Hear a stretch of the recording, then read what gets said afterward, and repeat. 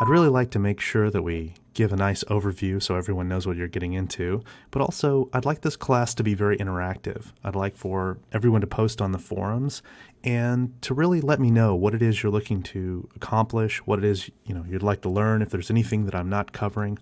I'd like to go back and forth as much as I can with everyone and just make sure that we have the best possible class that we can. So let's talk a little bit about what you're going to see. As you know, the first class, the one you're listening to right now, or the one you're viewing right now, we're going to cover the differences between Final Cut and Avid Media Composer. Now, you're probably already familiar with Final Cut or familiar with Avid, or you at least have some vague notion. The idea here for these first two classes is we're going to take a look at Final Cut and the way that Final Cut relates to Avid, and the way that you edit in Final Cut versus the way that you edit in Avid. One of the first things that throws people off when they think about Avid versus Final Cut is if you're out there in the independent film world and you're looking at systems, you're looking at Final Cut versus Avid, a lot of people think that Final Cut, has 1 million users and it's growing and it's really popular. And, we hear all these stories about Cold Mountain and Walter Murch, and we hear about Angus Wall and David Fincher on Zodiac, and most recently on Benjamin Button. We hear all these stories about people editing on Final Cut. But the reality is you see Final Cut in a lot of the really low-budget independent films and in a lot of commercials for clients other than, say, a Pepsi or a Coke or something like that. But it's interesting because when you try and compare the two systems, you also notice that Final Cut Studio, which comes with Motion and Soundtrack Pro and color and compressor and all of these different things, is only $12.99. By contrast, if you take a look at Avid Media Composer and you look at the price, you'll notice that Avid Media Composer is $24.95. That's basically double the cost of Final Cut. Now, there's something really important that I should point out here. I'm, nonpartisan when it comes to these two systems. I use them both. But anytime I step into any kind of situation where I'm in Hollywood or I'm dealing with major motion pictures or I'm dealing with television from major studios, Avid is the standard. And in order for you to be successful as an editor, I strongly believe that you need to know both systems. Now, the problem with that is that these two systems are wildly different, even though they look a lot the same, in how they approach editing. And so first thing I want to do is I want to start with just a couple of resources that I think everyone should be familiar with. The first resource is the community forums at Avid. That's community.avid.com/forums. These forums are really helpful if you're trying to understand problems that you're having or if you're trying to ask questions. I mean, they're very active. A lot of different things are going on in these forums. I, for example, am running Avid Media Composer on the Mac, and so I tend to go to the Avid Media Composer for the Mac forum quite a lot. And you can see, questions about P2 workflow and things like this. Now, the one thing you're going to have to deal with, and it's, I think, very frustrating, is the 40-column text mode that they're using on these forums. Many times the signature is just as long as the question or the comment, and it's also, slightly unreadable, unfortunately, in many ways, but it is a very helpful resource, and they do actually have an RSS feed, which is also helpful. Another great resource, and in fact you'll find this resource if you go to Google and you type in Avid and Final Cut, or Avid versus Final Cut, is Scott Simmons' very excellent The Edit blog, and that's at scottsimmons.tv. Scott has taken the time to go through what was Avid Express Pro and Final Cut and really give you a sense of, some of the differences, how different things look when it comes to the trim window and when it comes to roll and ripple edits, and, just the way that Final Cut and Avid differ. And even though this is written for Avid Express Pro, it's very helpful for Avid Media Composer as well. Another great resource, and in fact probably one of the best resources online, is actually at Avid. And it's at avid.com/training or at learn.avid.com. And they have a lot of tutorials which are free, but they also have a Media Composer training, and that's all online, and it's 1-year subscription for $550. Now, there are a couple problems with this. One is it's expensive, and the other is that you cannot download the sessions that you're seeing. You actually just watch them online. But if you go to somewhere like MacMall, you can typically find discounts. You can see here, instead of $500, it's $199.95 for their class on demand. Now, even though this is less expensive, it is, you'll notice, on DVD. So if you'd like to own and be able to rewatch and be able to have a portable version of the training, this is actually a really great way to go. The Avid classes center around something called Alex, and Alex is basically their online training system. It's a little wonky at first. It uses Flash and things like that, and you'll need a pretty modern browser and a fast internet connection for it to work. The way that Alex works is, you simply add it to your cart, and then in a few days you'll be good to go. Now, I actually have a subscription to Alex. All right, so here we are looking at Alex. We're logged in, and you can see that we have all of these options. As I said, it's a little bit wonky. You can see these scroll bars and things. But the nice thing about it is, you have these classes, and if you're very serious about taking these classes, this is just a really great way to get started and a really great way to go through and learn as much as you can about the Avid system. The classes, I have to say, are a little dry and a little dull, frankly, and there's an awful lot of material. I mean, I don't know how many hours, but my guess is, 40 hours of material. But you do get a lot of nice things like working in the timeline and basic editing. And when you play these things, each one of these modules has lessons, and then the lessons come up, and they do have some pretty good footage and different things like that. Let's start things out and so they do by give you a really creating great a new sense sequence. of how to I've use opened the up Avid this system. But I'm assuming that you are taking this class because you don't want to go through the 40 plus hours of really dry, really dull Avid lessons. And so let's just jump right into it. Now, one of the things I want to talk about is owning the software or using the software for this class. Now, you can really push the price down quite a lot if you're willing to go somewhere like eBay and pick up an academic version of the software. The academic version, unfortunately, cannot be upgraded to the full version, but for typically around $300, you can certainly pick up a copy of Avid Media Composer 3. And I'm just showing you a quick auction here. The Media Composer 3 is really interesting because the academic version comes with the dongle and it comes with the software. What it doesn't come with is it doesn't come with Avid FX, and it doesn't come with a lot of the Boris plugins, and it also doesn't come with Sonic Fire. Sonic Fire is standard. Nor does it come with a DVD, the ability to write DVDs. But for the purpose of this class, I think this is going to be really helpful. You can see here it includes the hardware dongle, and one thing about the Avid that's different than Final Cut is you actually have to have a SafeNet hardware dongle, a USB dongle, or Avid won't work. All right, when you launch Final Cut, you'll notice that Final Cut comes up with a sequence. Now, this is completely different than Avid, but I just want to talk a little bit about this. Now, this sequence, there are lots of places you can go in.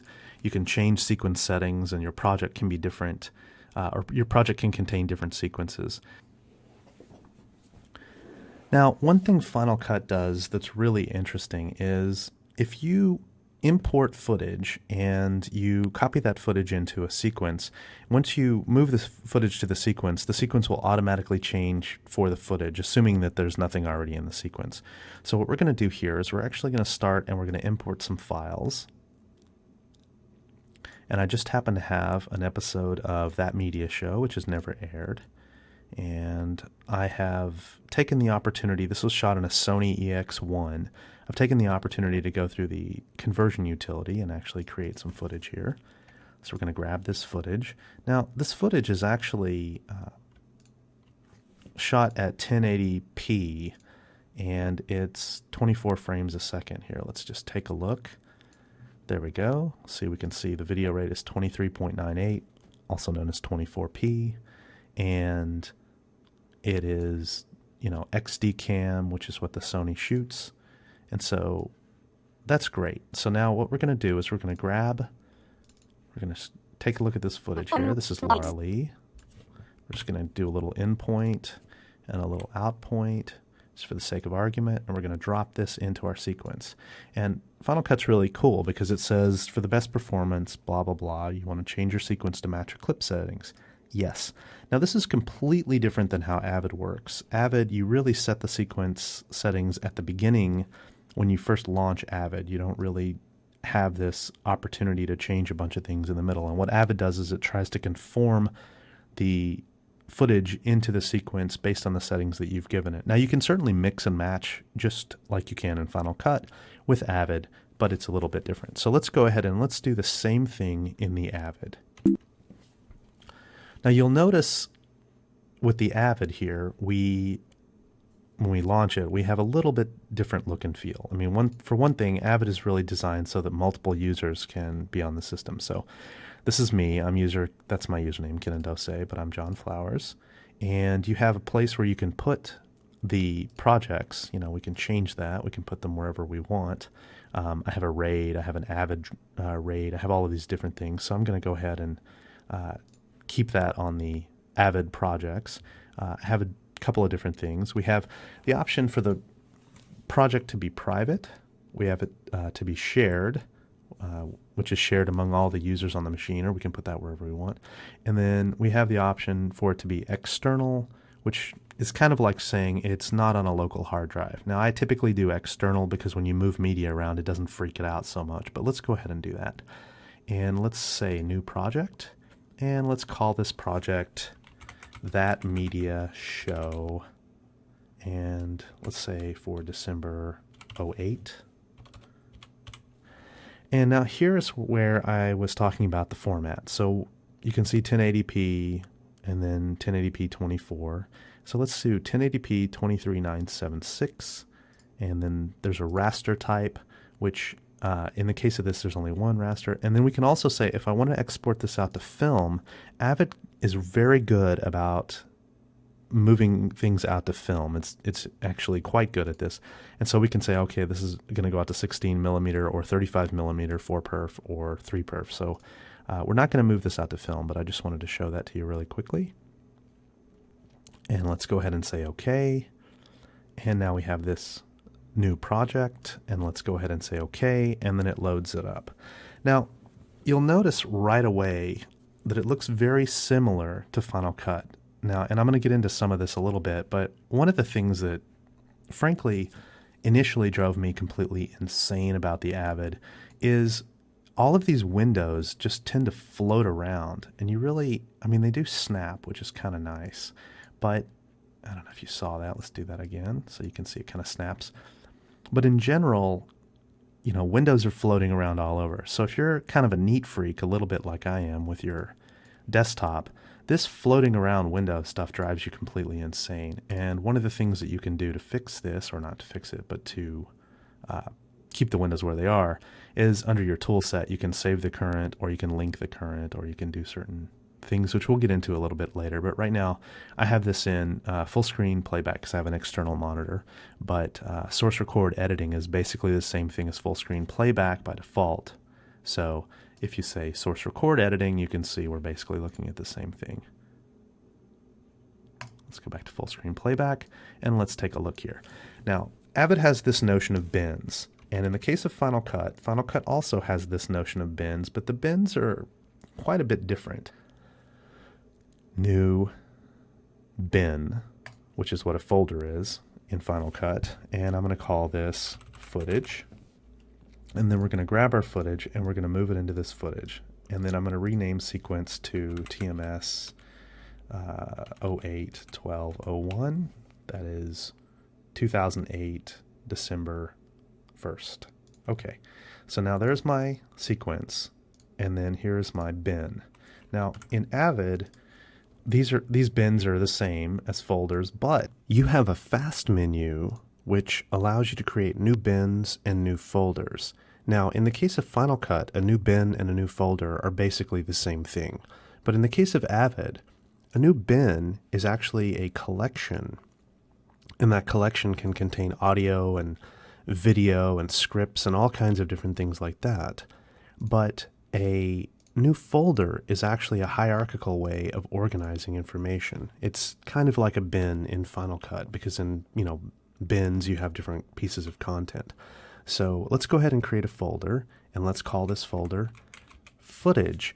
And then this is going to be something that you're going to learn very quickly in Avid. If I want to put footage into this folder, what I really have to do is I have to create a bin inside this footage.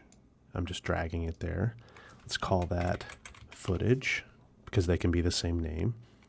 And if I double click on this, what happens is it actually gives me this grouping, or this place where a text-based and a brief-based and a frame-based and a script-based dialog comes up, or tab-based system, where I can look at the footage and see a lot of different things about it. Now, this doesn't make a lot of sense yet, but let me show you something. If I go to Import, and I go into where we were before, if you recall, that was 1201 footage, and I grab this footage here, I have an opportunity here to import this footage into this footage bin that I've created. Now, I just happen to create it in a footage subfolder, and I'm going to move that in a second and show you why.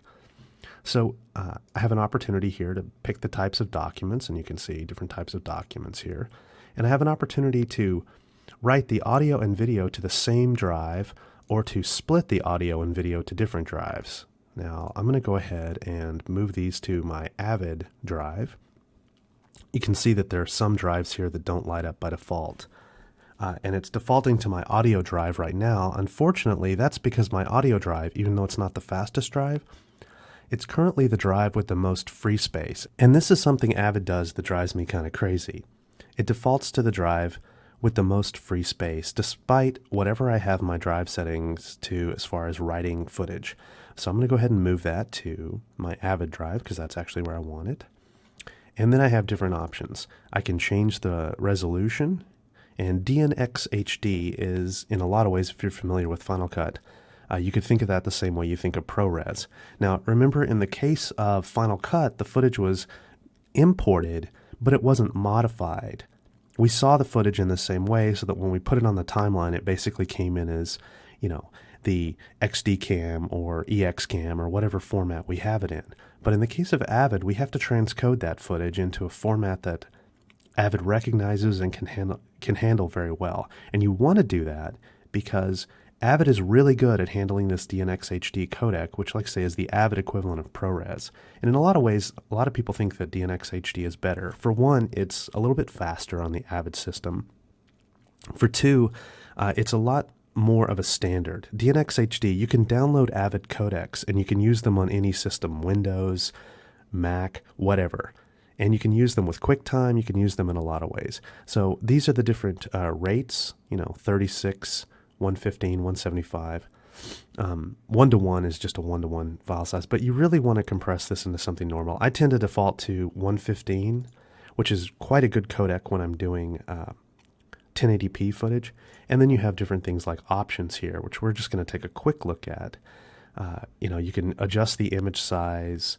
You can determine how the resolution looks for each one. You can say, I want to use the source file resolution, or ask me to set the resolution for any file that's different than my current import resolution setting. So that basically is, if I'm importing something and the file resolution is different than the resolution of the project that I'm in, it'll ask me. And then you have audio, and then you have XD-Cam, which we've already moved the XD-Cam over. And so I'm going to say image properly sized for current format, which is true. And then I can say, how I want my pixel video mapping. A lot of times people use RGB, but you can also use, which is basically Rec 709 HD. I like this a lot. And then still frame import duration is currently set to 30 seconds. And then if you have sequentially numbered files, you can say auto detect those in the case of PNG sequences or whatever. So I'm basically going to leave this as is. I'm going to say OK. And then here's what's interesting about the Avid. When I say open, what Avid actually does is it imports and creates audio and video from these QuickTime. So it's doing a transcode. Now, if you're using DVC Pro HD, or if you're using HDV, the HDV codec, or certain other codecs, you don't have to transcode these. But I like transcoding into the DNx HD format because I believe very strongly that Avid handles these formats a lot better than it handles other non-native Avid formats. So while this is importing, let's talk a little bit about where files get stored. All right, so we're looking at the Avid drive system here. This is the RAID that I have set up, and you can see that I have 170 gig available on it. I have a Scratch folder here, and that Scratch folder has a nice little icon here. I forget where I got it, maybe Icon Factory, but I like to put nice labels on folders so that I can kind of visually look at them. You see my projects looks like movies, and Scratch looks like a little minus sign. And then I also have a Final Cut Pro document, and that's what you would expect. That's where all the render files and things like that are for Final Cut. But if we take a look here, I just switched from thumbnail view to column view. There are two places where Avid writes files. One is OMFI media files. And OMFI media files, this is where all of your sound files go. And you can see I did some automatic duck imports here, but these are all the sound files for all of my Avid projects. And I literally mean all of them. And so one thing that's interesting about Avid is all of the Avid projects that you're running on where you have the same drive or you're running off the same media volume have access to all of the other Avid files. And in this case, these are all the sound files. And then if we go up to media files, and I to this day don't completely understand why it works this way, but if you look at Avid media files, MXF, those are all of your video files. Sometimes they have embedded audio, sometimes not. And if you look, there's always Avid media files, MXF 1. And under 1, this is where all of the video files are. These are your MXF or your, as we saw before, your DNX HD codec files. This is the format that Avid is familiar with, the MXF format. You could also have these in QuickTime, like say if they're HDV or DVC Pro, and I think there are a few other ones, but I always move over to DNX HD because it's a free codec and it's available on all platforms. So if you, just as an example, if you had media files, let's say I went over to my RAID volume and I had any Avid files over here and I wanted to move those Avid files to this volume, what I would do is I would copy them from the Avid media files MXF1 folder from my RAID partition to the Avid media files MXF1 partition on my Avid. Now, this is really great if you have like a FireWire 800 or another drive and you're trying to move footage around. You can literally just copy files into that folder and then they're available for whatever project. And you'll notice too, when you copy those files over and you open the Avid Media Composer system, it loads up, kind of pre-caches all the files available to you. So you could literally just grab these files, and if I wanted to put them into any particular bin that I have, I could just drag them over, and that works great.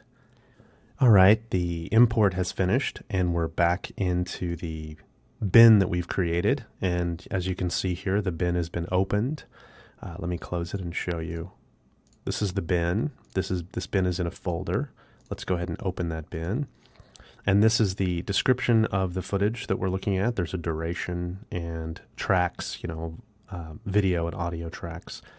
There's a text description, which is much closer to what you're used to seeing in Final Cut, where you have the details around this particular piece of footage that was imported. And then we have a frame view, which I'm sure you have seen in Final Cut as well. And then we have a script view, which allows us to link the footage to an actual script, and I'll get into a lot more on that later. So let's go back into the brief mode, and let's take a look at doing exactly what we did in Final Cut, which is let's open up some footage. Let's take a look at it. Let's scrub through here real quick. And much like Final Cut, we can go ahead and we can drag that onto our timeline in the same way that we do Final Cut. Or there's an alternate way, which is exactly like Final Cut, where we can actually splice in or overwrite. I'm going to go ahead and do a quick splice in to show you. And there's our footage. I'm going along and taking a look at it. So thanks for taking a look at this class.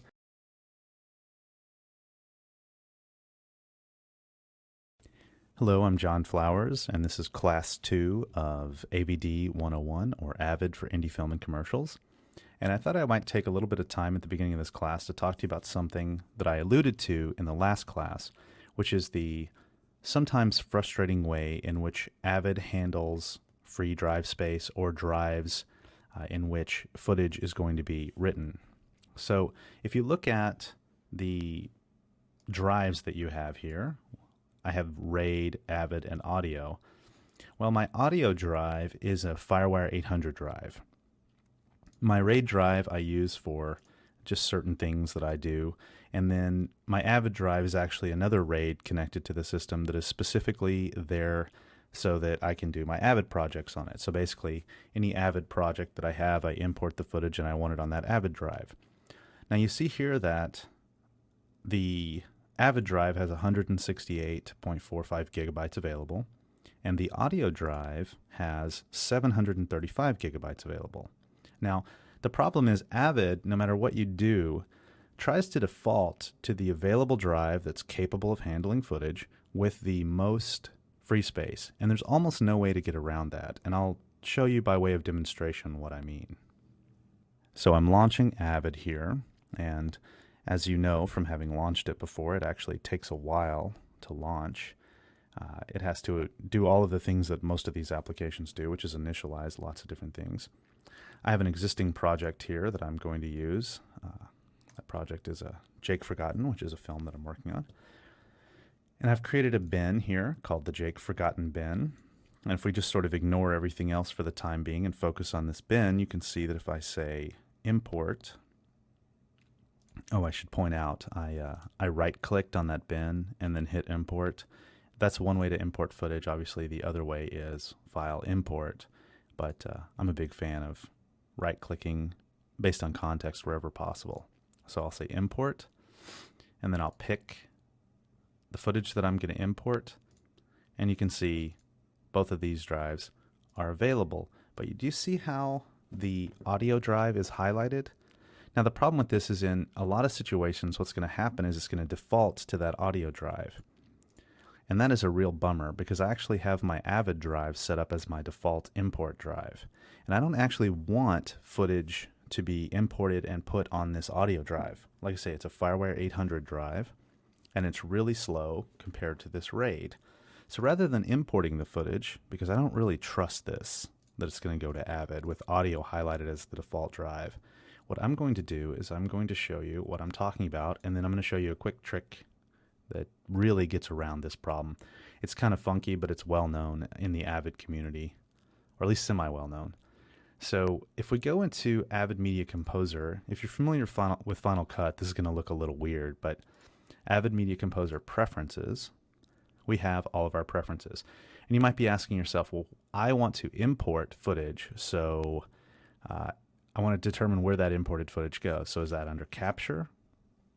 And it turns out it's not. That's for DEX settings. And say, okay, so let's go ahead and scroll down, and then we go, oh, well, look at that. I actually see an import option.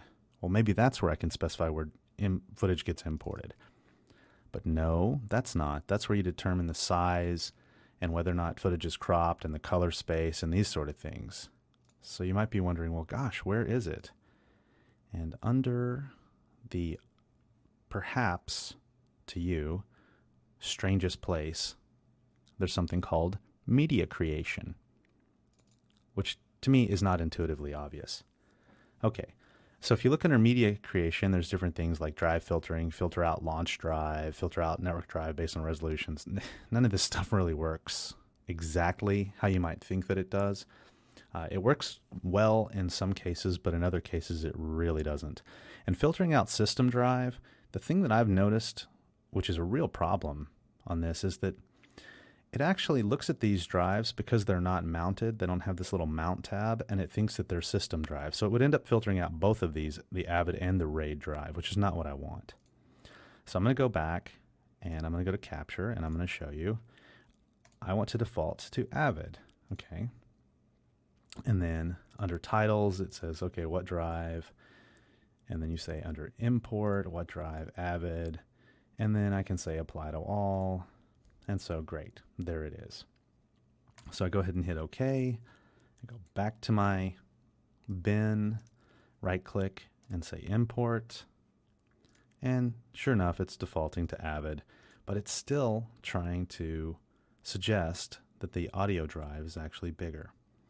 Now again, this may not seem like a really big deal, but I assure you, that if I were to launch and close Avid a couple of times, when I hit import, this drive would default to audio, and there's just not much I can do about it.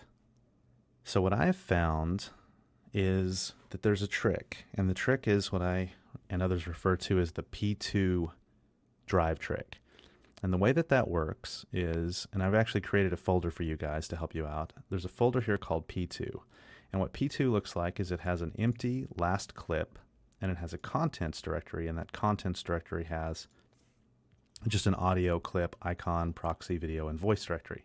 Now you need all of these, but the thing about it is they don't have to contain anything. And what this does, if you move them to the root folder there, is it tricks Avid into thinking that this drive that you're looking at is a P2 drive. And Avid knows that it cannot write to P2 media. So if we quit Media Composer and then we open it back up, I launched it with Quicksilver there in case you were wondering. While it's launching, we will actually go over and I'll show you again. Last clip, and then contents. And these are the two things that make Avid think that it's a P2 drive and that it can't be written to. So Avid launches, we go back into our project, which in this case is Jake Forgotten. Project opens, I go back into my bin, I right click, import, and look at that. Audio is no longer a drive that is available for footage to be imported onto, because Avid now thinks that that is a P2 drive. All right, and that is the P2 drive trick. Okay, we're going to get back into the settings and do some things like that a little bit later, but what I thought we would do for this class is we would go through and we would take a look at the difference between a scene that is edited in Avid and a scene that's edited in Final Cut. And we would really dig into some of the real differences there so you can get a sense of what the timeline on Avid looks like and how it feels and those kind of things. And so I just happen to have a scene from my upcoming film, and this is just a quick little scene. It's kind of funny and it's perhaps a little vulgar at times, but I thought that it would be appropriate and it would be a fun scene to edit so that if you don't like curse words or things like that, you might have an opportunity to edit this in a way where it doesn't include the things you don't like. So that might be a fun exercise. But let's take a look at the scene 10A, which is two guys in a bar. So this is a standard script that you might have seen millions of times before, or at least a few times before. You know, we're inside of a party, and this is a continuation from a previous scene, and you'll understand that in a second, you know. But the main point here is two guys with crazy hair. They're checking out the room. They're wearing flashy clothes. They think they're players, but they're not. They're funny in spite of themselves. And then guy number one says, there's some serious talent up in this house. He looks around. Guy number two says, seriously. Guy number one checks out a hot girl in the blue, or wearing blue, and says, yeah, I see that bitch over there, the one in the blue. Guy two says, yeah, looking around. And so basically this is an interaction with these two guys. And guy number one is trying to let guy number two know that, oh, hey, there are all these hot girls in the room. And guy number two is actually looking in all the wrong places, you see. And so you see things like that one over there, no dude, the one in the blue. That bitch looks like a dude. The one in the blue, that dude is a dude, you know. And so anyway, there you go. So let's go into Final Cut and take a look at this scene actually edited together. Now, this edit, I should point out, was not done by me. It was done by an assistant editor here. And I think that's actually kind of interesting because that gives us an opportunity to see how someone else would have edited this, and it gives us an opportunity to maybe put together that edit in a way that we personally would do it differently. So I'm going to be providing the footage and the script for everyone to take a look and play with it. You can see here the video has been put into a bin. This is pretty typical of Final Cut. The music is actually music that's put into its own bin. It's a piece of music called Peace of Mind, along with vocals. This was picked up through some music service, so it's royalty-free music that I can use. And then there's audio, and this is the audio from the video here that we've actually used. So what I'm going to do is I'm going to go ahead and play this scene. This scene is about, as you can see here on the timeline, 1 minute and, what does that look like, 20-something seconds? Okay. So let's go ahead and go to the first frame, and let's go ahead and play this video so you get a sense of what I'm talking about. Peace of mind. Yeah, in the mind. I raise up my eyes and I look up to the sky. There was some serious talent up in this house tonight. Seriously. See that bitch over there, the one in the blue? That one? Yeah, my friend Chris did her. So she's a total freak, fucking out of control. Her? No, dude, the one in the blue.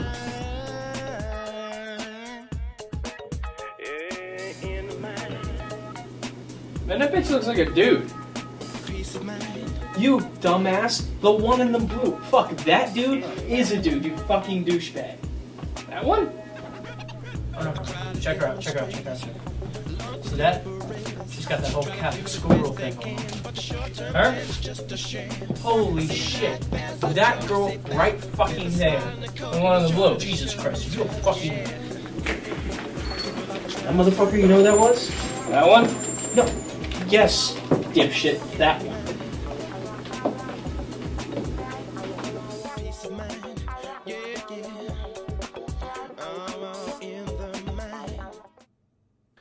All right. Well, I hope you laughed at least a little bit, because that scene was actually meant to be funny. But let's go back and take a look at a couple of things about this scene. Now, once again, I pointed out that I did not put this edit together. So there are a couple things I would have done differently, which is actually really great.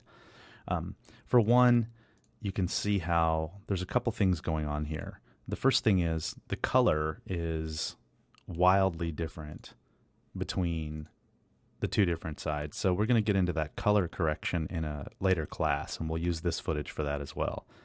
The other thing is there's a really great cutaway here where we see Cindy, played by the lovely Alison Chiafalou, and then we cut back. So we kind of get a sense of who we're looking at, which is kind of cool. And then these guys keep talking. There's a little bit, I think, to one side a little bit too much here. But that's okay. And then we cut back to Jake. He's the main character, just so we get a sense of who he is, because later on here, when he comes walking through, we kind of wanted to have established like who this guy is. There's a nice little moment where they make eye contact, which is kind of cool. And then we go, and then we look, and then there's this split screen thing. I don't know how I feel about the split screen thing. A lot of people like it. I mean, one thing I do like about it is if you watch it here, you can see that Jake walks out of frame, and at the same time the guy playing pool walks across. So it's really kind of an interesting, I think, optical illusion that it creates in your mind. Just scrubbing back and forth here. All right. So now that we've seen the scene, we might ask ourselves a couple of things, like we might want to trim it. We can see here from this edit that we're at +1 and at -1, so our time code is actually off. So we could do something like we could grab this and move it, some small amount here so that the time code actually syncs up. But I'm not going to do any of that in Final Cut. Oh, also a couple things I want to point out here. When you scrub through the timeline in Final Cut, you really click at the top and you drag. And you can see how it's just not the most responsive thing in the world. I mean, it just doesn't really keep up with everything moving along. And that's fine because it tries to play as much as it can. So if you want to move something around, you actually just click on the item that you want to move and you can drag it up. And you can make it smaller or longer by dragging it out like that, which most of you are familiar with if you're familiar with Final Cut. And there's some snapping that goes on here, so I can snap that back into place. And if I want to cut this, I'll typically hit B for the razor blade tool, and then I can split that into 2 clips, hit A to go back, go up. Maybe I want to actually have this, move in some other way, so that now it looks like this. My friend Chris did her. So So she's we a total cut freak, back and fucking out of forth. So that's kind of interesting. But let's go and see how this exact scene would be put together in the Avid. All right, we've opened our Avid Media Composer and we're confronted with the screen that we've seen before. We've selected our user profile and the location of our folder for our projects. I like to keep everything in the same place. I'm choosing external because I'd like to share this perhaps with someone on an external drive. Shared typically tries to share it between users on the same machine, and that's not what we're looking to do. We're looking to actually take this to an external drive if we want to share it. So I'm going to hit New Project. I'm going to name this project. I'm going to call it Jake. Let's call it 10A. You can call it whatever you want. And the format is 720p 23976, which is 720p 24 frames a second as rendered by a computer. And then we have a raster type. Now we talked a little bit about raster type before, but what I want to point out to you is a couple of things about raster type. The first thing is that there are 4 different types under raster type, and you won't see them all in every context. Sometimes you have to have hardware, sometimes you have to have certain codecs. But in this context, because we're using Pro HD footage from a JVC GY HD 200 camera, which is Pro HD on an HDV format, we're seeing several different raster types. Now we're in 720p, but let's assume for a minute we're in 1080. Well, here's the thing that most of us might know about different types, and this is sort of frustrating, but you know, we've gotten used to it, which is that DVC Pro HD and XD Cam and HDV are not true full frame codecs. They're non-square pixels, and we're really looking for square pixels. We really like square pixels. We like to work with square pixels, and so I'll almost always choose a standard HD or a standard raster type given any of the other choices.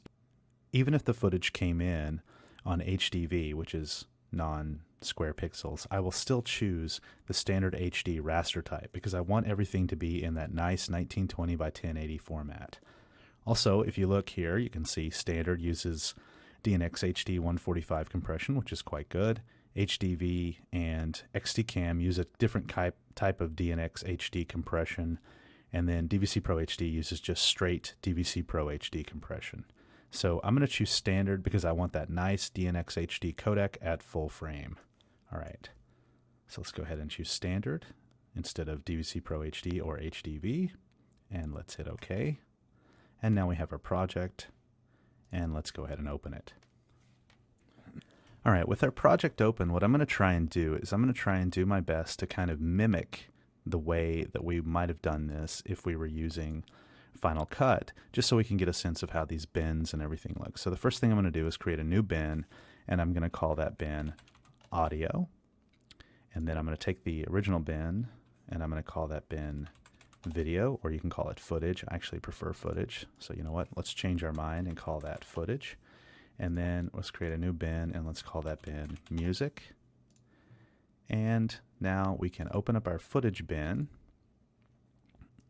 and we can import the footage that we're going to use for this particular project. Now, if you recall earlier, I simply right-clicked and hit import. We're going to do that. And I have actually given you guys some assets here, which are 10A and 10A cutaways. So what I'm going to do first is I'm going to grab 10A, and I'm going to go ahead and import that. And as you can see, just as we talked about earlier, look at that. Mac HD is one of the drives that it thinks it can use because that drive has more free space than the Avid drive. So we're right back in the position that I was talking about where we need to do our P2 trick, or we need to tell Avid to not use the system drive. So I'm going to go ahead and select my Avid drive, although I am slightly frustrated by it, of course. And then let's pick a codec.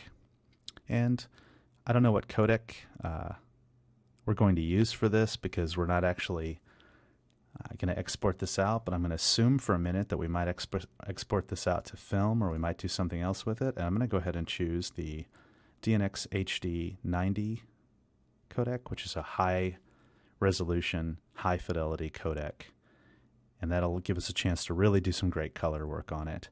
We could default to DNX HD 60 and we probably wouldn't notice much of a difference until we got into some color correction and some other stuff. But I'm going to go ahead and say 90. Say OK.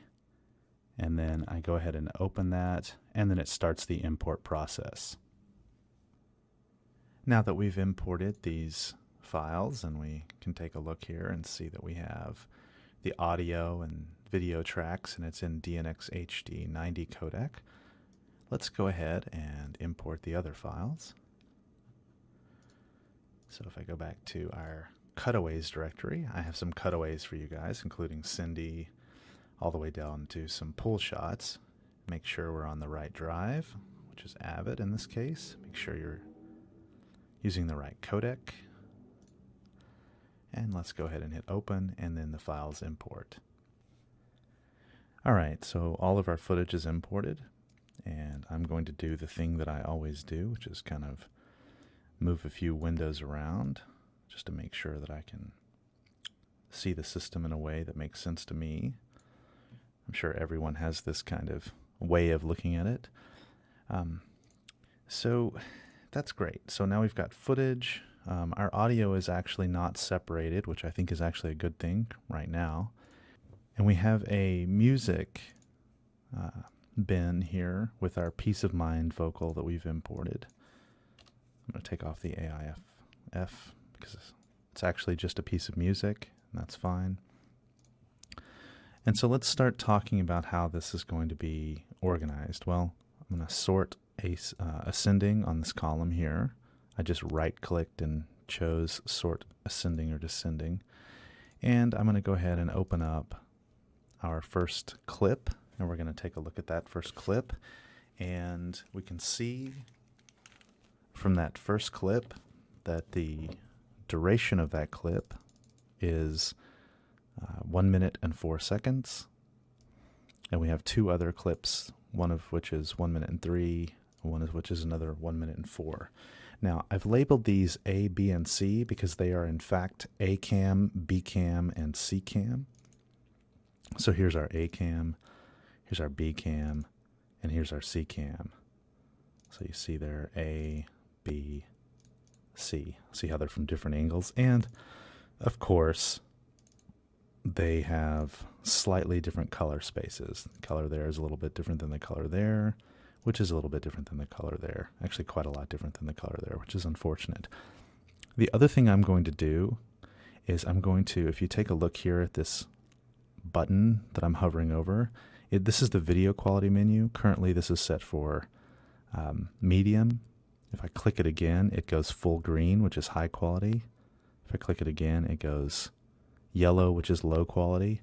You can see here that this is really fuzzy and really difficult to kind of see the details in, but if you're editing a lot of footage, you can actually just flip on the fly here this quality menu, which is also something that you're probably familiar with if you're used to Final Cut. All right, so when I did that, it created these video and audio tracks, which is my sequence, and I can simply drag footage, if I want, down here into this sequence or timeline, and there you go. But I am not going to do that. What I'm going to do is I am going to open the footage up, which I've done here, and I'm going to scrub through it and find the different places I want. And then what I'm going to do is I'm going to take those different places and we're going to edit in some footage. By the way, you can see here that an untitled sequence was created whenever I dragged footage in. So what I'm going to do is I'm going to name that untitled sequence. Let's call this Scene 10A, and we're going to either keep this in our footage bin, which we're currently in, or we can create a new bin, which is sequences, and we can take that and we can move our scene into that bin. Now I like to separate things out because I'm just kind of anal that way, and I think most people are. Alright, so we've got our sequence open. Well, actually, apologies for that. We've got our sequence open here, and you can see all these audio and video tracks. And what I'm going to do is I'm going to do something that a lot of people do in Final Cut, but in Avid it is super popular to modify it, and it's super great because you can actually do some amazing things that you can't do in Final Cut. So the first thing I'm going to do is I'm going to hold down the Option key. When I hold down the Option key and I hover over these different tracks here. You see I've got video 1, video 2, video 3. What I'm going to do is I'm going to hover over and I'm going to drag these video tracks with my mouse. And what that does is that actually allows me to stretch these video tracks out and make them bigger. Now this is actually really great because, you know, you might have one video track that is really big and a couple that are kind of smaller, and that way you can really get a sense of like what the video is. I'm going to go ahead and do the same thing here for the audio tracks. Let me drag audio 1 and audio 2 out. All right, so what I'm going to do is, now that I've stretched these out, is I'm going to rename them. And what I'm going to do with this audio track is I'm going to rename this audio track to audio left. And I'm going to rename the one below it to audio right. And then I'm going to rename my video tracks. This first one is actually not video 1. As I've shown you here, there's an A, B, and a C camera, so I'm going to go ahead and say A cam. You know what? Let's go ahead and say A camera. Let's just spell it out. And let's rename the second one to B camera. And let's go ahead and rename the third one to C camera. And the fourth one, actually want another audio track here.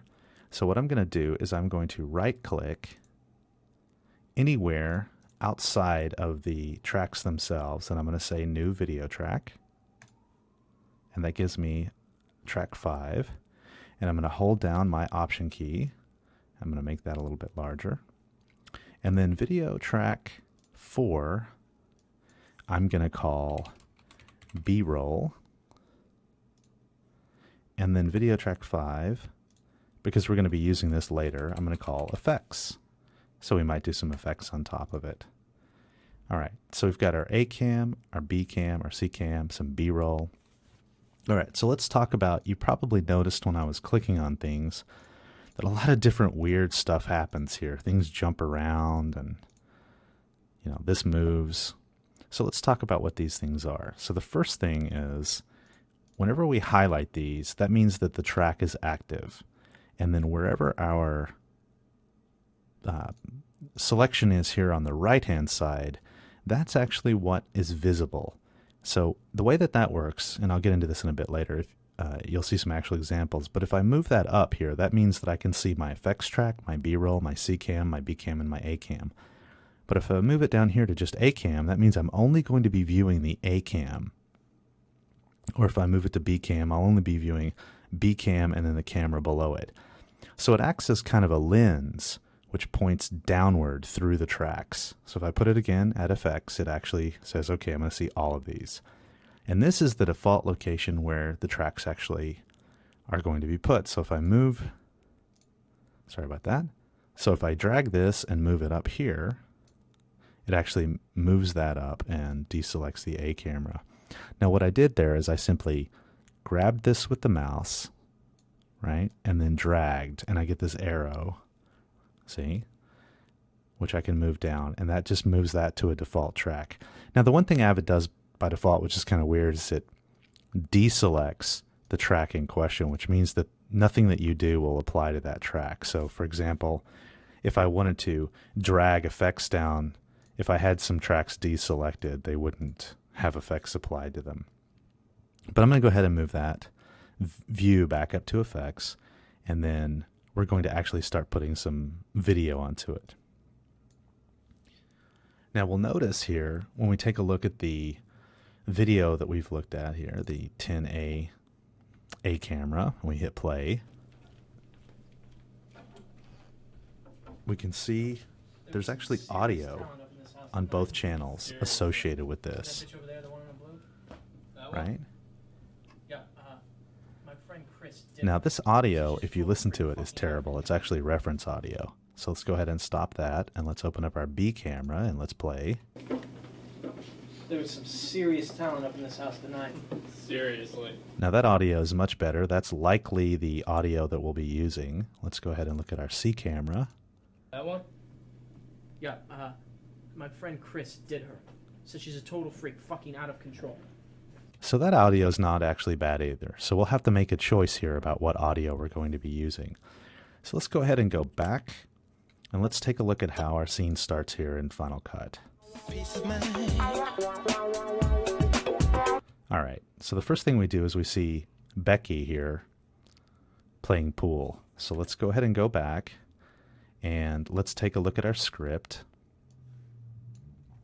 And it says, you know, two guys in the... So it doesn't say anything about Becky playing pool, but Becky playing pool is actually important because she's the hot chick in blue. So let's go ahead and go back here, and let's take a look and say, all right, let's get a shot of Becky. So where's a good shot of Becky? That one's okay. Clearly there's no shot there. There we go. There's a great shot of Becky. And then we can see the girl walk by to go to the bathroom. So I think that's actually good. So what I'm going to do is I'm going to go ahead and hit I, just like you do in Final Cut. And I is, you know, set the in marker. Let's go ahead and walk by. And I actually like the way he turns right there. Let's make sure his eyes are open. So I'm going to hit the arrow key back a little bit. I think that one is pretty good, right about there. So let's go ahead and hit O for out. And we got a couple of ways we can do this. Now we're set here for this video to be our where we're at, this A cam. So we have a couple of options here. We can splice in, or we can overwrite, or we can actually drag this clip from over here into the timeline. So what I'm actually going to do is I'm going to hit the splice in because I actually like that a lot better. So let's go ahead and hit splice in, and you see it spliced it in here where our video was. Now if I wanted to splice it in, I'm going to go ahead and hit Apple Z to get back, Control Z on Windows. If I wanted it to splice into my different camera, like my C camera, I could actually move that up, hit splice in, and you can see it splices it in, and it splices in the video here and the audio in these different places. But this is actually our A camera, so let's go ahead and let's splice it in. All right, so now we've got our first scene here. Here's something about the Avid that, coming from Final Cut, is going to be sort of tough for you to deal with. Now, what it is you cannot click on any of these tracks. You actually, when you move your cursor along here, you're actually scrubbing the timeline. And the reason for that, and we'll get into this a bit more, but the reason for that is because you're currently in source and record mode. You're not in any kind of editing mode, and you haven't selected any kind of editing. So we're literally just looking at this, and all of our controls are basically up here. Okay. Now, if I wanted to move that track, I could actually hit the segment mode, lift overwrite, or the segment mode, extract, splice in. Let me grab lift overwrite and show you. Now I can actually select that track and I can move it, you see. But by default, I'm just, you know, clicking and actually moving around in the timeline. And look how fast and responsive that is. I'm just moving back and forth. That's amazing. So I'm going to go ahead and hit home to get back to the first frame. And I like to use, for playing, I like to use something called JKL. Now, sometimes I'll use the spacebar to play, but I'm a big fan of JKL. And the way JKL works is J is go backwards, K is pause or play, and L is go forward. So let's go ahead and hit L. There we are. We're going forward. Let's go ahead and hit K. We're paused. And let's go ahead and hit J to go backwards. Once again, L to go forward, J to go backward. You see, and in this way, using just JKL, I can really easily get a sense of where I'm at, where I want to stop it, and how things are working. It's a really nice way to move around the timeline. And if you hit L a few times very quickly, like L, L, L, L, you see how it speeds up? Or J, J, J, J, it speeds up. So that's nice as well. So you can actually speed up, slow down, pause, move back, forward. It's a really nice kind of way to scrub along the timeline. So I'm going to go ahead and hit home to go back to the first frame. And here we are looking at this. Now, what we don't have in this and what we actually need is our music. And what we'll do is we'll add that music later. But let's go ahead and right-click and add a new audio track. So now we've got 2 audio tracks.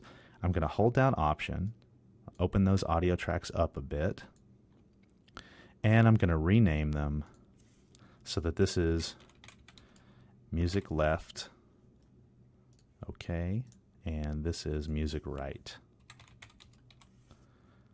Okay. Now you also notice down here we have time code. So this is kind of nice. You have your time code down here at the bottom where you can see it, really well. That's really cool. All right.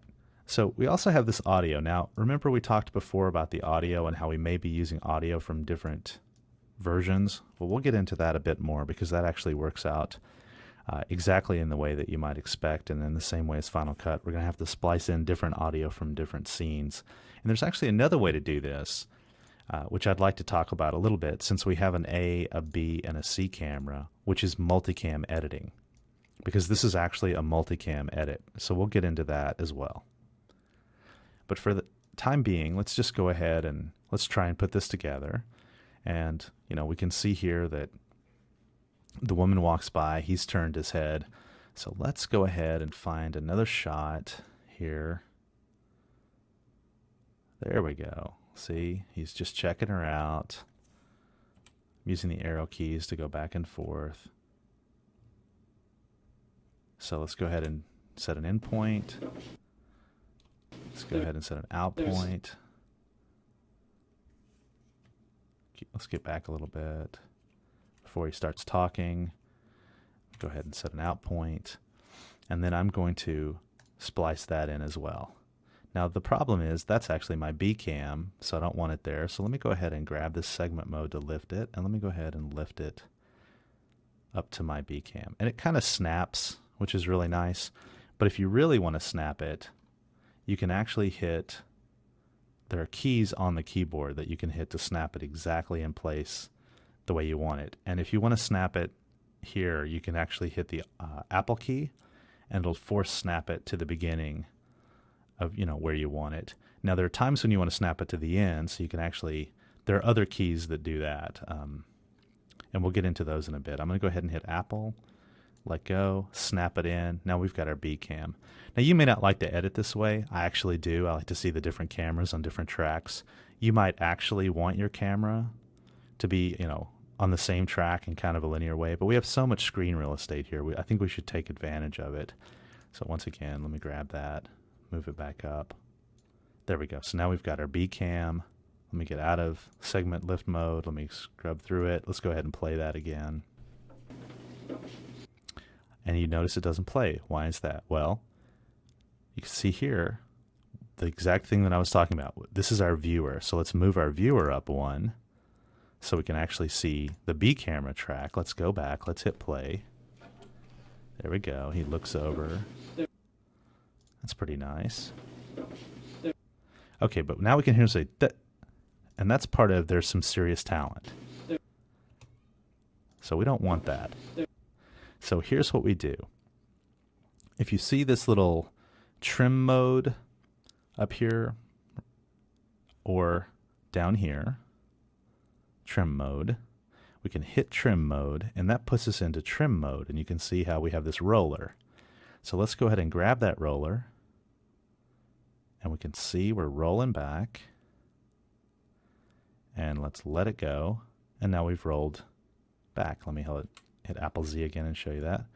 And let me show you something else too, which is you notice the trim mode actually has rollers on all of these 3 tracks. Well, what if I only wanted to roll just this one video track? Well, what I would do is I would deselect these 2 audio tracks and only have the B camera track highlighted, and then I could roll back just on this one track. Now obviously that's not what we want to do. We want to roll on all 3 of them. And like I say, we're likely going to replace the audio anyway, so let's go ahead and roll back on that. Let's put ourselves back in source record mode. Let's go ahead and hit play.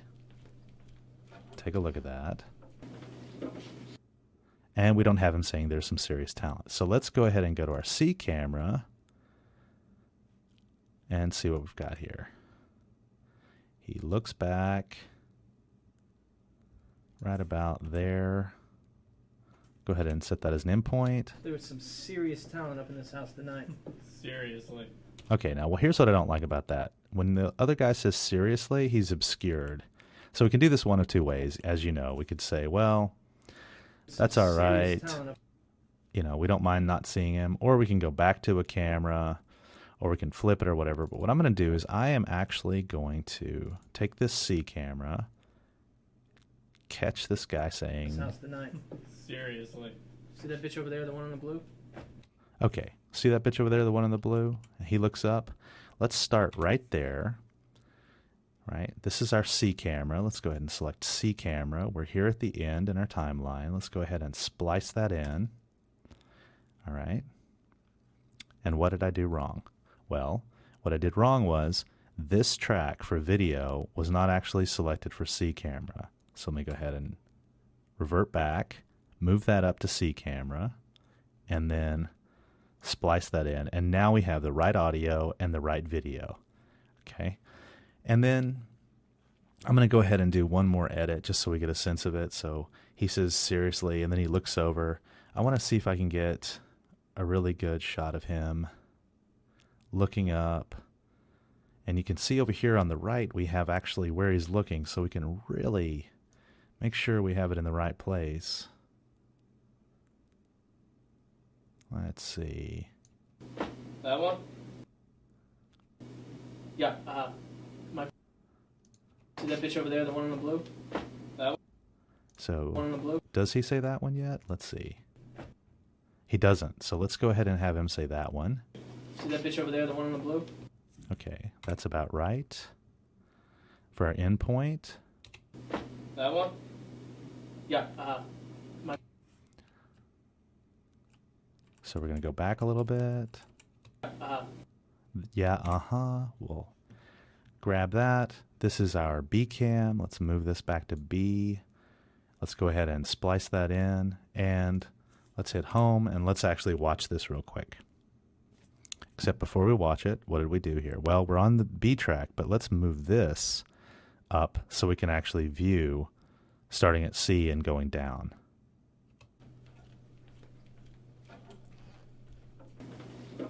there was some serious talent up in this house tonight. Seriously. See that bitch over there, the one in the blue? That one? Yeah, All right, let's go ahead and look at that last part one more the time. one in the blue? That one? So that's actually not bad, except we have the girl playing pool here. So maybe there's a point here in this long cut where we want to cut away to a pool shot. So let's go ahead and see if we have a pool shot that fits. There's a break. That doesn't really fit. Ah, there we go. There's a nice shot of her shooting. So let's go ahead and look down here. Where's she at? Well, maybe that'll work. Maybe it won't. Maybe we'll cut away right around here to the pull shot. So let's go ahead and, on our pull shot, let's set an endpoint. Let's move to a shot. Go ahead and set an out point. Let's move this up to our B-roll. And let's go ahead and splice that in. There we go. So now we got this great pull shot, except it overwrites the video, which is not what I want. So we can do this in a couple different ways. One way is we could, grab the roller and roll it back and all that. But what I'm going to do is I'm going to back out of that, and I'm going to turn off these two audio tracks, and I'm going to go ahead and I'm going to do a splice in. And so now I just have the pull shot, but no audio modification. Of course, now my audio is not long enough. So what I'm going to do is I'm going to grab my trim mode rollers here, turn off my B-roll, turn on audio right and left. I'm going to grab it on the right-hand side. Go ahead and, so what I'm doing is I'm clicking on the right-hand side and holding down Shift so I get both of those. You could also do that with a lasso, except with a lasso you get both, but you can grab the lasso on just one side sometimes if you're good at it. But I don't like that. I'm going to go ahead and do Shift, grab both of those, drag it out, and now we've got nothing. Why is that? Well, we need to be on the inside of this to drag that out, because on the outside we're not actually looking at this clip. We would be looking at the adjacent clip. So let's go ahead and look and see what that looks like. Let me go ahead and take us back into source record mode. Blue. That one? Yeah. Okay, so yeah, so we don't have all of it, so we got some cleaning up to do. But I want to show you one more thing before we hop into another way of looking at this footage, and that is this view menu down here, which is currently untitled. If I click on this little arrow going down, I have these different views. So currently I'm in untitled, but I can say save this as, and I'm going to go ahead and save this as film, or I could save it as Jake, or I could save it as whatever, but I'm going to call it, film, hit OK.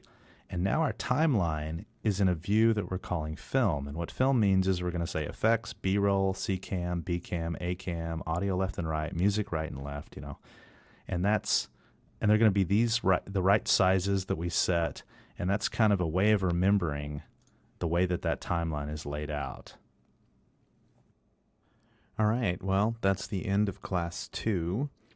We are going to continue this edit in class 3, and I'm going to show you how to edit multicam. Since we do have 3 different cameras, and we have footage from those 3 different cameras, we should be maybe looking at a multicam situation where we're editing. Anyway, feel free to ask questions in the forums, post comments, and thanks a lot. See you next class.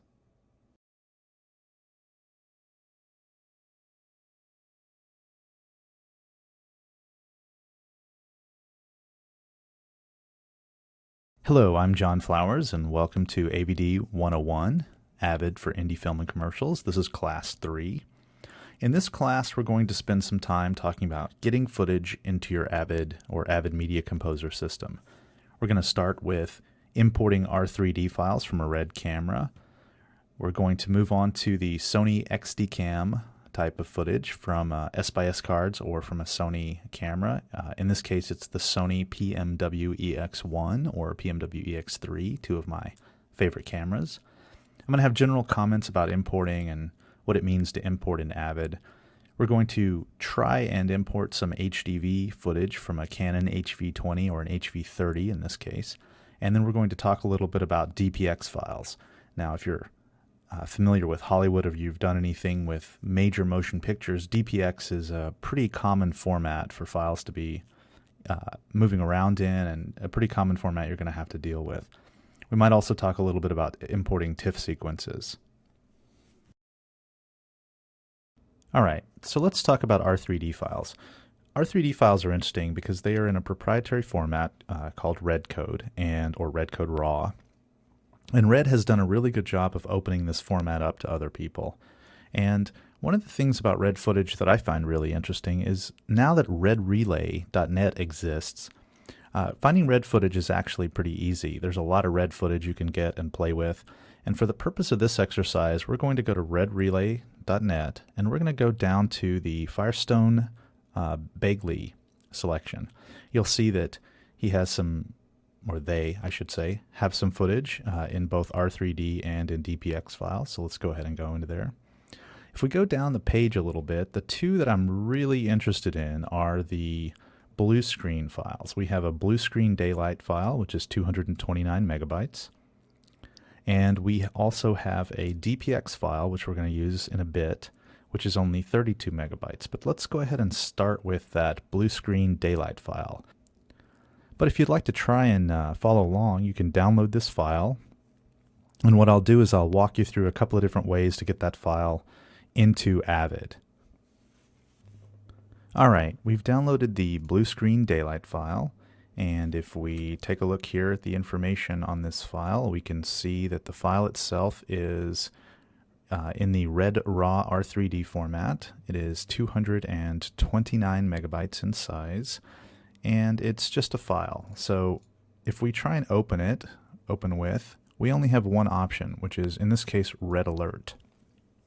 Now, I have Red Alert because I have actually installed Red Alert on my system. Now, if you want to grab Red Alert, what you need to do is you need to go to red.com, and then under the support section of red.com, there's a lot of different files. One of the files that you're going to be using a lot is this program Red Alert. Now, Red Alert actually reads red code raw files, and it does all of these other things.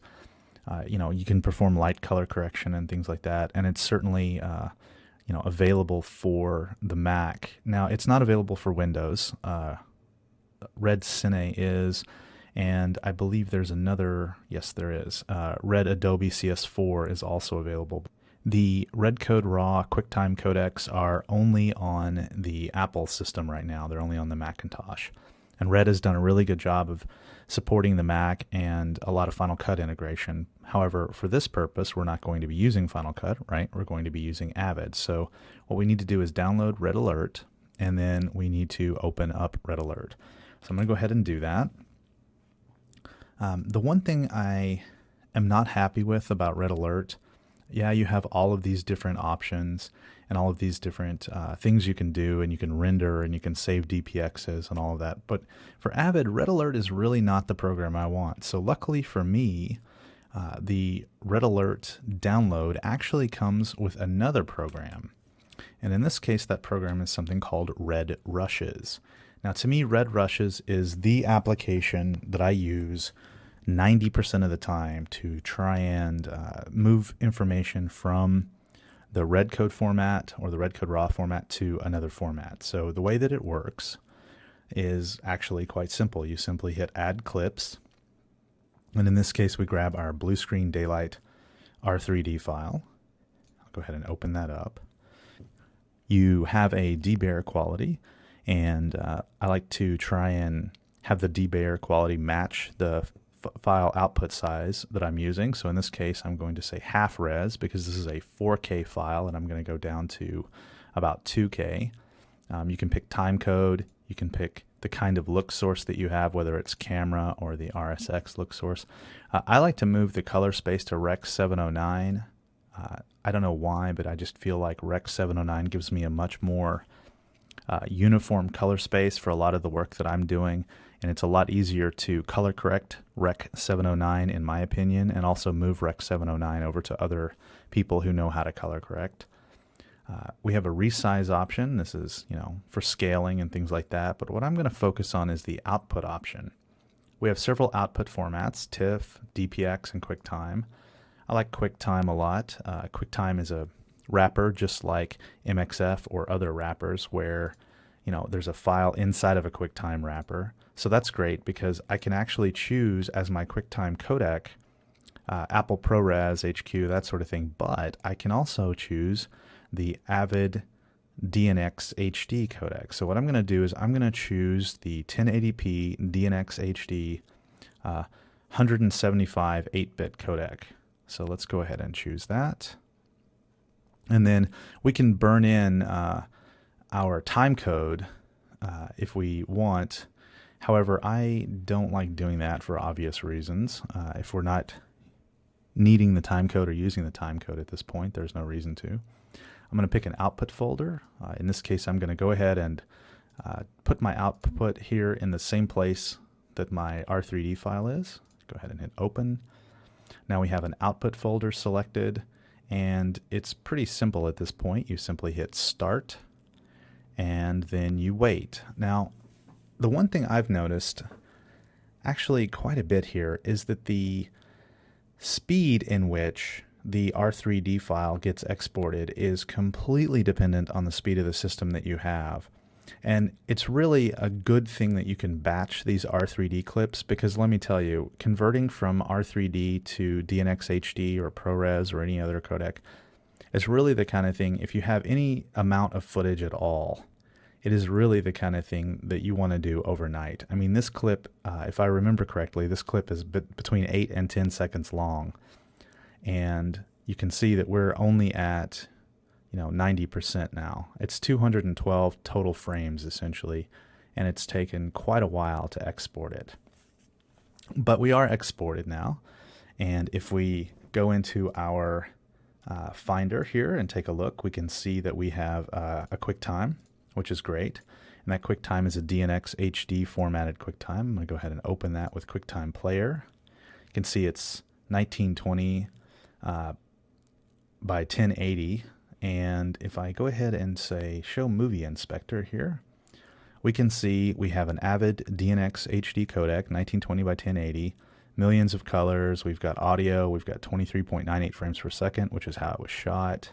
We have a data rate, which in this case is, much higher than the Red Code Raw data rate, which actually is helpful because sometimes that data rate is really good for doing different color correction, different things like that. You're not having to have the machine tease out all of this information. So this is much more something that closely resembles like a JPEG or a photo JPEG. And Avid is really good at handling the DNX HD codec, so you really want to transcode this into something that Avid just rocks at. And so getting this into Avid is pretty simple. You can see here, just look across. All right, so getting this into Avid is pretty simple. I'm going to go ahead and open up the Avid. All right, we have our project dialog here. I'm going to go ahead and select a new project. I'm going to call this project Red Relay Footage. And we're going to select 1080p at 2398. If I can select that correctly. There we go.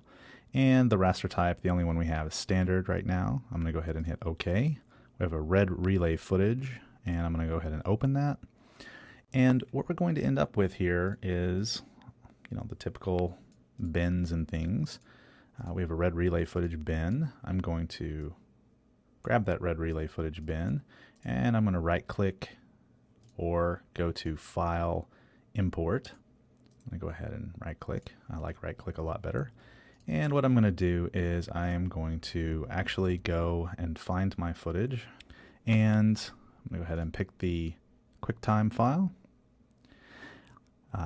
You can see here that in the way that Avid works, there's a drive with a lot of free space, which is called Drobo.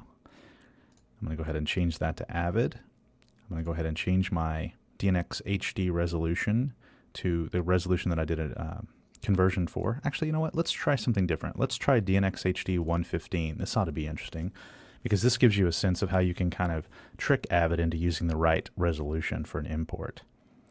And let's go ahead and hit open. And then we are presented with something unfamiliar, which is an import resolution conflict. So we can say here is we can say preserve the video resolution of the file or change the video resolution to match our media creation settings. And we can see here the resolution of the file is 175 and the media creation settings were 115.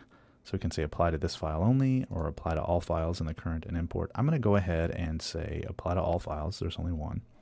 And hit OK.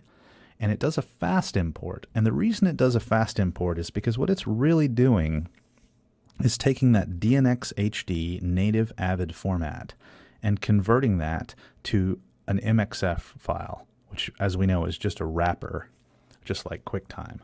So now if we look over here, we have our blue screen daylight, and there it is. We can go ahead and play that, and we see, catch the stuffed animal, pet it, look at it. We're happy we have a stuffed animal. And everything looks pretty good. Now the one thing that doesn't look good, and this is just something that I've found in general with red footage, I find red footage to be a little bit soft. And for keying, I find red footage to be very soft. And so one of the things you have to do is you have to be very cautious about whether or not you're importing the color space with Rec 709 or different other types, because this softness can really hurt you. If you take a look here around her face and where her hair is, look at all of that hair sticking out. So can you imagine trying to pull a key from that? Now, the one thing that a lot of people complain about here is that the metadata, they believe, isn't preserved as well as it could be with red files. Now, one of the solutions to that is to actually export something called an ALE.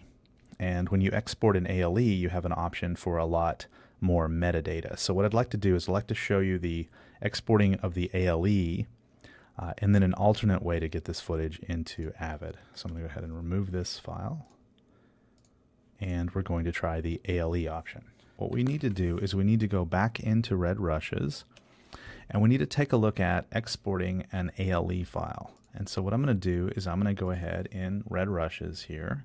I'm going to go ahead and look at our file, and I am going to go to File, and then if you look at it, you see Export ALE.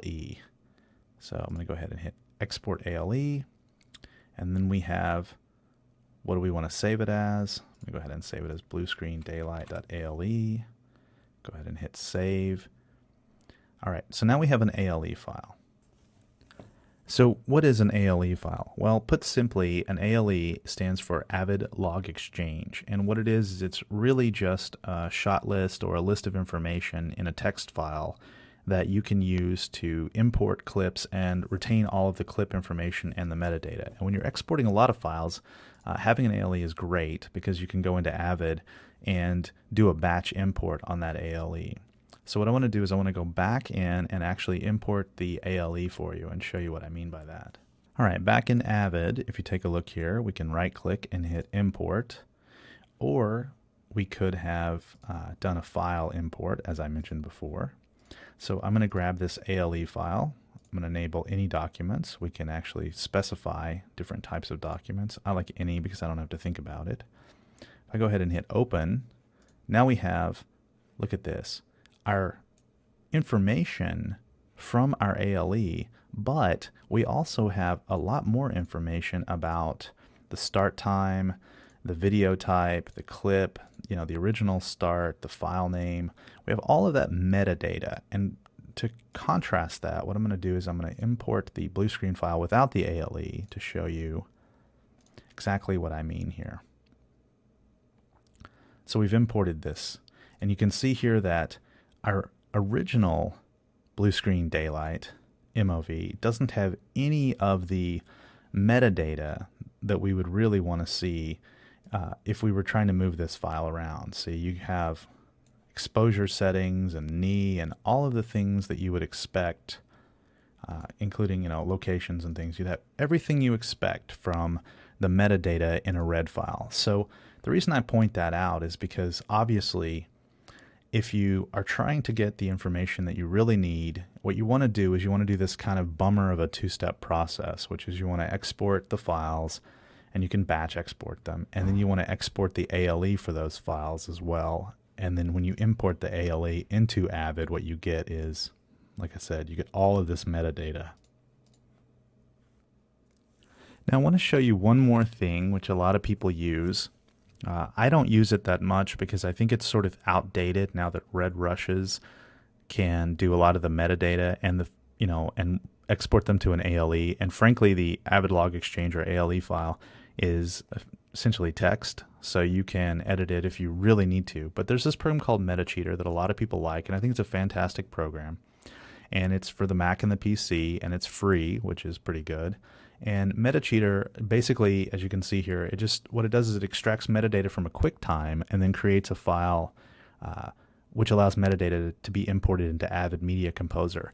Now, a lot of people use this for Red, but I actually think that MetaCheater is a lot better for other file types where you really need to extract that metadata and give Avid the Avid Log Exchange file that it expects.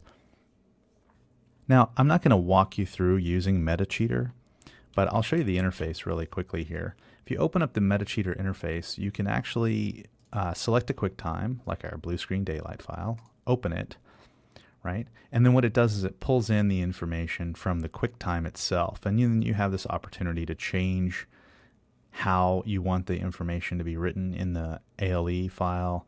And you really have an opportunity to pull in a lot of different QuickTimes if you want and set up one sort of giant ALE or Avid Log Exchange, which has them all. However, you can do a batch import again in Avid, so there may or may not be a need for this. But I just wanted to show it to you because it is something people have a lot of success with. Next up, we're going to talk about the Sony XDCam EX file format and how to get that into Avid.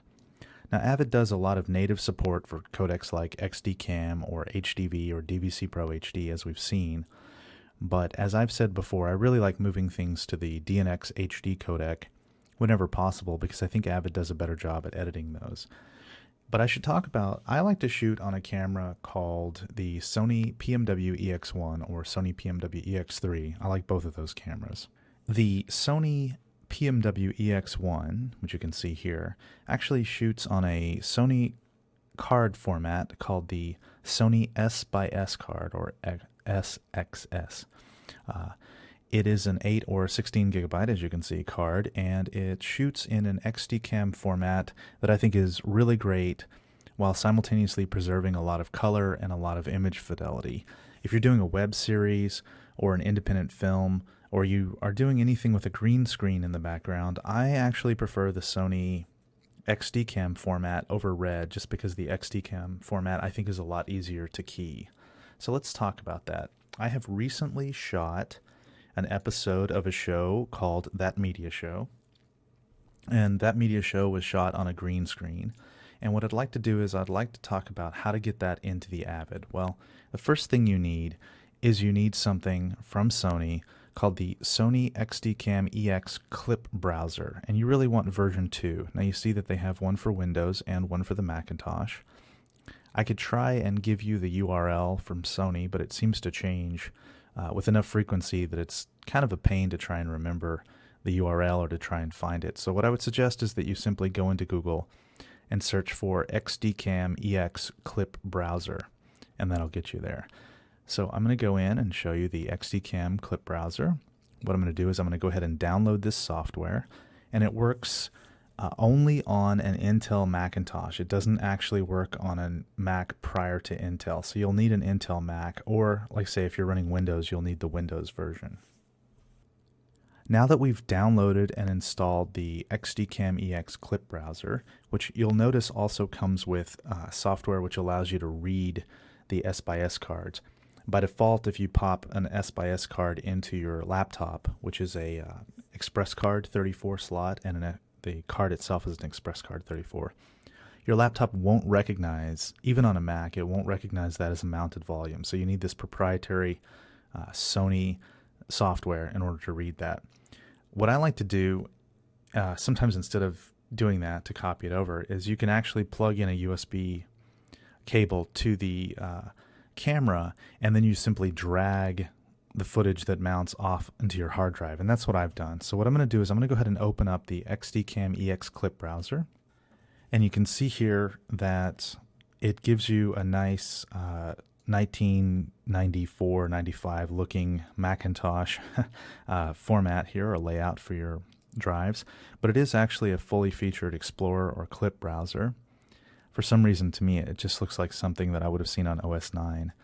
Anyway, I'm going to go down to the That Media Show January 09 show that we shot, and I'm going to go ahead and grab this folder. Now, this folder, I should point out, if you look at it, is simply a folder that I copied off the camera, and I copied the BPAV folder, which is essentially the XD-Cam folder, and it has these XML files, and then it has different information up to and including all of the MP4s that were captured, because XD-Cam is actually an MP4 format.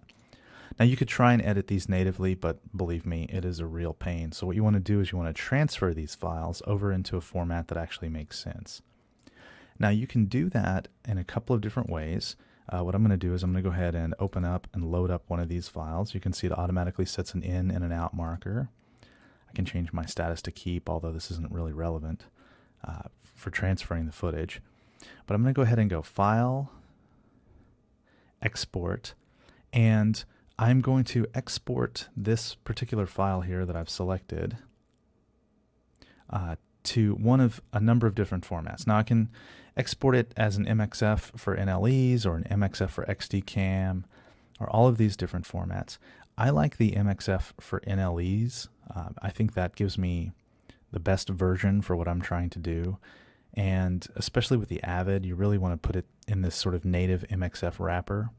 So I'm going to go ahead and hit that, MXF for NLEs. It gives me my file, asks me where I want to export it to. And I've created a folder called That Media Show MXF for this. I'm going to go ahead and hit Export. And since I've already exported it, it's going to ask me to overwrite it. But in this case, for you, it wouldn't. And go ahead and what it does is it exports that out as an MXF. Now again, Avid actually supports this codec natively, so we don't really have to do a whole lot of transcoding for this. So what I'm going to do is I'm going to go ahead and go back into Avid, and I'm just going to, for the sake of what we're doing here, create a new bin and call this bin XDCam, and go ahead and open that bin. Let me close our previous one. And I'm going to right click, hit import.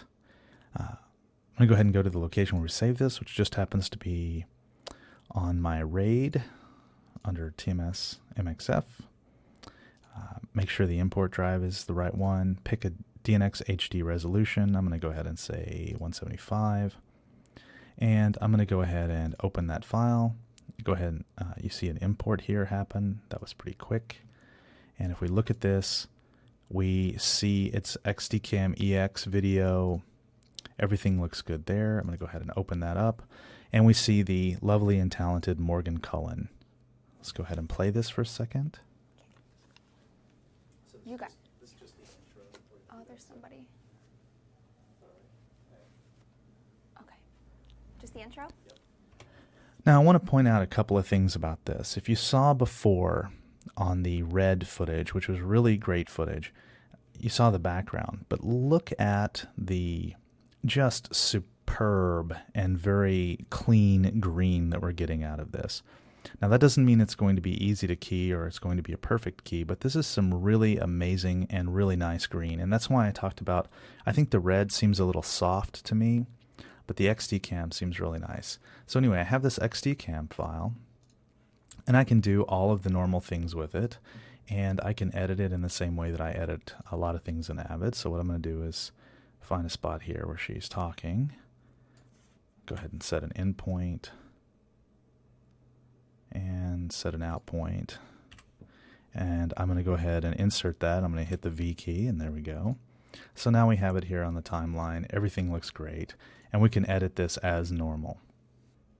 Now, for maximum compatibility, what you might want to do is you might want to pull up the XDCam transfer utility, which is a utility that a lot of people use to transfer clips. Now, the thing about the XDCam transfer utility is that it doesn't really export files in the same way that you would expect from the other XDCam program we're using, which is the clip browser. The XDCam transfer utility doesn't have this real concept of moving files into a format that you would expect. What it does instead is it actually looks at these clips as if they are on the S/S card and expects you to transfer them to your NLE. All right, what I'm going to do is go ahead and show you what I mean by here. If I grab one of these clips here and I hit import, what will happen is it imports that clip, and it imports it into the location that we have specified in the preferences here, which just happens to be volume RAID film incoming for me. So I'm going to go ahead and go to that volume RAID film incoming directory. Let's see here, RAID film, and we have an incoming directory, and it puts it in our folder for us, and then it creates this nice QuickTime file, which we could actually import, and I'll show you that in a second. If I open it up, though, and take a look, what you can see here is you can see that this is, in fact, the file that we expected at the data rate that we expected, and it just transferred it over. But it's also in this Apple XDCam EX format. And so what we could do is we could take that, if we didn't want to do the MXF way of doing this, we could take that and we could go to Avid, and we could right-click. Sorry about that. We could right-click, and we could hit import. We could go to film incoming, take a look at our folders here, take a look at our file, go ahead and open that, and it pulls it in. But take a look at the speed in which it pulls it in, because what we're doing here is instead of a nice MXF transfer, what we're doing is we're actually doing a conversion. And you can see it is actually creating the video from the QuickTime. And this takes a tremendous amount of time longer than when we used our clip browser and moved our clip to a native MXF wrapper. And you remember the MXF wrapper that we moved it to, it didn't actually take that long to get it into that MXF wrapper. It was a very quick process. So the one nice thing about doing it the other way, the way that I just showed you using the transfer utility, is you can put it into a format that Final Cut reads quite well. So I am going to go ahead and open, there it is, open the file that we just created, scrub through it. So everything works fine and it transferred fine. It just took a lot longer. So it's really a question of whether or not you would like to create a QuickTime that Final Cut understands, that you're going to have to sort of transcode over to MXF, or it's a question of whether you want just a native MXF file that is very quick to pull into Avid. And that's really going to be up to your workflow. I happen to think that the XCam transfer utility is a little bit easier to navigate. Maybe that's just me. Now the clip browser, however, despite being slightly ugly, does work very, very well. So I want to show you one other thing here while we're at it. I'm going to go ahead and select with Apple A or Fan A or Control A on the PC. Go ahead and select all of my files.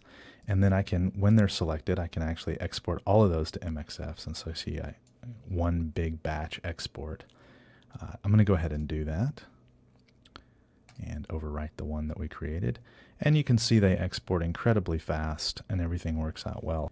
Now that our export is finished, we can go back over into Avid and we can grab our bin, right click, import, and we can go ahead and import the MXF files that we just created.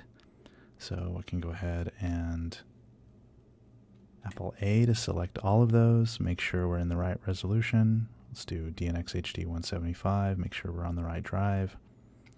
Go ahead and hit open, and you can see the import actually happens incredibly fast. What it does is it actually obtains the information from the MXF file and then imports it, like I said, without having to do significant transcoding. Now that our export is finished, we can see that we have all 19 of the files that we imported with the various durations. So we can go through and edit those as normal. And just to give you kind of a refresher, the files themselves were put into a folder, and that folder is, as we discussed before, under Avid, in my case, Avid Media Files, MXF, and 1. And so all of the files were simply moved over to this new folder from the MXF folder where we imported them. That actually brings me to a point that I wanted to talk about, something I've mentioned in the forums. There's a program called Media Mover, and what Media Mover does is it actually takes a look at all of the files on a given drive that you point at. In this case, I'm going to point at my Avid drive. And if you ask Media Mover to find the media folders, you can see it actually does that. It finds the different media folders. And what it does, though, that's actually really nice is it tells you of all the media that you have in all of these different folders, what project is contained in these media folders. And so you have all of these folders where, normally in Avid, it's just a long series of MXF files. Well, Media Mover looks at the project files and it shows you here, as you can see, well, we have this project with no name with 2.6 gig, and then we have this project called TMS08 1201 with all of these files, and it shows you all of the files that are in that MXF1 folder. And the nice thing about this is what you can do is you can actually select a folder if you want to here, like no project, and you can tell Media Mover to move this folder offline, and what it'll do is it'll ask you where your offline files are stored and things like that. So you can get your files offline for transfer to another system, or you can just get them out of the MXF1 directory. I have actually used Media Mover to move files into a separate folder. So what I do is I move them offline and then I copy them as needed into a second MXF folder, because you can have up to, I think, 29 of these numbered folders here that contain files. What I could do is I could grab one of these projects like Jake and move it into this MXF2 folder. That way I'm actually separating my projects out into different MXF folders. But the drawback to Media Mover is it's not free. It's $150. And if you want to move a particular project, let's say I grab this project with no name and say let's move it. The demo mode actually disables any kind of moving. All the demo mode does is give you an opportunity to look and see all of your different projects. But it is a great tool, and I highly recommend it.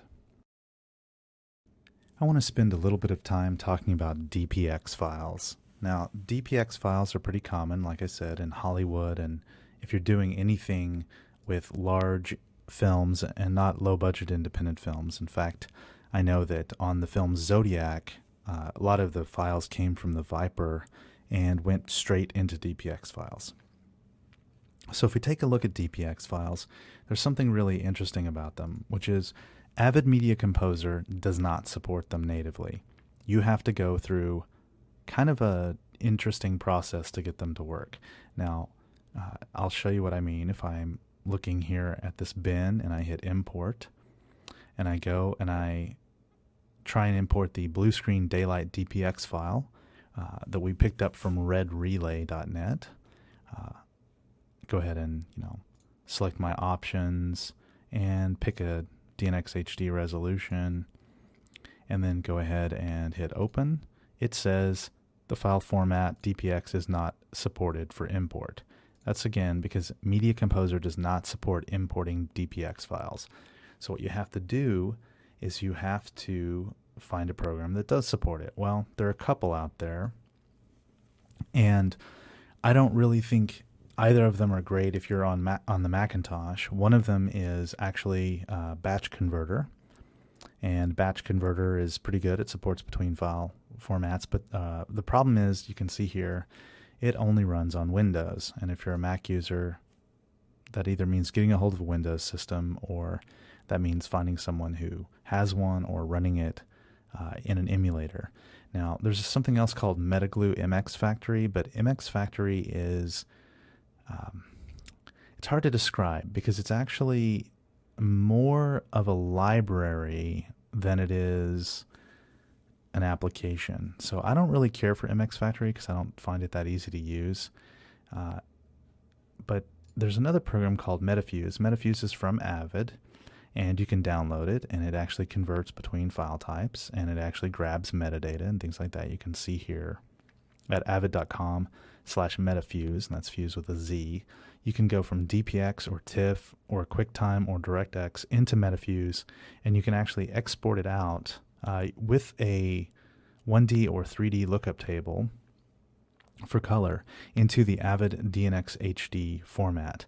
Now, the problem with it, of course, is, once again, going back here, and I just love this way they've put this, it is supported on Windows XP and Mac OS X using VMware Fusion, and Linux using Wine. So it's really a Windows application, or a Windows XP only application. So if you want to run it on your Mac, you need to be either flipped over into Boot Camp, or you need to be running VMware to use MetaFuse. But MetaFuse will convert from a DPX to DNX HD without any real problems.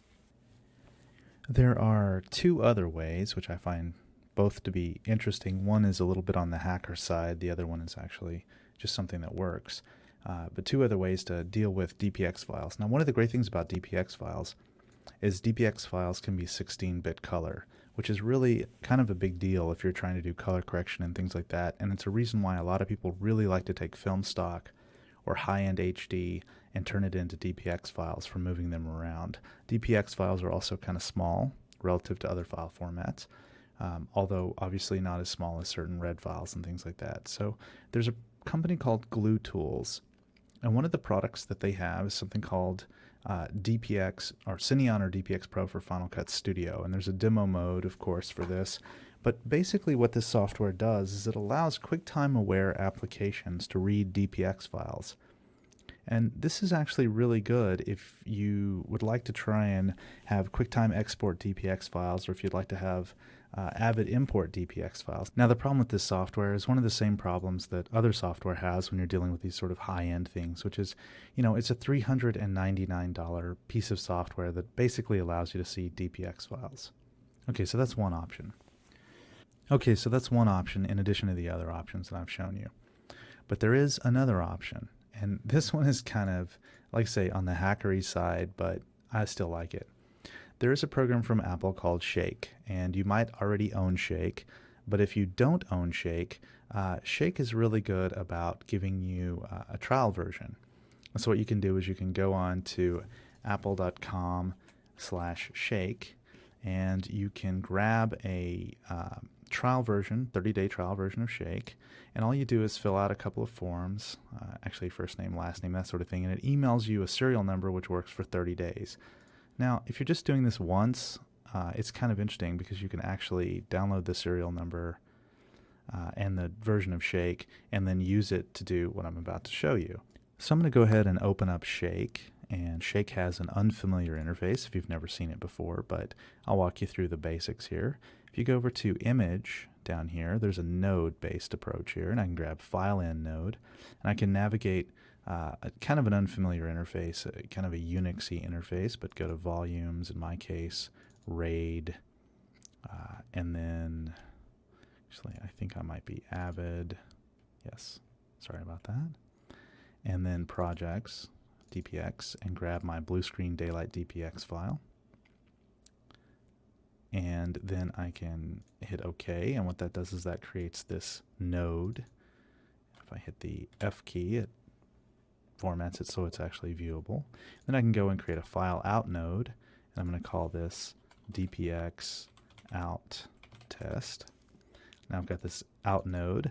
If I double click on that output node, I get these options down here, one of which is file format. I can change that from auto to QuickTime. And then I have an Apple animation codec by default, but if I want to go into codec options, I can change that to, you guessed it, Avid DNX HD, and I can actually pick the 1080p 23976 175 DNX HD codec that we've been using. Go ahead and hit OK. I'll grab audio too.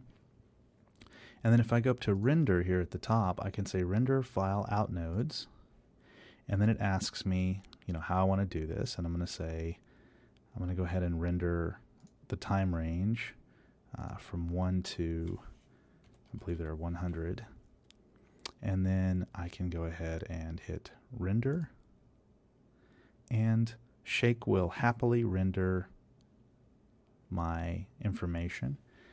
And I'm going to go ahead and stop this right now because I don't want to render the whole thing. But then if I go in and I grab and look at my DPX out test, I can open that with QuickTime. Huge file, literally the full DPX file. I can say view, half size, there we go. And look at that gorgeous blue. Really gets a nice color palette from the DPX files, I think. All right, we're going to talk about pulling in HDV footage, and I happen to have a camera, which may or may not look like the camera you have, but this is a Canon HDV 30 with a few other things on it. And basically, one of the things about this particular camera is because of the Red Rock micro adapter, it actually flips the image. But what I really want to talk about is not the camera, but is the way to pull in the HDV footage. So if we go into Avid Media Composer and we create a new project, let's go ahead and call this project whatever we want. I'm going to call it HDV test. And one of the things I want to point out is HDV is a very fickle kind of footage. And so if I were to select a format that is any format other than 1080i at 5994, I would not have an opportunity to connect to this camera over FireWire, and I wouldn't have an opportunity to pull in HDV from the camera. So I'm going to select 1080i at 5994, and I'm going to select an HDV raster type just to guarantee that the deck preferences show HDV. Go ahead and hit OK. open that project. With this project open, what we need to do is we need to go into the deck preferences itself so we can capture. So there's a couple of different ways to do that. One of them is to go into settings and then go down to deck configuration. Another way, the way that I actually like, is to go into tools and select capture. So if we select capture, what it does is it initializes a couple of things. It initializes the capture tool, and it initializes something that asks us what kind of tape we're using, or what the name of the tape is. So what I want to do is I want to show you the capture tool. So the capture tool, if you're not familiar with it, is a little bit daunting. And there's a tremendous amount of information here that you can or may want to use. So what I'm going to do is I'm just going to walk through a couple of things. So the video and the 2 audio tracks are selectable. So if I want to capture video and both audio, I can obviously capture more than just the 2 audio if there's more, but what I need to do is I need to select them. I can also capture timecode, and I would highly suggest capturing timecode. Timecode is an essential part of editing. Now for the video itself, you can select where the video comes from. In this case, it's a 1394 or FireWire host adapter, and you can select the audio. I'm going to select 1394, and let's go ahead and name the particular thing that we're pulling in. So I'm just going to call this San Francisco 1, and I can put a comment on it, and it asks us where we want to put it, and I'm going to put it in our test bin, which is actually the bin that we have here, the main bin. And it asks me how I want to import it. In this case, I have one option, which is HDV to 1080i MXF, and it asks me where. And as you know, it thinks that my Mac hard drive has the most available space, but I don't want to put it there. I want to put it on Avid. So I'll go ahead and select Avid. And then this is where it actually gets kind of tough, but at the same time kind of interesting. So what I want to do is I want to talk about the camera itself. So if you select this particular setting, which I have set as Canon GL1, you can say auto configure. And what it will do is it will try and find the camera and then automatically configure the camera with the proper setting. Now, it bugs me because auto configure, you can see it turns it to generic edit deck, NTSC. Well, that's not what I want. So if I select deck settings instead, what I can do is I can go in and I can change my device from generic to Canon because I have a Canon. Now, of course, if you have any of these other options, you can select them. And it defaults to Allura, but I actually like other options. So what I'm going to do is I'm going to say, you know what, let's try, because I don't have the camera that I'm actually using here, the HV30. I'm going to find a camera that has a similar or a comparable type of image. And I believe the XHA1 has a similar HDV codec that it uses. So I can actually do that, but I can change the name of this deck here to Canon HV30. Because remember, we're just grabbing an HDV image here. And then it says, what is your pre-roll? 6 seconds. And then when do you want to switch off and these sort of things. I like a 6-second pre-roll. That's good. You can change that to 1 or 2. Let's go ahead and say OK. And then we have this particular capture tool updates, and then we got a new tape. Okay, well, this isn't actually a new tape. Let's just call this whatever it is. I'm going to say HDV test because I just shot some test footage specifically for this. Go ahead and hit OK. And then the camera initializes, and it's at 15 seconds. So what I want to do is I want to actually stop this, and I want to rewind the camera back to a time code that I actually want to start capturing at. So let me go ahead and, you can see there's no time code there because I rewound it all the way. Let me go ahead and hit play. Give this just a second until we get some time code. There we go. Excellent, we have time code. I'm going to go ahead and stop it. And I'm going to go ahead and mark an endpoint on the tape here. So I'm going to go ahead and mark that endpoint at 4 seconds. Now, we have a 6-second pre-roll, so what I'm actually going to do is I'm going to change that time code from 4 to 14 seconds. And then I could go through and forward the tape, find another time code, those sort of things. But what I'm going to do is I'm actually going to mark the out point. And I'm going to change this to 1 minute and 4 seconds because I happen to know that I only recorded about 1 minute and 4 seconds. So we have everything here. This is our in, this is our out, this is the total duration of the clip, which is 49 seconds and 28 frames.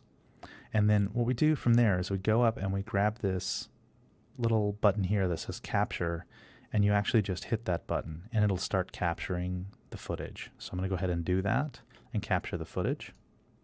And you can see here what happens is it actually rewinds the tape and then starts playing it, tries to give me that pre-roll, and then starts the actual capture process. Now the capture process, you can see, because there's this light blinking here, we know we're actually doing something. We can see some audio, we can see the time code moving forward.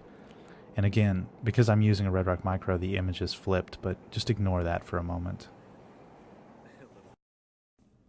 Alright, our capture happened, and we can close the capture tool, and we can see here that we have our San Francisco one of 49 seconds in duration. We can go ahead and open that up, scrub through it on the timeline.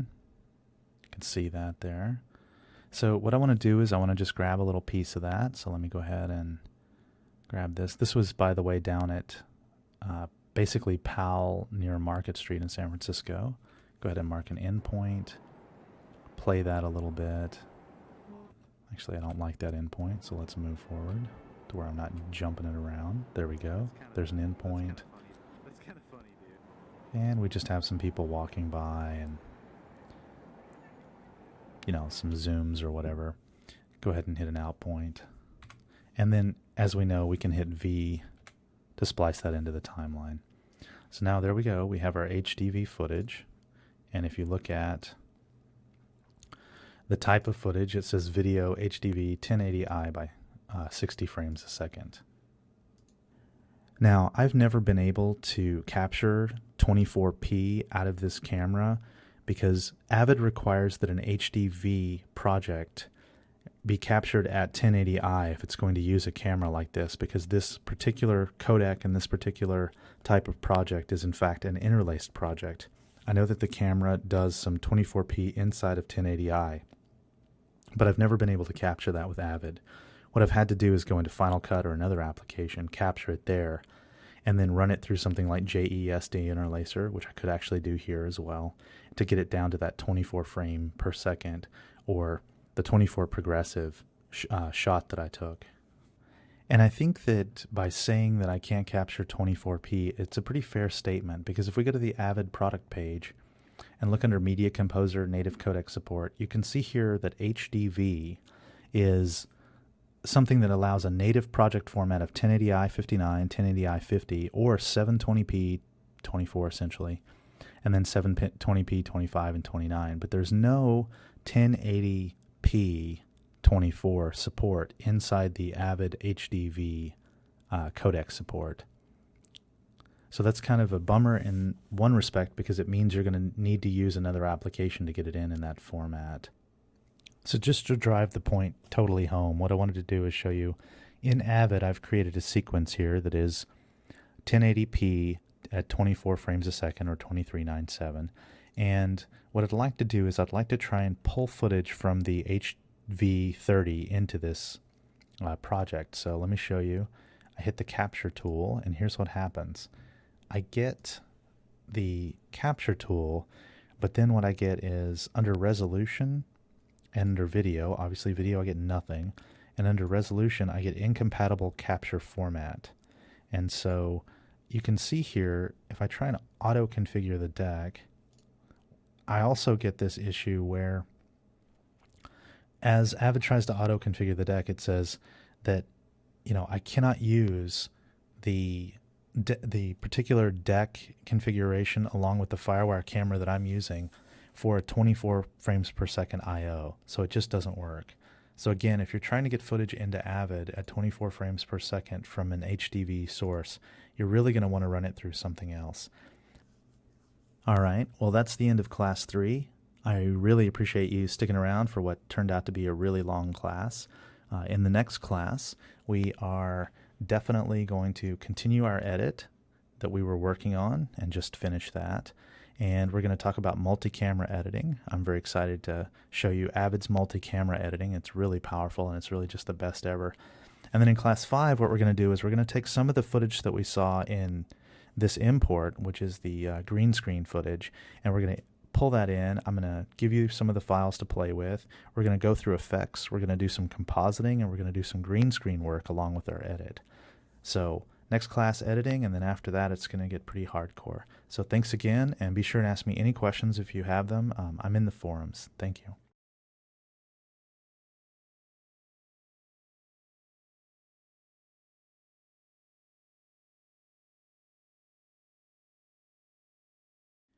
Hello, I'm John Flowers, and here we are at Avid 101, Avid for Indie Film and Commercials. We're in class 4. And what I wanted to do is I wanted to walk you through some of the things we're going to talk about in this class. And so the first thing we're going to talk about is we're going to talk about some of the alternate footage. Now, you saw the alternate footage in class 3. What I did is I sent you some offline JPEG files. And the reason for this is some of the people who tried to use the 720p footage that I sent out were unable to view it, they were unable to use it. So I put some alternate footage in class 3. So if you look at that, the footage in class 3 is the same as the footage in class 1. It's just more of an offline JPEG file format. So that should work on a laptop, that should work on a less powerful machine like a G3, G4, G5. Well, actually, it may not work on a G3, but definitely a G4 and a G5. And you should be able to play with that footage and use it in the same way that you would use the other footage. It's just at a smaller resolution. And what we're going to talk about in this class, however, is using either the alternate footage or the original footage from class 1. We're going to do some more editing. We're going to finish our rough cut, and then we're going to move on to multicam editing. And I'm going to show you how to take all of the things that we've done with the editing and move that into multicam.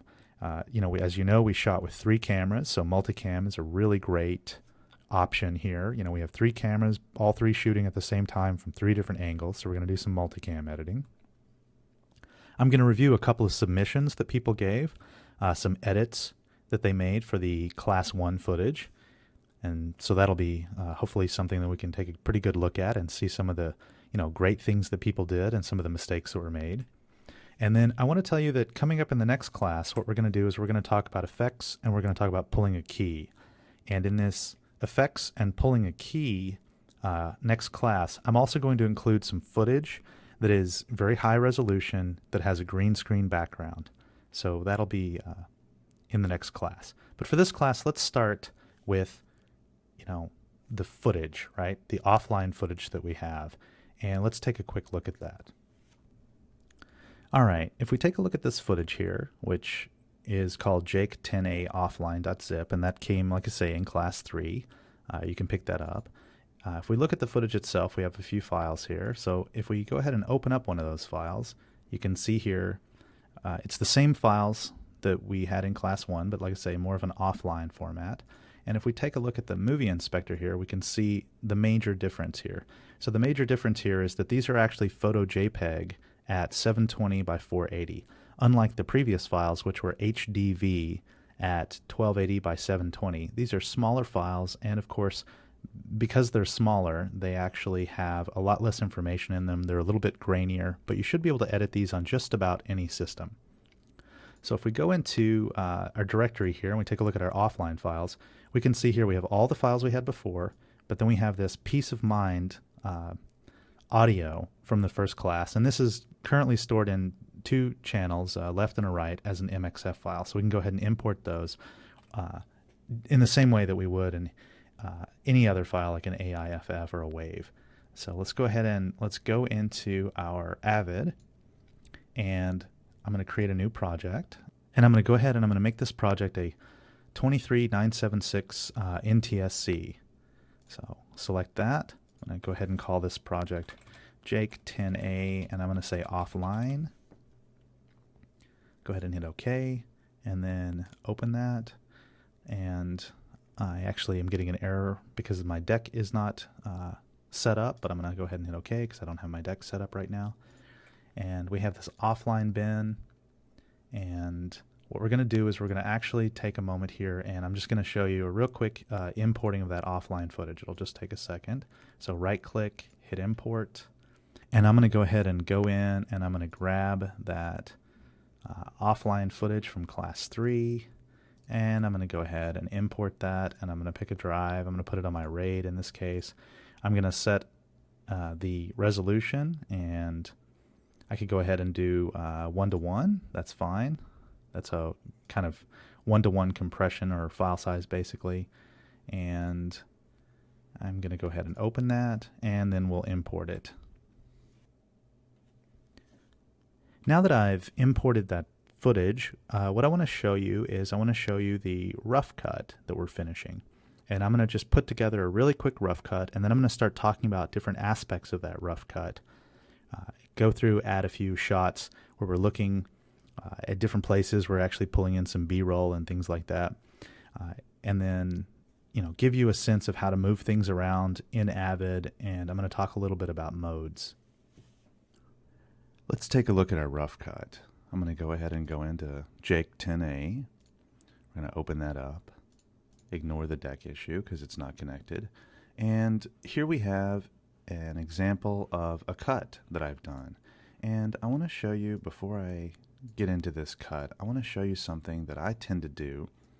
And this is something that I think a lot of people who are familiar with Final Cut are going to really want to do. So you notice here in my sequence, or in this particular bin that I'm looking at called sequences, it says super bin. Well, keep an eye on that, because when I click on audio, see what changes? It says super bin audio. Or if I click on footage, it says super bin footage. Now, what a super bin is just a single bin that kind of changes context based on the bin that you select. So you see I select these bins and it changes context. The way you get to this, if you go into settings here at the top, and then you'll see a bin setting. If you open that up, you see here there's this enable super bin. And that enable super bin is really what you want if you don't want a lot of pop-up windows everywhere, and if you don't want to deal with a lot of different bins popping up all over the place. So I've enabled super bin. I go back into my bins, and any bin that I click on, this single super bin that I have open, whatever bin I have highlighted, it will change the super bin to that bin context. This is really good for just keeping track of all of your bins. Now, as you might imagine, in a lot of cases, what you'll have is, for a movie here or a full-length feature film or something, you'll have not just one bin, but you'll have, a bin for every scene. So you'll have a folder. In this case, let's create a folder here, maybe called scenes. And then under this scenes folder, you'll have these bins, a bin for scene 1, and a bin for scene 2, and a bin for scene 3. So you'll end up with, 200 scenes. And imagine if each of these had a pop-up, where each of these had a bin window that popped up. Well, in this case, with a super bin, it simply is a matter of changing context. So I've done that. So here we have this super bin where we can get to everything. So inside this super bin, I have a scene that I've edited here, and you can see all of these different edits, and I've changed where you have an A camera, a B camera, and a C camera, and everything's laid out. So what I want to do is I just want to change the video quality here to high, and then I want to play through this once so you get a sense of the scene that I've quickly cut together.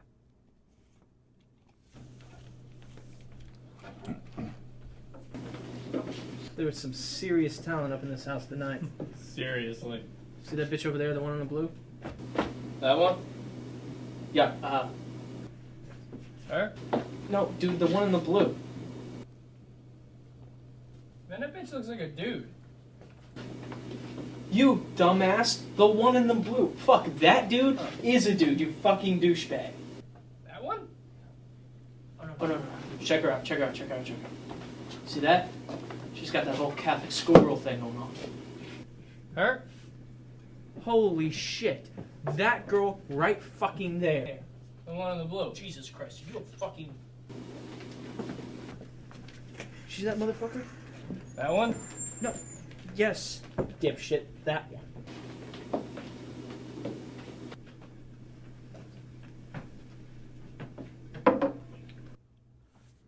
All right. Now, if we take a look at this, we'll see a couple of things. One is I have the music turned off, and the reason I have the music turned off is because if we turn the music on, listen to how loud it is.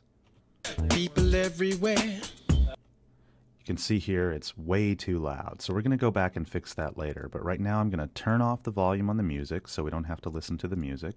That one? Right? So we can just hear the people talking.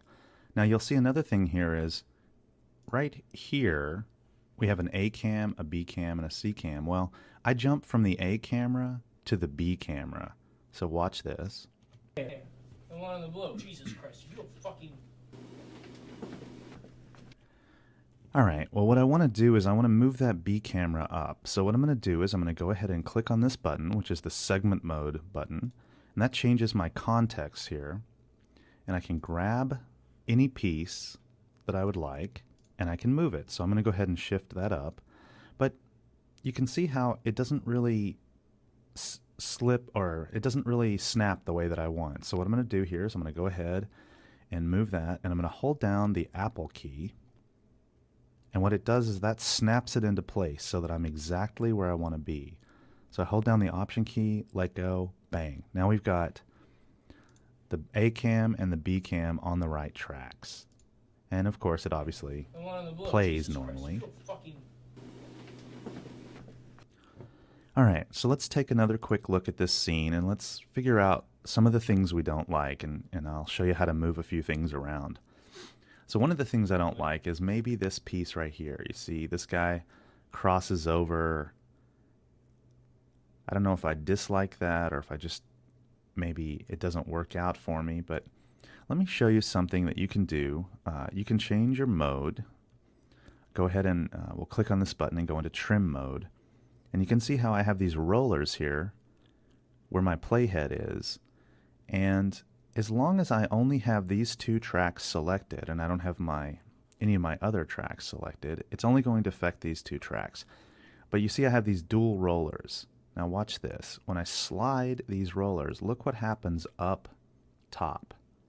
You see how the two windows, the source and record window, kind of show me where I'm at. So I'm going to go back here and I'm going to move back to right about there where he steps right out of frame, because I think that's a nice visual cue to say we can flip the frame. So I'm going to go ahead and let go, and see what it does? It moves the two pieces of footage, the B cam and C cam in this case, exactly how I want it.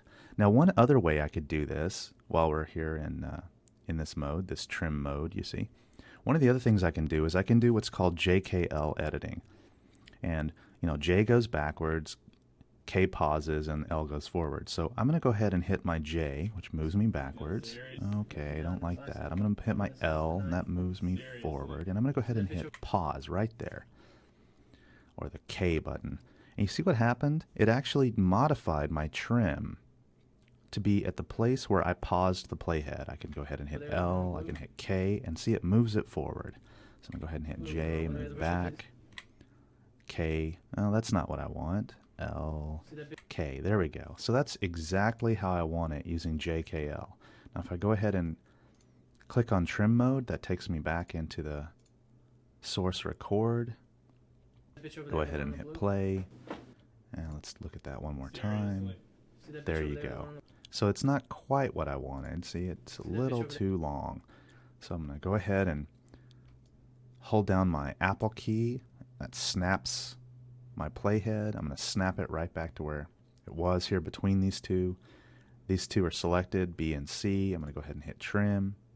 It does exactly what I want, and I'm going to use my roller to move it to where you see a little bit of this guy's shadow here, right?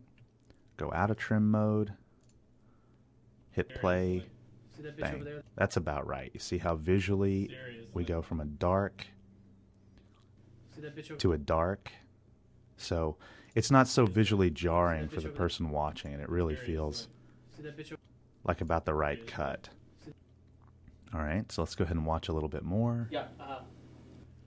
Okay, maybe I think that that's not long enough, that quick movement there. Yeah. So what I'm going to do is I'm going to go ahead and deselect B and C. I'm going to select my B-roll, which is what this is.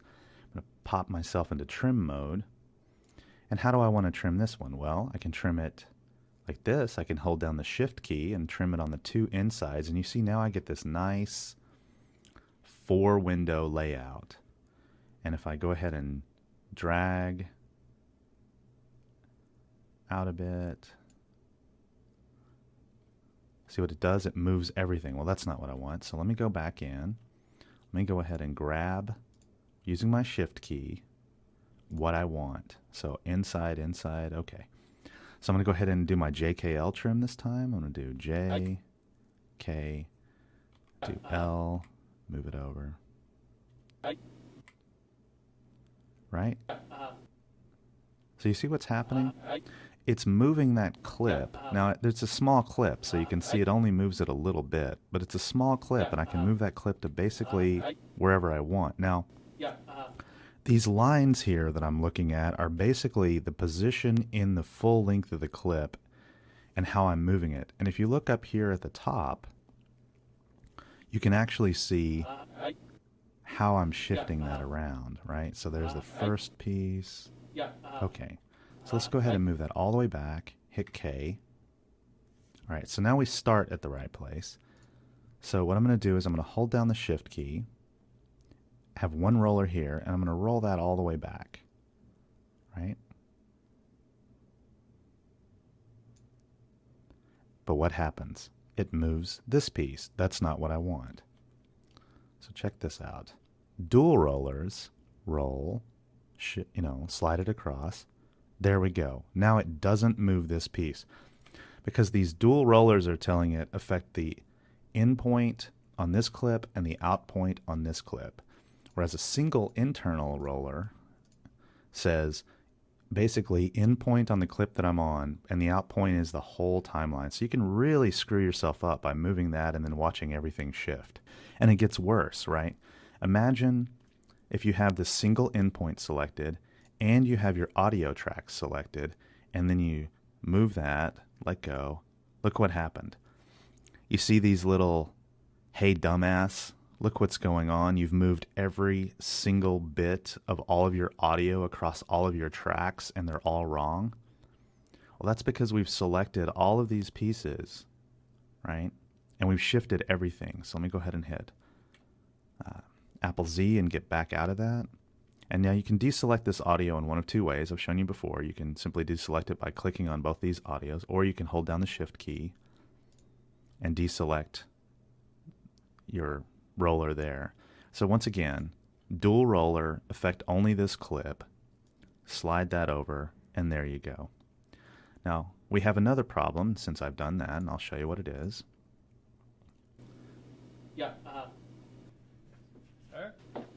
See how this clip is now way too butted up against this B camera clip.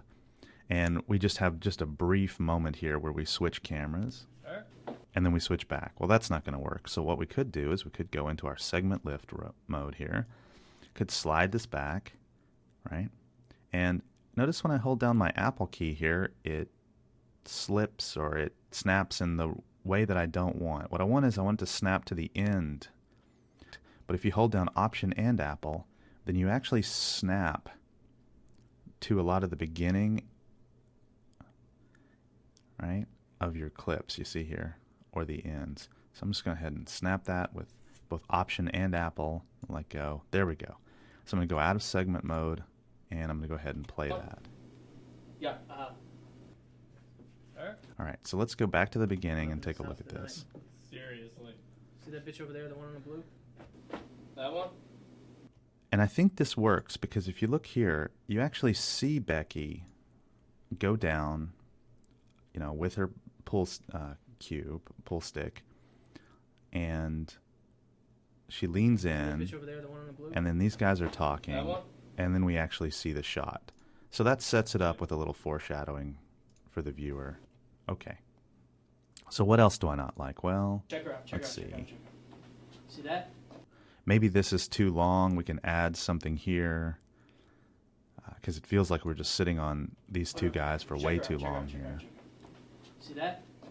She's got that whole Catholic schoolgirl thing going on. I don't know. That might work. I'll let you think about that. And then I may not like this too, because the way that it happens is this guy Jake walks by, and then they look, and we don't actually get that nice, I mean, we get it just for a brief second, that nice eye contact, but the viewer can't really see it long enough, so you see, whoa, it's almost gone. Maybe that works, maybe it doesn't. And then maybe this is a little bit too long here with this guy Mark's shadow, That one? but maybe that works too, because it actually looks like a lot of movement. You see it going by there. That one? Okay, so this is basically my rough edit, and what I'm going to do is I'm going to share with you the project file for this so you can open it up in your own Avid and play with it, and you can get a sense of, you know, how this looks and how to slip, slide, and move things around. And again, we've got these vocals down here which we're going to come back to later. Okay, now that I've shown you possibly the hardest way to put this together, given that we have a 3-camera shoot, what I want to talk about is I want to talk about multicam editing. And the great thing about multicam editing is if you have 3 cameras, whether they have timecode in sync or not, you can actually set those 3 cameras up as long as there's 3 cameras, you know, shooting the same scene from 3 different angles, or 4 cameras or 5 cameras or 6 cameras, you know, it's multi-camera, right? You can set those cameras up so that you can actually edit using the different views from all of the different cameras, and that's multi-camera editing. So I think multi-camera editing for the purpose of what we've done here with a 3-camera shoot is actually a way better approach. So what I want to do is I want to go ahead and go back into Avid, and I'm going to go ahead and create a new sequence, and we can do that with Shift Apple N, creates a new sequence. I'm going to call this sequence multicam. Actually, let's call it 10A. Scene 10A multicam. Okay, so now we've got this multi-camera sequence. So you see here in the case of our regular scene 10A, it looks a certain way. Well, in 10A multicam, right now we have an empty sequence, and we're going to go ahead and go into our footage, and we're going to take a look at all of our clips. Now, I've taken the time, and this actually might take a while, I've taken the time to kind of trim these down for you so that we're really, really close. I think we're just a couple of frames off. And what you need to do is you need to set the in point and out point of each of these frames so that they, or sorry, each of these clips so that they sync up. So if I go ahead and look at, 10A camera A, you can see where we're at here, and we'll go ahead and look at 10A camera B. You can see where we're at. Let's look at his lips there are pursed. We can't see him there, so we don't really know. And then C, lips are pursed as well. I think we need to move over just a little. So I'm going to go ahead and do that. Actually, you know what? I was at the end of that one. Sorry about that. First frame, there we go. We're drinking. And we're drinking. That looks about right.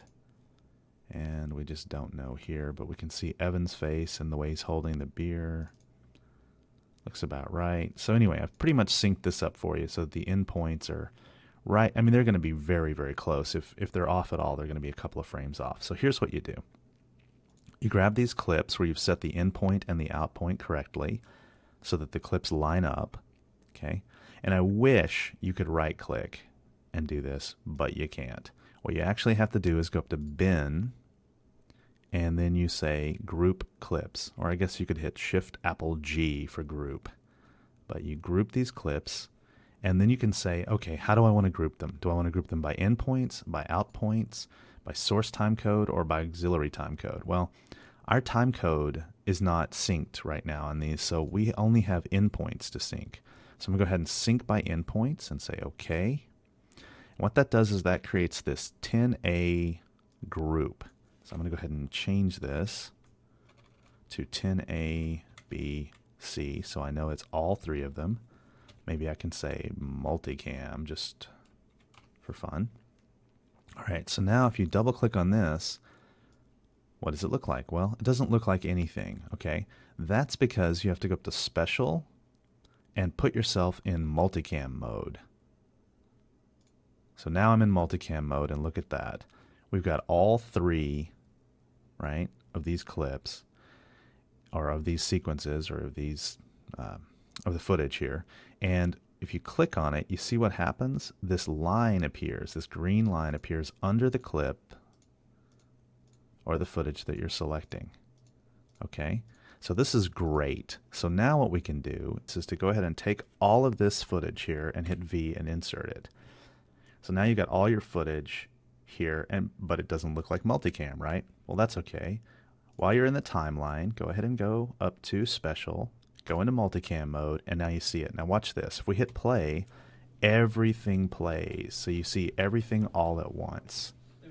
Okay, so let's go ahead and go back to our first frame. And these pieces up here that are highlighted with the green when I click on them, those are mapped to function keys. So it basically starts at F4. So it's F4, F5, F6 in this case. And you could have many of these, right? So you can do one of two things. You can either hit play and you can click on these when you want it to change, or you can hit F4, F5, and in this case F6.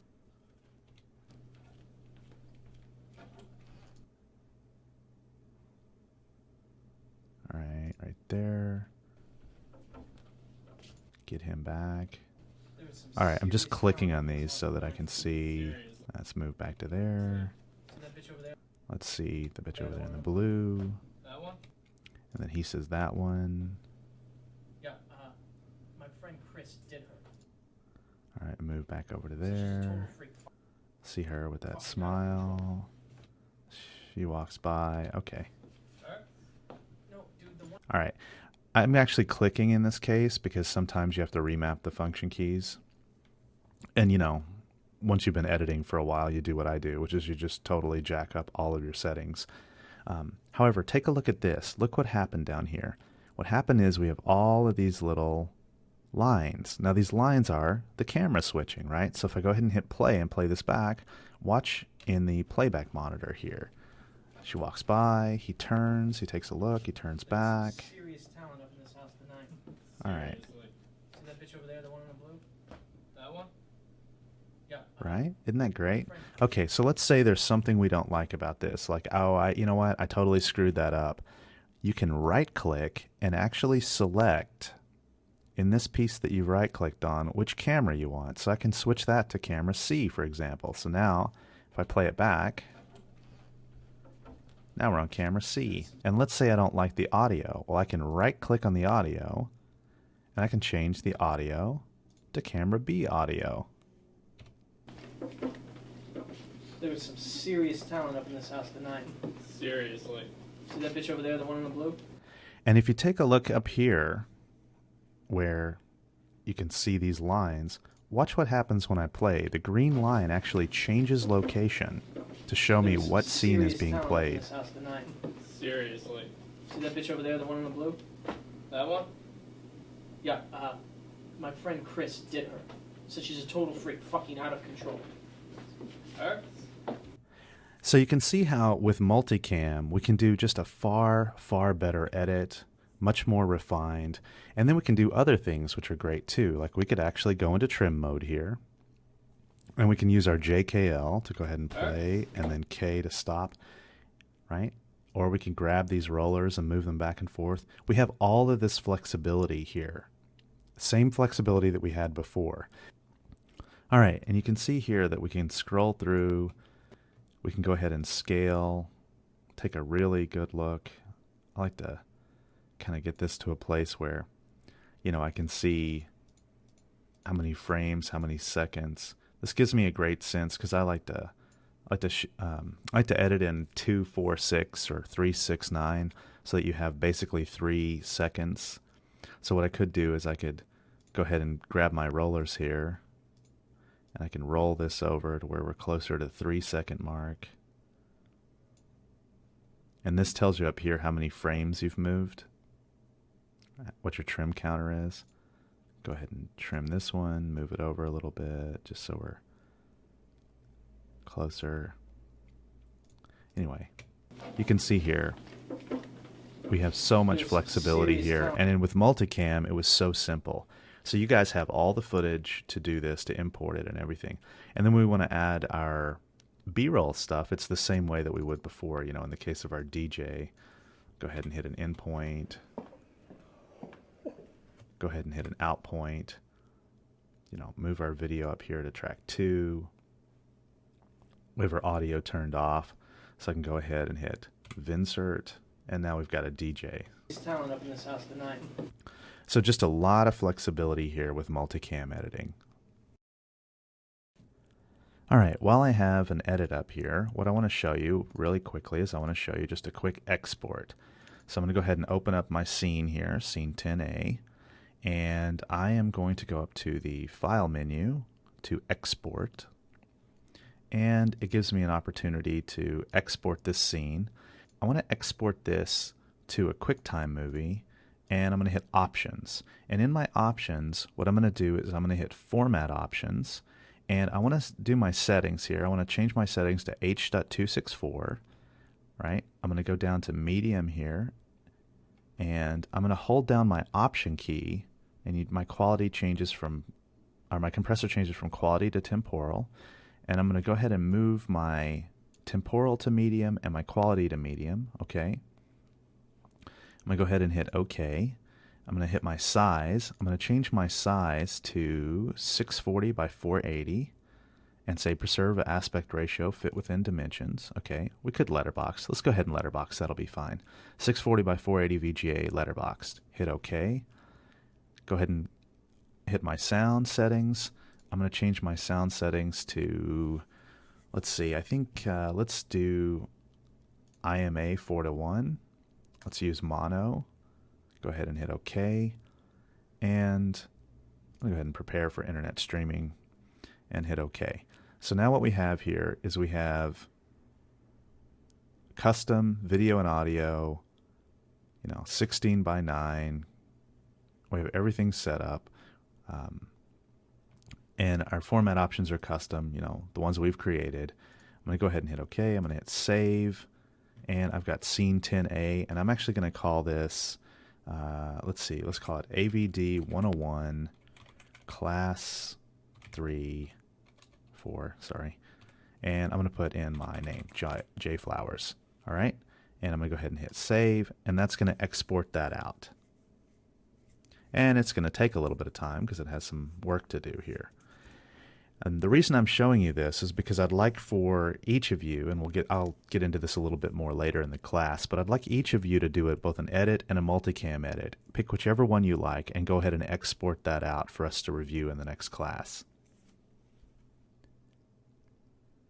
So I've exported the sequence here, scene 10A, for review, and you can see here it's called AVD 101-class 4-J Flowers. That's me. So if you could put your username there, that'd be great. And if I go ahead and look at the information for this class, you can see that it is 4.7 meg, which is quite small and absolutely something that we could easily upload or put on any kind of file system. I mean, 4.7 meg is quite small. So what I'm going to do is I'm going to go ahead and open this with QuickTime Player to give you a sense of what it looks like. So here it is open. If we say Show Movie Inspector, we can see that we have mono compression, H.264, 640 by 480, lots of colors, the proper frame rate, everything's great, right? So if I go ahead and hit play, there you go. So of course the one thing about this is it looks pretty compressed, but it is, but this is just for the purpose of sort of testing and seeing what it looks like. So there's that cut.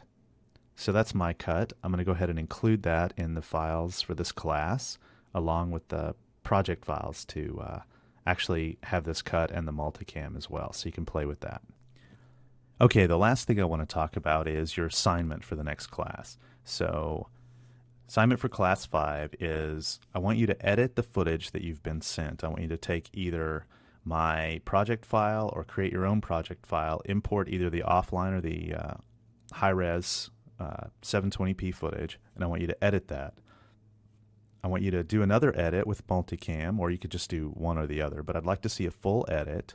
I'd like you to export it, as I've showed you how, to 640 by 480, and then I'd like you to upload that to the FXPhD forum for class 4 or class 5 or wherever you feel is appropriate. I'll see it. And then we'll review a few more edits in the next class, and we'll just take a look at some of the different things that people have done. And be sure and ask me any questions that you have, because we're about to, starting with class 5, we're going to turn it up a notch and we're going to get kind of hardcore.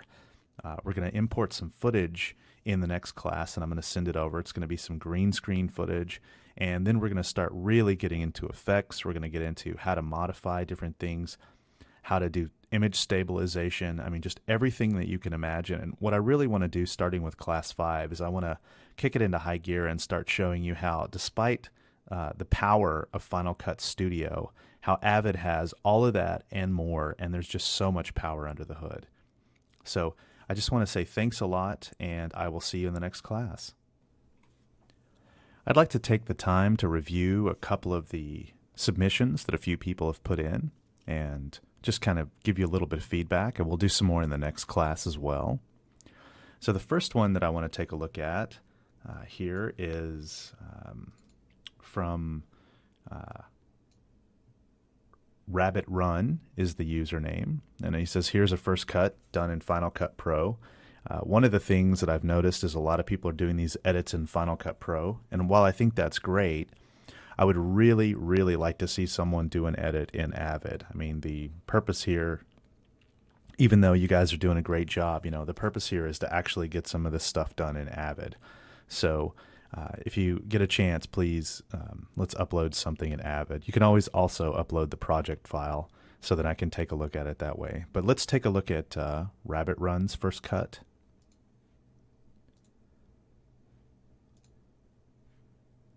This is Rabbit Run's cut.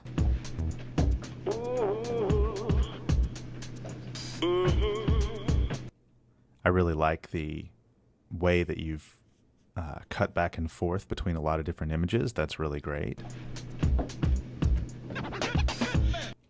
That was nice. That was a nice touch here, having the DJ go back and forth on the turntable. So I'm going to go ahead and play this through so that I stop interrupting it, and then we'll come back and take a quick look. People everywhere trying to find a little love. There was some serious talent up in this house tonight. Seriously. See that bitch over there, the one in the blue? That one? Yeah, my friend Chris did her. Said she's a total freak, fucking out of control. Her? No, dude, the one in the blue. Man, that bitch looks like a dude. You dumbass, the one in the blue. Fuck, that dude is a dude, you fucking douchebag. That one? Oh, no. Check her out. See that? She's got that whole Catholic schoolgirl thing going on. Her? Holy shit. That girl right fucking there. The one in the blue. Jesus Christ, you a fucking... She's that motherfucker? That one? No. Yes, dipshit, that one.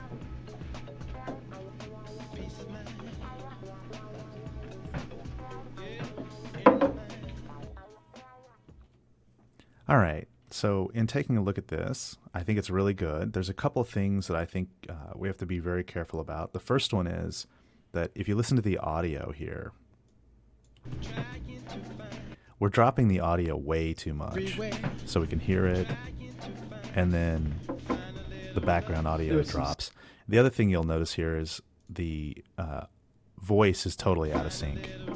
There was some serious talent up in this house tonight. Serious.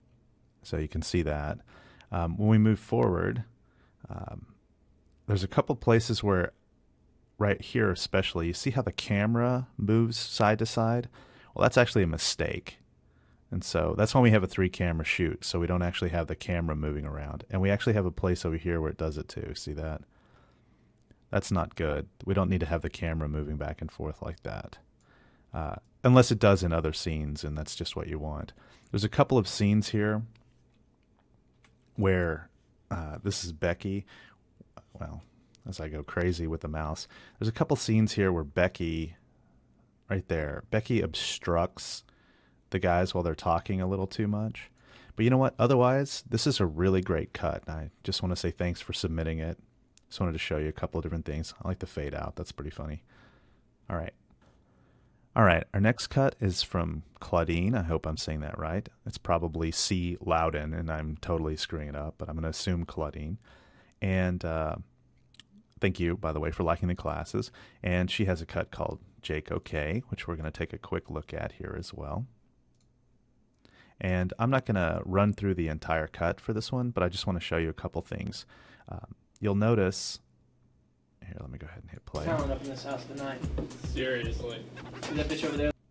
So you'll notice her audio is a lot better. So Claudine, I'm not sure what you did, but it sounds like you cleaned the audio up. That's pretty nice. We're going to do some really serious audio cleanup over the next few weeks in one of the classes. So we'll really get a chance to see how we can clean up the audio, but you did a great job. The one in the blue? And I love this. Becky's bent over. He's looking. He says the one in the blue. That's just great, right? So here's one thing I wanted to show you. Let's see if I can find it here. Where's it at? There we go. So this is another, see that zoom right there? That's a mistake. We don't really need to keep stuff like that in. The reason we have 3 cameras is because when one of the DPs, or rather one of the guys behind the camera goes crazy, you know, and just You dumbass. The does one this in wacky zoom in, we can actually cut to a different scene. So I'd be careful of stuff like that. But otherwise, same thing. Just a great cut. I actually laughed at both of these, and I thought they were really funny, and I'm looking forward to more. So thanks a lot, guys.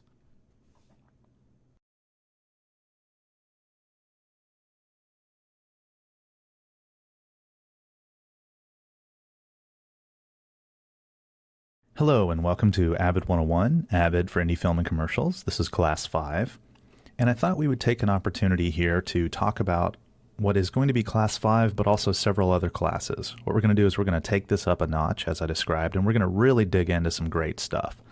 So I want to start by showing you an example of a show called That Media Show. That Media Show is an online podcast with tens of thousands of viewers. It's something I write and produce, but it's a really complicated show because it's shot on a green screen, and there's a lot of motion, and there's a lot of graphics going on.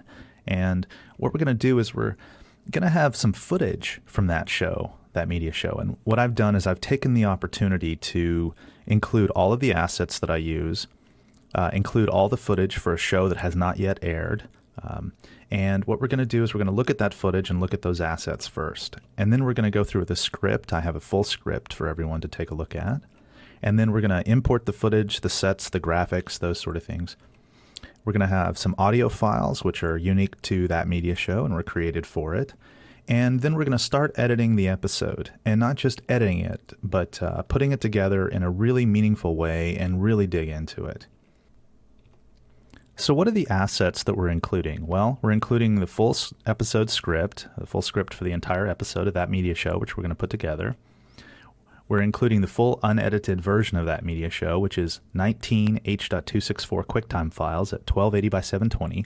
This is the best resolution that I could get to you, given the size and volume of the files, but it also has some green screen and things like that. I'm including 5 high-quality motion graphics, which are also in H.264. I'm including 4 chroma key sets, which we're going to be keying. And then I'm including a high-quality WAV audio file for the entire episode, so you get a chance to see that as well.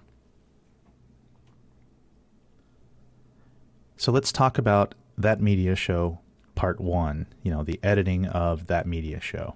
And let's go ahead and take a moment and let's review the assets that we have that I've described previously.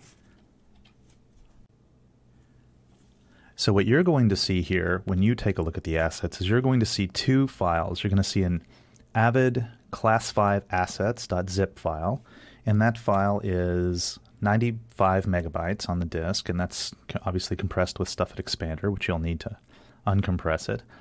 And then the other file set that you'll have is what's called Avid Class 5 footage, and that file is 450 megabytes. Now this is all 19 of the H.264 files.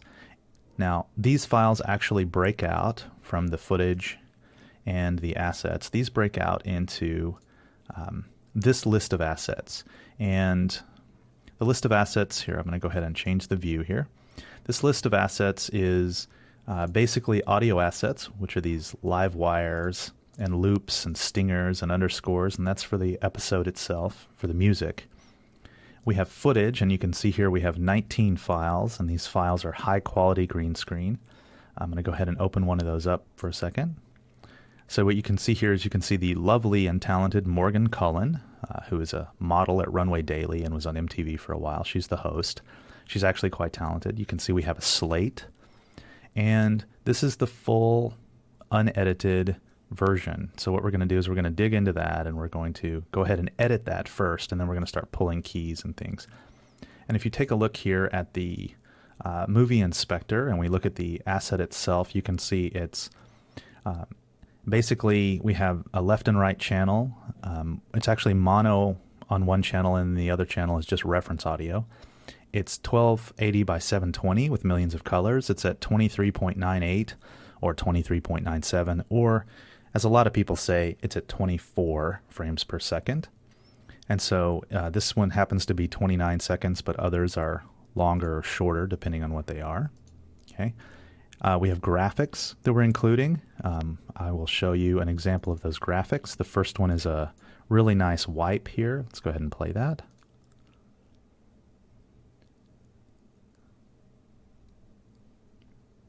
So that's a wipe between segments. I don't know if you've seen it on the show before. I can't remember if I've used it or not.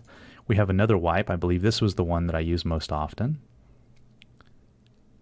Kind of a nice wipe there. And then we have another asset, and that asset is a new intro for That Media Show. It was actually created along with some of my help and designs and things from an FX PhD member, another FX PhD member, the very talented Igor Ryabchuk, and I hope I'm pronouncing your name correctly, Igor. And what I'd like to do is show you that asset, which I think is just a phenomenal addition to That Media Show. So I'm going to go ahead and open that up, and we'll take a look at that here.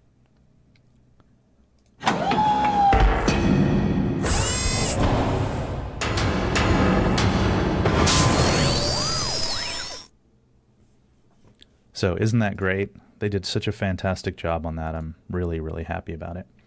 And then we have some other wipes. And then what I want to do now is I want to show you a couple of the sets. Now these sets are the kind of sets that you would expect. I have these at full resolution, full quality. This is a set that Morgan would be standing in front of. You can see here we have the green in the background, so it's nice green that we can do a chroma key on. And then we have another set, which is basically the set with the information filled in this background, so that's nice if we just need a static piece there. But we have these sets in different positions, so you can see here there's 3 positions. There's a right and a middle, and then there's a left-hand position, and these are really just great-looking sets that we use a lot of. Now, we're not going to use any of the monitors, and we're not going to use any of the stands or the backgrounds or the foregrounds or any of that for this particular example. And then I want to show you the final thing which we have here, which is the script. Now, this script is the script that I hand to Morgan. And so, you see, hello, I'm Morgan Cullen. This is That Media Show. And then she says, I'd like to start the show by saying, for those of you who went to see Twilight last year, we're here. We're deeply, truly sorry. It's kind of a funny joke with, a discussion of sparkly vampires and things like that. And so this script here is actually the script that we're going to use to edit the show together. And that's why this is going to span over the course of several classes. I'll go ahead and get that out of the way. But what I'm going to do now is I want to show you, for those of you who haven't seen it, an example episode of That Media Show so you can kind of get a sense of what we're putting together. All right, so this is a full episode of That Media Show. I don't think I'm going to play the whole thing. I'm just going to play pieces of it, and then I want to show you a couple of key points.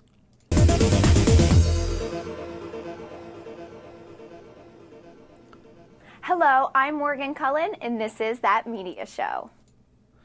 So you can see here we have Morgan on a background, and this is the previous background, the previous sets. And then we go through and we have a couple of transitions. Cullen, and this is That Media Show.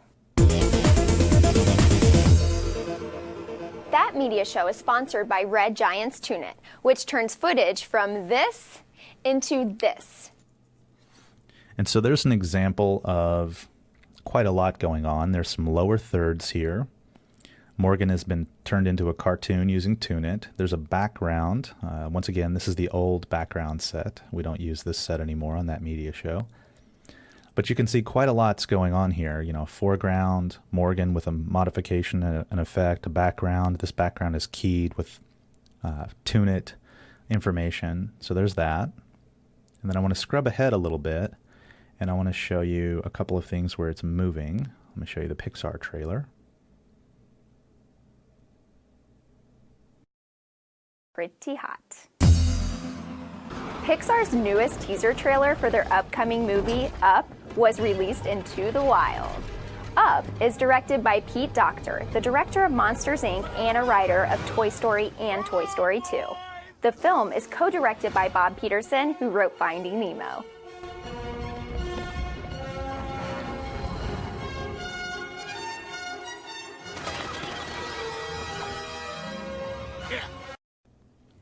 All right. So I want to show you one last thing. So if we go to the very end of this, you can see we have outtakes. Now these outtakes are really such a fun part of the show, and you know, Morgan always does something kind of goofy or silly or fun. And so getting outtakes is actually quite an interesting thing. So be aware as you're editing this that there are outtakes, and we do like those. Oh, and if you're looking to purchase a Red One camera, they are officially available and no longer on back order. There's no wait, starting now. Speaking of horror, Garden of Evil is in pre-production, and the Mandarin thriller Help was just completed. Oh, and True Blood just keeps getting better every episode. I'm Morgan Cullen, and this has been That Media Show. Because that'll give you flexibility. I think that's a good idea. So if you take a look here, you can see a couple of things going on. We list the software that was used. We have this movement here at the bottom. We have Morgan smaller. We have replaced the green screen background with something that's more blue and suited to the rest of the color palette. And then as a joke, I always put in names here, and you can see that the names that are kind of the fun names are actually in a different color. So here we say Paul Zadie and Mike Nichols and David Strapinis, you know. So it's just a fun way of giving props to people who commented or helped along the way with the show.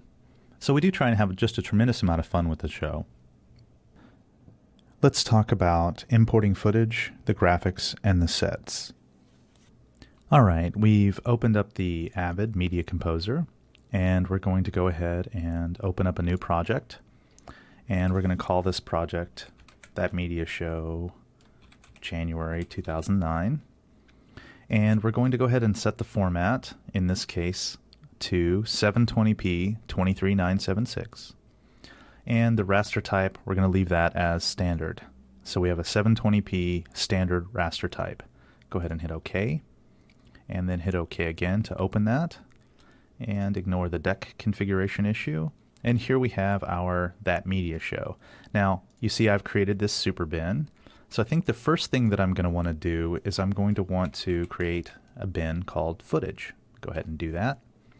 And then I'm going to create another bin called, let's go ahead and call this bin sets. And then we're going to create another bin. I'm going to call this bin graphics. And we're going to create another bin. I'm going to call this bin music. And then I'm going to create another bin, and I'm going to call this bin lower thirds. So now we've got footage, graphics, lower thirds, and music.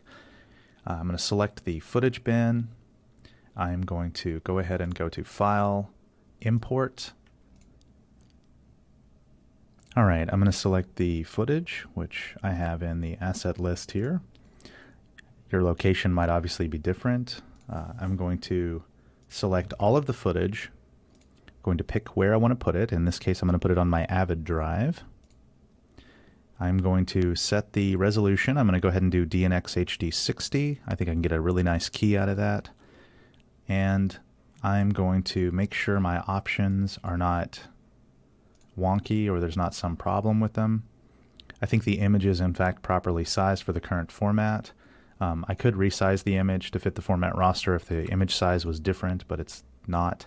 So I'm going to go ahead and hit OK, and then I'm going to go ahead and open. And then our footage will start to import. We'll get audio and video, and this will take a while because importing from H.264 into the DNX HD 60 codec will take some time. But it's good because DNX HD 60 will be a much better format for you to edit the footage with. All right, we've imported our footage, and I just wanted to take a quick look here and let you kind of see what it looks like. Look how beautiful that green is. Nice, vibrant, rich green. That'll be really fun to key. We have a little bit of a compression artifacts here, but that's the nature of the footage that we're looking at, but everything seems to have pulled in just fine. So let's go ahead and go into our graphics, and let's do the same thing. Let's import our graphics. You can see here we have the intro and several wipes. So I'm going to pull in all of those, making sure they're in the same DNX HD 60 codec. Go ahead and hit open. That's going to pull everything into this graphics super bin here that we've created, the graphics bin. This will take just a second. And now that that's done, I'm going to go ahead and go into my sets. I'm going to do the same thing with my sets. I'm going to go ahead and import the sets that we've sent out. Select those. Those are simply JPEG images, but that's okay because they will turn into media files, as you can see here, which is just fantastic. That's what we want. And then we're going to go, and lastly, we're going to go to our music bin and then import the music that was provided. So that's under the audio here. We have 30 seconds through underscores. I'm going to go ahead and open those up. And that'll take just a second. It creates an MXF file. What it does is actually takes that WAV file and wraps it into the media exchange format, which is Avid's native format. So this will be a lot easier to deal with. All right, now that the music is imported and we have everything we need, we can really start taking a look at our script, and we can start taking a look at our edit. All right, so we're going to start talking about editing that media show, and this is part one of several parts. And in this part, we're going to put together a rough cut or a rough assembly, and I'm going to start to move things around to kind of get the pacing and the timing and everything that I need correct. And then we're going to start going into effects and start taking a look at a lot of other things. But also, I want to make sure to show you something that's kind of a bonus for this part of the class, which is I want to show you how to edit to the script. And so what I've done is I've also included a second script, and that script we're going to be using as part of Script Sync, which is a really great tool built into Avid. So let's go ahead and take first a look at just putting together a rough edit, and then let's start taking a look at Script Sync. All right, let's go ahead and look at our setup here and all of our footage and everything. The first thing we have is footage, and then we have our graphics, and then we have no lower thirds yet, and then we have music, as you can see here, all the music we've imported, and all of our sets. So let's go back to footage. The first thing you'll notice is that the sort of the footage is actually the wrong sort order. And it may or may not be for you, but I think that the 11 file is the file that should be the first one. So I'm going to go ahead and I'm going to right click on name, and I'm going to say sort by column ascending. And what that does is that changes the sort order. And you can obviously sort by a lot of different things. If you wanted to sort by another column, like if you wanted to move the columns over and you had a date or something in here, you could sort by date as well. So I'm going to go ahead and look at this first clip here and take a quick look at that. In this clip here, you can see, if you look closely, you can see here, this is roll one, scene one, take one. So this is the first scene that we really want to take a look at. And if we go over to our script, we take a look at our script here, we can see that, hello, I'm Morgan Cullen, and this is that media show for January 2009. All right, that is the first thing that we need to pull up. Now, what I want to do also is I sent you a script, so I want to show you how to pull the script, the actual script that I sent to you. I want to show you how to pull that in. If you look at your bins here, you can go up, you can say File, and you can say New Script, and this will actually import a script. And I actually sent you a script, so I'm going to go ahead and pull that up. Let's see, that's class 5, and it's called TMS January 09 script.txt. So we have a file that's just the rough breakdown of all of the information in the script, but I actually sent you over a script. So if we open that script up, what happens is we pull up something that's part of Script Sync here. And you can see that I have this broken down into an intro and a story, and this first part here is, hello, I'm Morgan Cullen. This is that media show for January 2009. Okay, so I'm going to go ahead and move this out of the way. And then you can see here we have our script up. Right? So what we want to do is we want to find some rough places here where we actually have this hello, I'm Morgan Cullen, and this is that media show. So I'm going to go ahead and do that. All right, we found our endpoint here, and let's go ahead and, let's start playing from that endpoint. Hello, I'm Morgan Cullen, and this is that media show for January 2009. All right, and let's set our out point. And now what we have is we have this particular piece of footage with an in point and an out point. So I'm going to do something that might not make sense right this minute, but it will make sense later. So what I'm going to do is I'm going to grab this piece of footage. Actually, first I'm going to change the name of it. Let's call this, I'm going to call it TMS Scene 1, Take 1, or we can call it, what a lot of people do is, S01.01, so it sorts properly. All right, I want to walk you through an alternate and far easier way to synchronize all of this media here with your script. Now, we happen to have a script, as I pointed out. And what we can do here is we know, for example, what scenes have what pieces of information. I know, for example, that the Hello, I'm Morgan Cullen, and this is that media show, is Scene 1. So I'm going to go ahead and say add a scene. Let's call that Scene 1. And then I know that all the way down here to We Promise is Scene 2. So I'm going to go ahead and say, okay, well, I know that's Scene 2. And then we can continue doing this. I know, for example, that this is Scene 3. And then Scene 4. And I'm going to go ahead and go through all of these and have all of my scenes set up properly so that the scenes themselves correspond to the TMS S0 whatever, or the scene over here on the side. All right, now that we've taken the time to set up all of our scenes, you see here we have Scene 1, Scene 2, Scene 3, Scene 4. That's fine. Let's go ahead and grab Scene 1, which is this TMS S0101. There's Take 1. Let's drag that in. Move that over a little bit. Let's go ahead and grab Scene 2, and I'm going to drag that in. Okay. Now, if I hold down the Shift key, I can select both of these scenes. Now, watch what I do. I go into Script Sync, or Script, and there's a Script Sync option. I go ahead and hit that. We can pick our language. We have Dutch, French, German, Japanese, Korean, Latin American Spanish, Arabic, Chinese, Russian, and United Kingdom English, but Morgan is North American English. So we'll select that. We have audio on tracks 1 and 2, but I know that track 2 is the reference audio, so I'm going to choose the audio on track 1. Any line that contains a capital letter, such as Morgan, I'm going to skip that. I'm going to skip text in parentheses or brackets. I'm going to skip text before a colon. I'm going to skip lines indented less than dialogue. I can select my dialogue here, see, so I actually just select it and hit OK, and it figures out how many characters I've indented for my dialogue.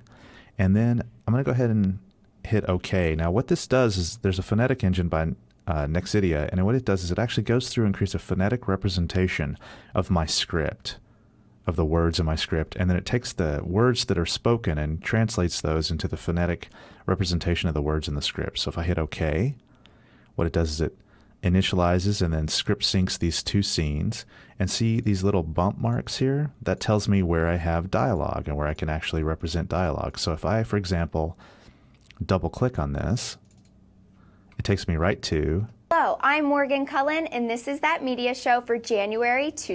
So check that out. Hello. So if I do double click here... This is that media... Notice it says this is. It gets me right to... This is that media show... This is. Show for January...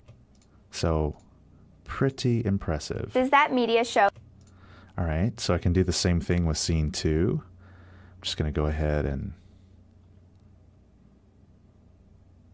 select that all the way down. There we go. So I'll grab Scene 2 here and I'll drag that in. And then I'm going to go ahead and go into Script Sync. And I'm just doing these one at a time. You can actually do them all at once. I'll hit OK, and it goes through and it script syncs this big chunk of script, puts all of these markers for each of the lines. So if I want to go to Bedtime Stories. Bedtime Stories. See, look at that. Isn't that impressive?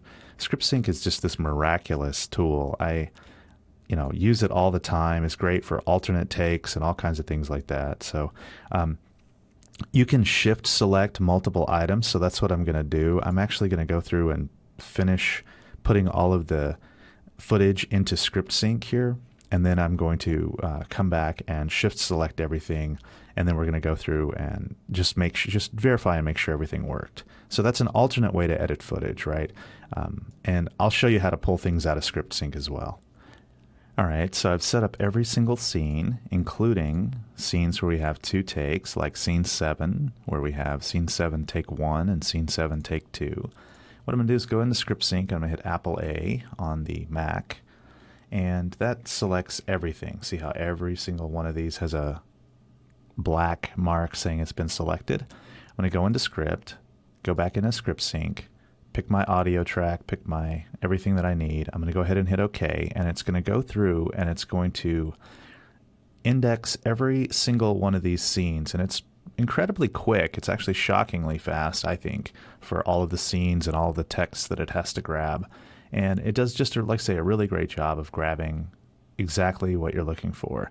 So once that's finished indexing here, we can go in and we can grab any piece of dialogue, like the Star Wars trilogy. Let me double click on that. Let me go ahead and play it. Have you seen the Star Wars trilogy? Okay. So if I want to say right here that, oh my God. That, oh my God, I just wet myself. See, there you go. So if you want to grab the whole scene here, what you can do is you can simply grab all of the lines here and double click. Then it pulls them up. Let's see. Who has never seen Star Wars told by kind of way. So that grabs an in point and an out point. Watch it. You won't regret it. So I can do that for any of these scenes here. If you love Star Wars, See, it grabs child. in points and out points for everything. So that's really great. So now we can start assembling our footage. So hello, I'm Morgan Cullen. I'm Morgan Cullen. Hello, I'm Morgan Cullen, and this is That Media Show for January 2009. All right, let's step away from script sync for just a second.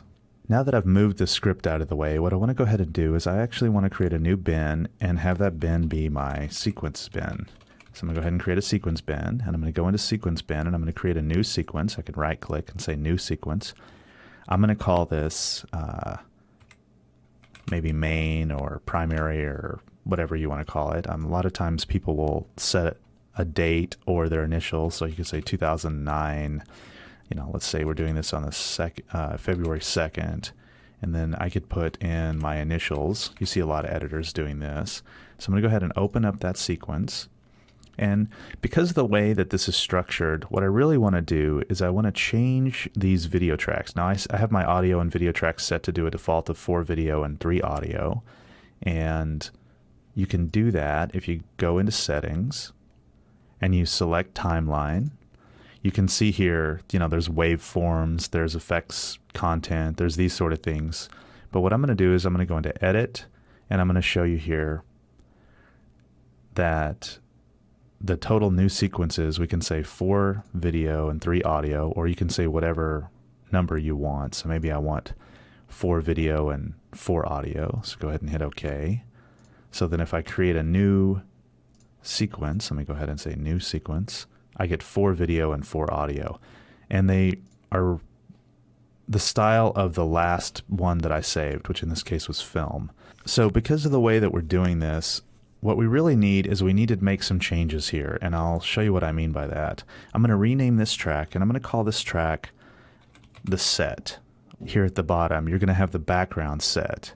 Okay, now that's our background. So what we really want is we want that bottom layer to just be the background that we use, and the bottommost background. So I'm going to go ahead and change that from set to background. And remember, the way that this works is it goes from top to bottom. And so if you think about it in the way you think about Photoshop layers, your topmost layer will be your topmost video, and then we're going to key some of these pieces, and so all the pieces behind it are going to fall through that key.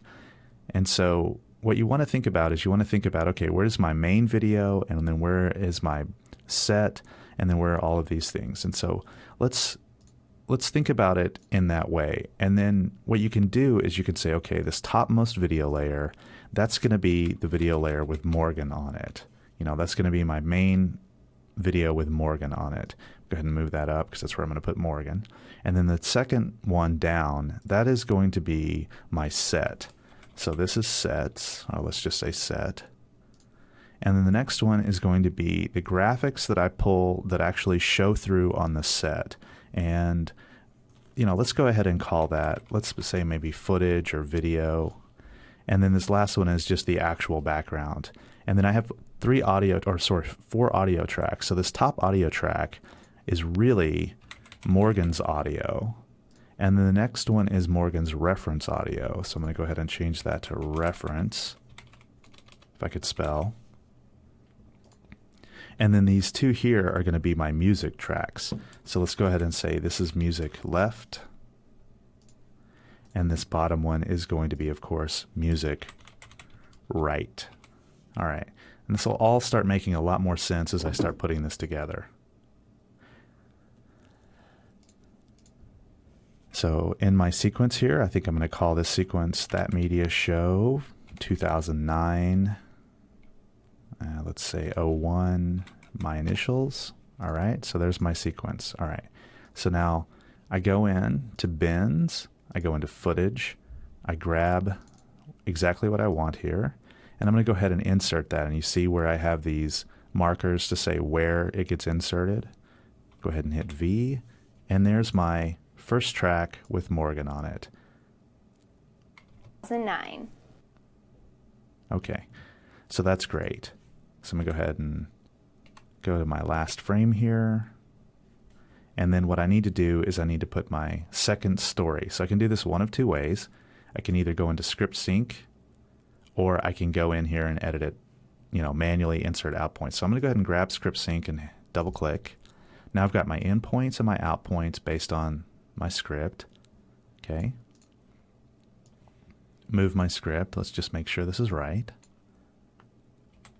I'd like to start the show by saying, for those of you who went to see Twilight last year, that we here at That Media Show are truly, deeply sorry for ever mentioning it at all. Whoa.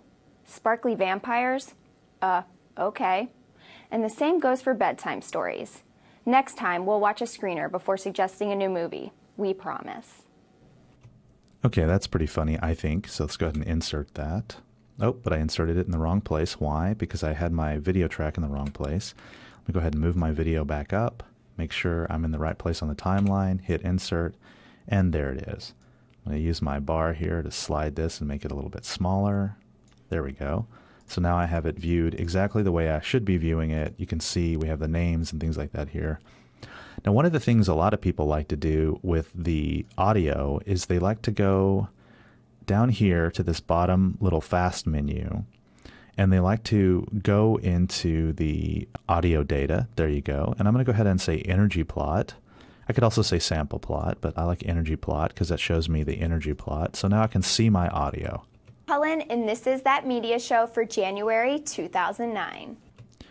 So the one thing I want to do is, you know, I have both of these audio tracks are basically exactly the same. Like say one's reference and the other one's the actual audio, but both of these look about right. So I'm going to leave those alone for now, but we're going to come back to the audio tool later. So if you think about the way that That Media Show worked, we had a couple of things going on. The first thing is we had an intro, right? And that intro was the intro to the show. So what I'm going to do is I'm going to go ahead and move my audio tracks down. I'm going to create a new video track. I'm going to call this new video track bumpers or graphics or whatever you want to call it. Bumpers is kind of nice for me. I'm going to move my video up. And what I'm going to do is I'm going to go ahead and find the bumper that I want to start with, which in this case is TMS intro. Open that up. I'm going to set an in point. Go to the last frame, set an out point, and I'm going to hit V to insert. And what happened? Well, that's not what I wanted. So let me go ahead and move that back. So what I want to do is I want to make sure that when I do an insert, I have all of my tracks selected so that the insert actually inserts across all of the tracks. So if I hit V to insert, look at that. That's exactly what I wanted. So let's go ahead and watch that really quickly.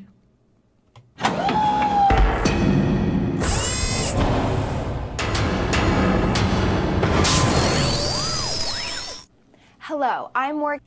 So that's about perfect. I mean, the one thing we have a problem with is the audio, and we'll get to that later. But right now, I just wanted to show you exactly how that would get inserted. And so the next thing we need to do is we really need to think about, okay, what are the tracks that go below this particular track? All right, and how does that work? So the first thing we know for a fact is that the sets, we're going to start her out on this basic set here, this set right here. So what I want to do is I want to grab that set, and I can drag it in, I can do whatever I want. But what I'm going to do is I'm going to set a in point, and I'm going to go a little bit over and set an out point, and then I'm going to drag it in, or I'm going to do what a lot of people do here, which is go to background and hit B. All right, so I'm going to deselect everything that I'm not using. All right, so I've deselected everything I don't want, and what I'm going to do here is I'm going to put that background in here, just this one track. So I'm going to go ahead and hit B, and that writes my background. But you can see it's too long, so I'm going to go into trim mode. I'm going to grab the end here, hold down my Apple key, and that snaps it.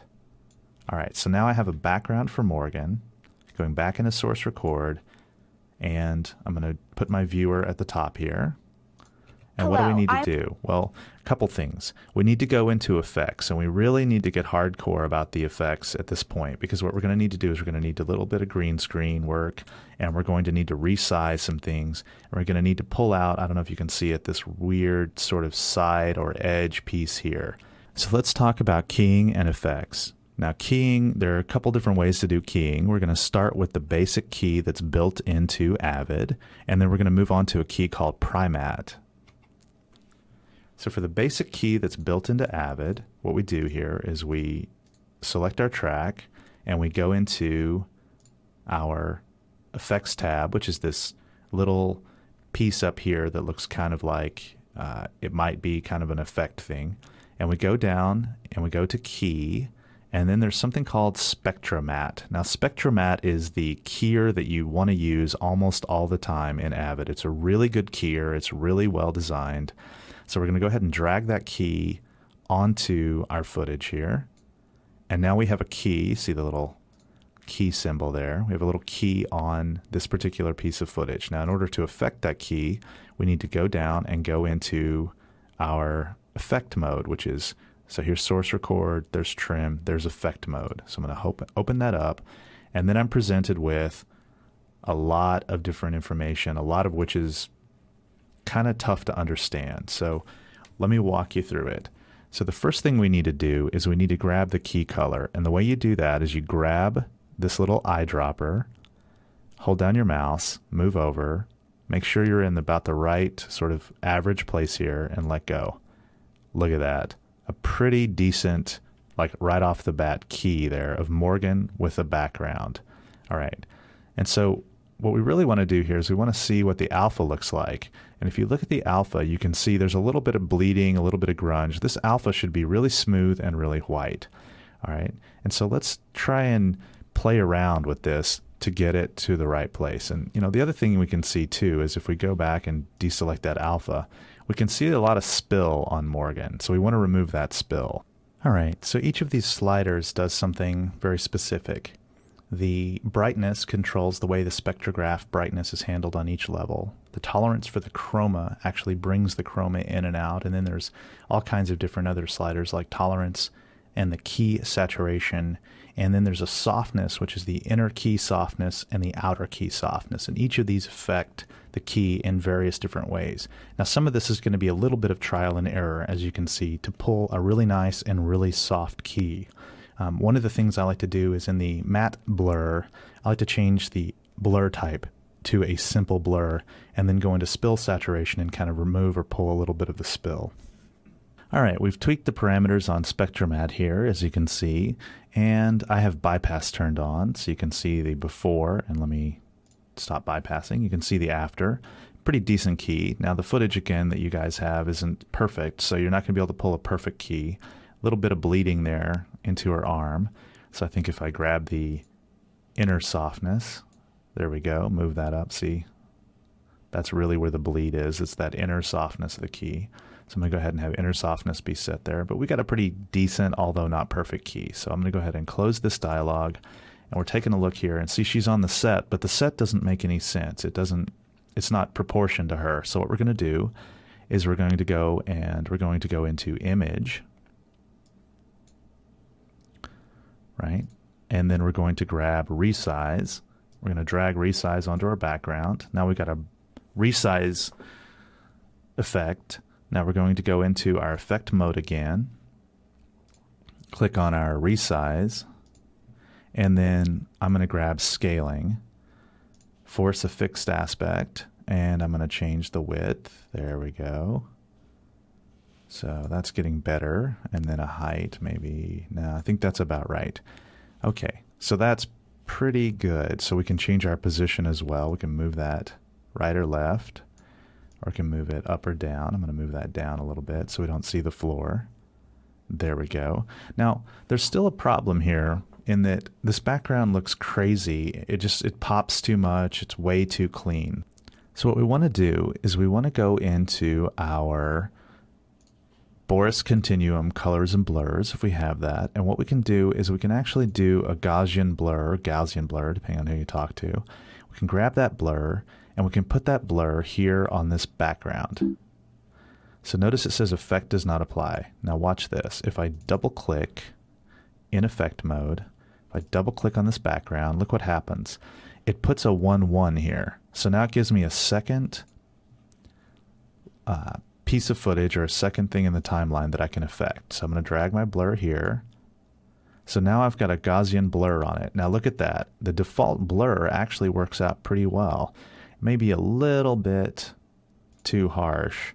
So I can actually change my horizontal blur. I can change my blur thresholds. I can change my deviation. So what I'm going to go ahead and do is I'm going to say, yeah, I'm going to, apply it to all of the different sort of normal things.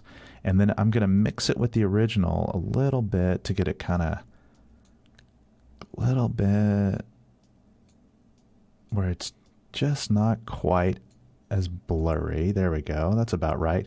So now it actually created this kind of fake depth of field, which looks pretty good here. All right. So now we have this. So now what we want to do is we want to go in and we want to take a look at it. Hello, I'm Morgan Cullen, and this is That Media Show. So look what happened. The background goes away. Well, why is that? Well, if you take a look here at render effect, right, we can select what we want to render the effect against, right? So let's go ahead and say Morgan and background. So I'm going to hit render effect, 2 effects to render. What is my effect source drive? We'll actually want it on Avid, because it renders the effect to the drive that you specify. I'm going to hit OK, and it creates the video effect for what we just modified. And now that that video effect has been created, let's go ahead and do a quick play on this. That would help if I moved the view up. Let's go ahead and hit a quick play on this.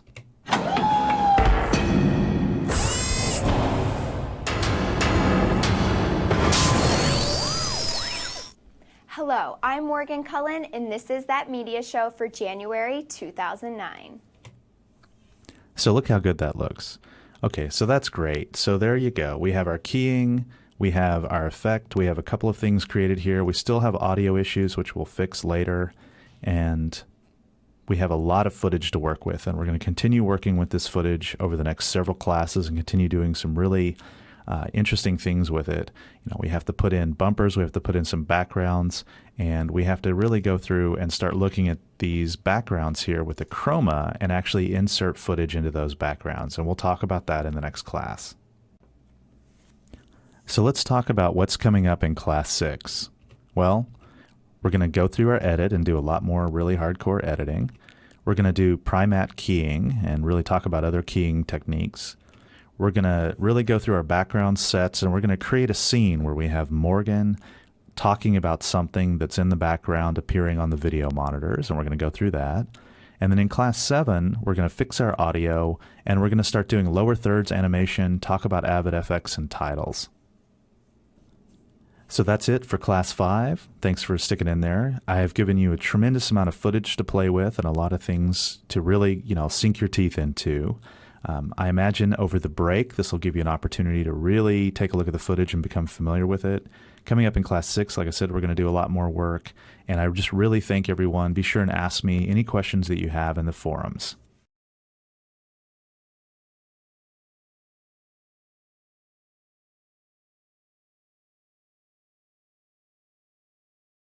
Hello, I'm John Flowers, and this is Avid 101, Avid for Indie Film and Commercials. You are watching Class 6. In this class, we're going to continue using the footage that you could have or should have picked up with Class 5.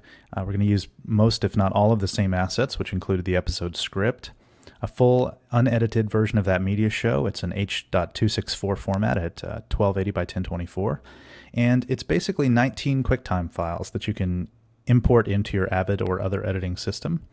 There were 5 high-quality graphics included, some chroma sets, and a lot of WAV audio files. Now, assuming you have these or you just like to follow along, this class, what we're going to do is we're going to really dig into that edit. We're going to dig into what I'm calling the edit part 2, which is much more of a complete edit of the full version of that media show. And we're going to talk a lot about combining footage and graphics. We're going to talk about how footage and graphics can go together and look like a seamless transition between the footage that we've edited or the footage that we've shot and the graphics that we have for this particular program. We're going to talk about layers and backgrounds and how those kind of stack and work together. We're going to start exploring the effects tab and learn a lot about all the different effects that we can use, but mostly we're going to focus on resize and blend. And of course, we're going to talk about other effects as well. So let's get right into editing that media show, part 2. But before we start, I would like to show you a little bit of footage from the Kindle announcement. The Kindle 2, Amazon's wireless reading device, was announced. And the Kindle 2, on their Kindle page, they actually have a guided tour, but they also have customer testimonials. And these customer testimonials of the Kindle, these images include what was presumably people shot on a green screen, and they've done a white backdrop like you might see in other shows. And what I wanted to do is I wanted to kind of walk through a little bit of just a couple of different things that I saw here. So if you take a look at these, I want to show you what effectively amounts to what I would call bad green screen. So take a look at, and this isn't to point out any particular person, but take a look at the hair.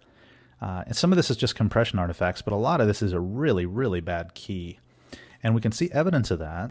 If we take a look here at this particular image, we can see some pretty serious evidence of a key gone horribly wrong. You see here, hair actually fades off into the distance, but then it kind of gets a spattering of hair as well.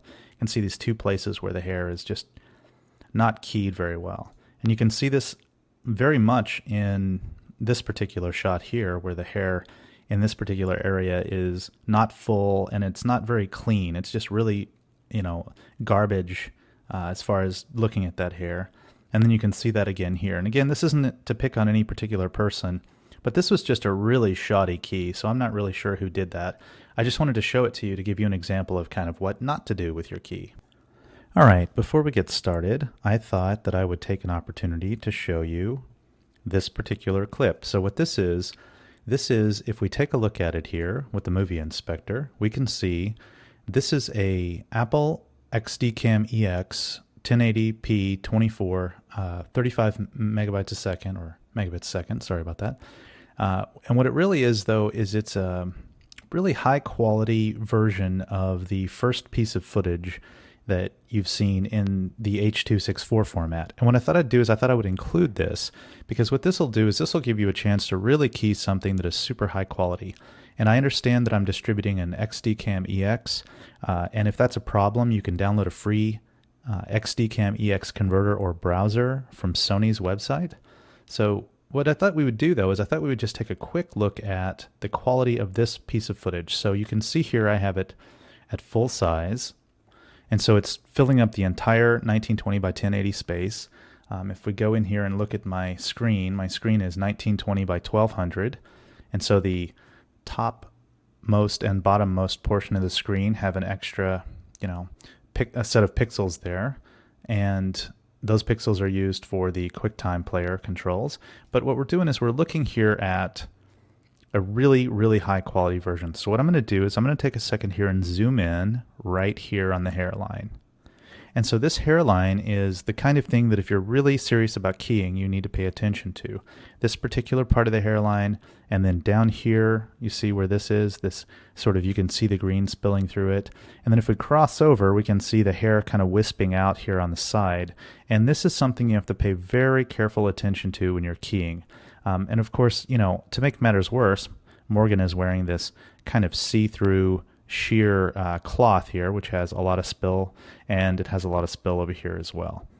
However, take a good look at the details here. You can see the different colors. She's wearing 2 different colors of black, which you normally wouldn't do, but we did it for the purpose of this, you know, particular illustration. And so you can see, you know, there's this belt coming down. There's all of this detail here in her clothes, and these are the kind of details that we need to really focus on preserving when we do a key. All right, so let's take a step back into Media Composer. All right, for the purpose of this particular project, or this particular thing that we're doing, we're actually going to create a new project. So we want to create a new project, and I'm just going to call this TMS, let's call it XDCam, because it's the only thing we're doing is this XDCam. I'm going to change it to 1080p 23976, and I'm going to leave the raster type as standard. I'll go ahead and hit OK and open that. And now we've got a project which is at 1080p. So I'm going to go ahead and change the video quality here to high, and then I'm going to import the footage, which is called TMS090101-xdcam.mov. I'm going to change the codec in this case to DNX HD 175 because I'd like a really high quality. 115 will work as well, but I'm going to do 175 because I want to do some keying. Go ahead and hit OK, and it's going to import the footage. Now that our footage is imported here, you can see it. Let's go ahead and open it up, and I'm going to find a scene here where she starts talking right about there, and I'm going to go ahead and use my JKL. So let's go ahead and okay, go back a little bit, set an endpoint. Hello, I'm Morgan Cullen, and this is That Media Show for January 2009. Stop on that great smile, hit O for an out point, V to insert, and now we've got our footage inserted on the timeline. And with our footage inserted on the timeline, what I'm going to do is I'm going to go up to my Effects tab, just as we did before. I'm going to go down into Key, grab the Spectromat, drag and drop that onto the footage. So now I've got this key here. I'm going to go into Effects mode, or Effect mode, and I'm going to take a look here. I've got my spectrograph, which is totally in the wrong color, and we're going to do a little work here. So I'm going to grab the eyedropper, hold down the mouse key, drag it over here, find kind of a nice even mid-green, and let go. And look at that. Because the footage is so high quality, the key is actually really, really great here. Now we have a little bit of spill. Now part of this is my fault because I backlight my subjects, which is a little bit crazy, but the backgrounds that I use actually work really well for that. So what I'm going to do here is I'm going to show alpha, and you can see when I show alpha we have a little bit of spill here, a little bit of this grunge or this matte that doesn't work. So what I want to do is I want to change the basically tolerance here. So if I grab that and move that forward, you see the, I don't know if you can tell there, but see this sort of grunge part of it actually cleans up a little bit. And there we go. We got a nice hair, got a nice everything there. So let me go back to my image, and we've got a nice key. However, we still need to get rid of some of this bleeding around the edges, and there's a lot of different ways to do that. However, I've found that a lot of times just a nice little outer softness, just do just a little bit there without bleeding too much into the hair and stuff, and there you go. Now you've got it. And you can see here on your spectrograph, it looks pretty nice. You know, we could do things like modify the key saturation as well, so that cleans it up, but also if you look into that, it kind of cuts into the hair a little bit more than we want. See here, see the hair gets cut kind of hard. We could just do that a little bit. And then we could do some other things like, you know, change the spill angle and things like that. But I think we've got a pretty good, for our purposes here, a pretty good matte albeit with a little bit of a background. So maybe I'll change the softness just a little bit there. Actually, maybe I'll change the inner softness a little bit. But I think we've got a pretty decent key, at least to start with. I mean, like I say, we can clean that up a little bit, but right now I think it's pretty much where we want to be. Now, if we compare that to our other footage, which isn't quite as high quality, you'll see exactly what I mean when I talk about the difference. But before I do that, I want to show you a different keying solution. I want to show you something from Red Giant. It's called Primat. This is a really great keying solution. I'm going to go ahead and drag that in. I have that installed here. You can get a free trial at Red Giant Software and just play around with it, but we're just going to do a quick little key here. Now, there's a couple of different ways to do this. One is what's called auto compute. And auto compute, what that does is you click on it and it automatically computes the best key. And that's not too bad. We've got a lot of spill, so let me go ahead and reset that. And then I'm going to select background color. And I'm just going to go ahead and grab some of the background here and let go. That's not too bad at all, actually. Got a little bit of this weird vignetting in the background, but that's okay, and she's changed color. So, but we can fix all of that. All right, in looking at Primat controls are quite a bit different. What you basically have is you have these basic controls here where you can pick background color and foreground color and fine tuning and all of those different things, and those are all based on kind of a gesture. But what we really want to do here is we want to just go ahead and hit auto compute, and that'll get us pretty darn close right away. Now we can see here we got a lot of what's called spill. See the spill here, this green spill? And the way to fix that is to go ahead and go into Spill Killer, change it to green because we have a green background, and make sure that we push the strength up a little bit. And that strength is going to be the strength of the spill that we're killing. So you can see it really kills a lot of that. Now the other thing we probably want to do is we want to go in and do some grain controls. Now if you click on grain controls, the nice thing here is a lot of this is kind of based on grain. So I'm going to go ahead and say these grains are small, and I'm going to go ahead and push that up a little bit more. That's too much, obviously. Go ahead and grab the median. Yeah, maybe that cleaned it up a little bit, maybe it didn't. So there are a lot of different ways to really clean this up, and I'll leave it to you to go to Red Giant's site and look up a lot more, and also watch the tutorial over there because there's a lot more information there that I could possibly walk through. But Primat is a really, really good tool for kind of cleaning this stuff up. I mean, the one thing that we're still having trouble with here is we're still having trouble with these sort of artifacts around the side. So there's a de-artifacting option, and you can actually go in and say, oh, well, this is HD cam footage. And you notice, let me go ahead and turn that back off. You notice here if you take a look here, I'm going to go ahead and zoom in. You see this problem right here? Well, that's because the footage is not really nice, clean, square pixel like a red or film footage. It's from XD cam. So if we go to de-artifacting and we select HD cam, which is close enough, go ahead and hit OK. Watch how it cleans that up. So now we have this really great key. And, we can go ahead and clean up a little bit more of the spill if we want. Change the tolerance and the range and really clean up that spill. So now we got this great image of Morgan. Everything looks really, really good. And so that's Primat. And I really like Primat. I use Primat a tremendous amount in all the work that I do. And I just want to show you here real quick. I'm going to go ahead and move this up to another layer. And then what I'm going to do is I'm going to go ahead and import a background. So I'm going to go into my assets and I'm going to do a background here, the background that you've already seen before. And I'm going to make sure it's the same resolution, DNX HD 175. Go ahead and open that up. It takes just a second. And then I am going to open that up here. I'm going to go ahead and set an endpoint and set an out point. Make sure my track is selected here, and then deselect the tracks that I don't want to overwrite. Go to the beginning of my clip and hit B. And you see that's a little bit long, and that's fine. I'll show you how to fix that. You go in, and what you do is you go into the roller mode, or the trim mode rather. And remember, if I hold down the Apple key, it really snaps, and you could show you that again. If I hold down the Apple key, it snaps right to where I want it, and I let go, and there we go. Now we've got a background. So let's go ahead and take a look at that. Let's go into source record mode, and there's Morgan on the background, and man, look at the difference.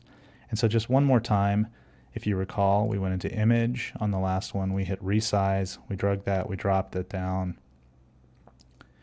We went ahead and went into our effects. We scaled this using fixed aspect ratio. Go ahead and drag that a little bit to make it bigger. That's good. Go ahead and change the position.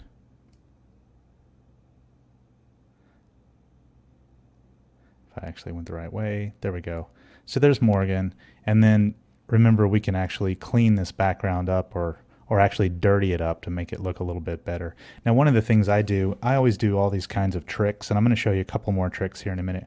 One of the tricks that I did is I guaranteed that the background had some green in it. So if there were any green spill at all, what would happen is that it would seem a little bit like the light from the background kind of tricked that green in. So I'm not saying everyone can do that, but certainly that's a great way to get around some of the problems that you have if you can't clean things up or if you're doing things really, really quickly. So now that I've thoroughly beat you up with information about pulling a key and a couple of different ways to do that, how about we go in and we start taking a look at the January 2009 episode of That Media Show, and we look at some of the assets and how to interact with them. So I'm going to go ahead and open the project, and if you recall, we had a script and these other things. I'm going to move the script out of the way for a minute, because what I really want to do is I want to talk about a couple of different things in the show. So the first thing I want to talk about is this bumper that we created.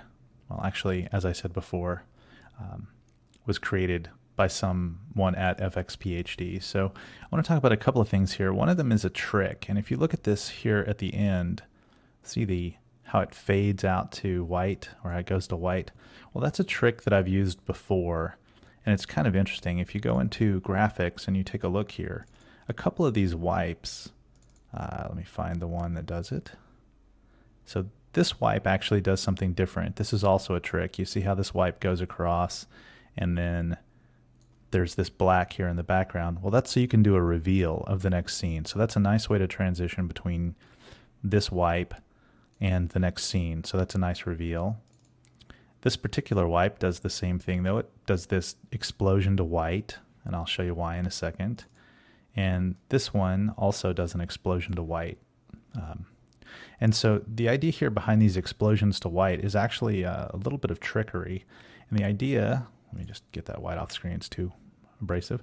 The idea here is when you blow this thing out to white, what you want to be able to do is you want to be able to go into the next scene and have the user or the viewer not really realize what's going on. So in order to do that, what I really need to do, I need to move this footage down. So I'm going to go ahead and hold down the Apple and the Option key and move that down so that it snaps into place there. And what we're going to do is we're going to go into our effects tab here, and we're going to go into our blend effects. And if you look here, there's a dip to color. I'm going to grab that. I'm going to place that between the two clips. There we go. We're going to size that to fit. And I'm going to go into my effects mode, look at that dip to color, and then I'm going to look at the background color. And if I click on this button here, it pulls up my color palette. And I'm going to go ahead and grab a white, hit OK. Now let's take a look here. All right, so if we take a look here, let me go back into our source record mode. Notice how it does a little bit of a blend, and then Morgan appears. So in that way, we're kind of tricking the viewer into seeing a seamless transition, even though we went from this crazy robot to Morgan.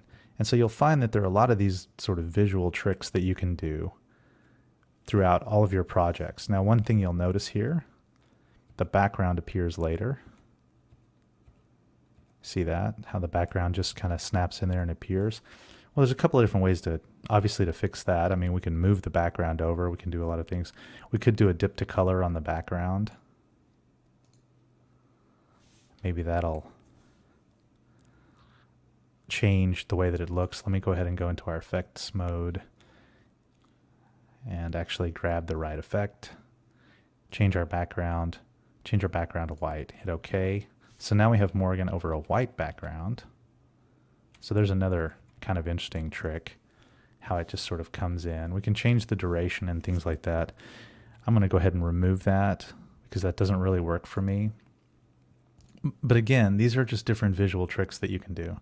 And so what I'm going to go ahead and do is I'm going to go ahead and move this background, holding down the Apple key. And then I'm going to go into my trim mode, grab the rollers here, grab this roller rather, go ahead and move that over, holding down my Apple key to snap it. And that should look a lot better. Let's go ahead and go back into source record, get myself out of segment mode, and let's take a look. There we go. So see the visual trickery because we're in layers. Now it looks like Morgan appears with the background. And because this fade color is above the background, it fades Morgan and the background at the same time. Like I say, just a nice visual trick. So I'm going to go ahead and select all of this, and I'm going to hit render. I'm going to render the effect here. And now let's watch that playback.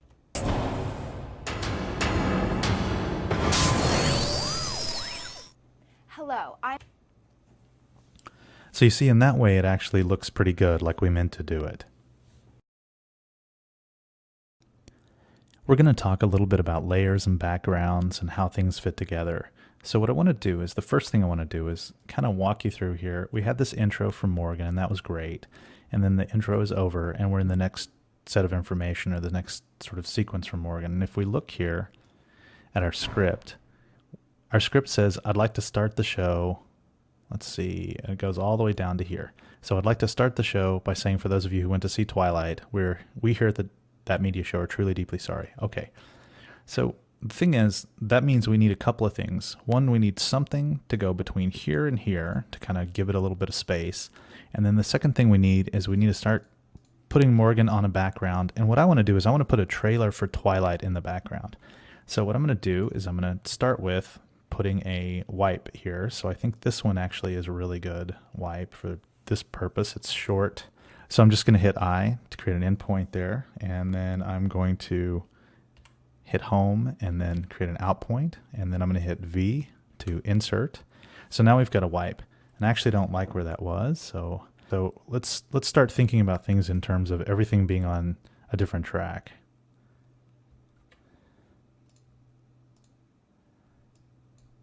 All right, so what I'm going to do is, after I have my in point and my out point here, I'm going to go ahead and hit V to insert that on my bumper track. Now, that's great, except if you play it, there's no audio. So that's where we go into our bins and we look at our music, and we have audio here. We've got some really interesting audio that's really meant to work specifically with this. So we have some 6-second audio here called Livewire Stinger. So I'm going to go ahead and grab that audio, create an endpoint, hit our home key or last frame key, create an out point, and I'm going to go ahead and insert that music.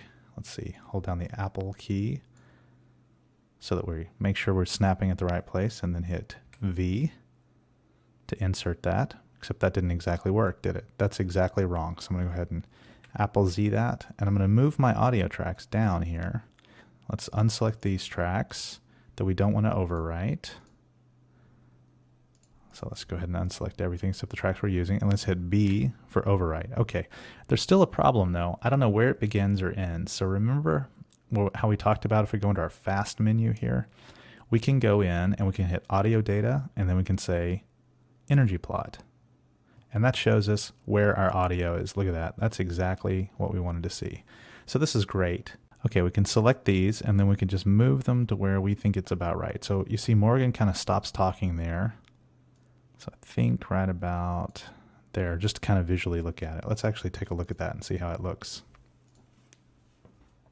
2009. I'd like to start the show by saying, for those of So it's way too long.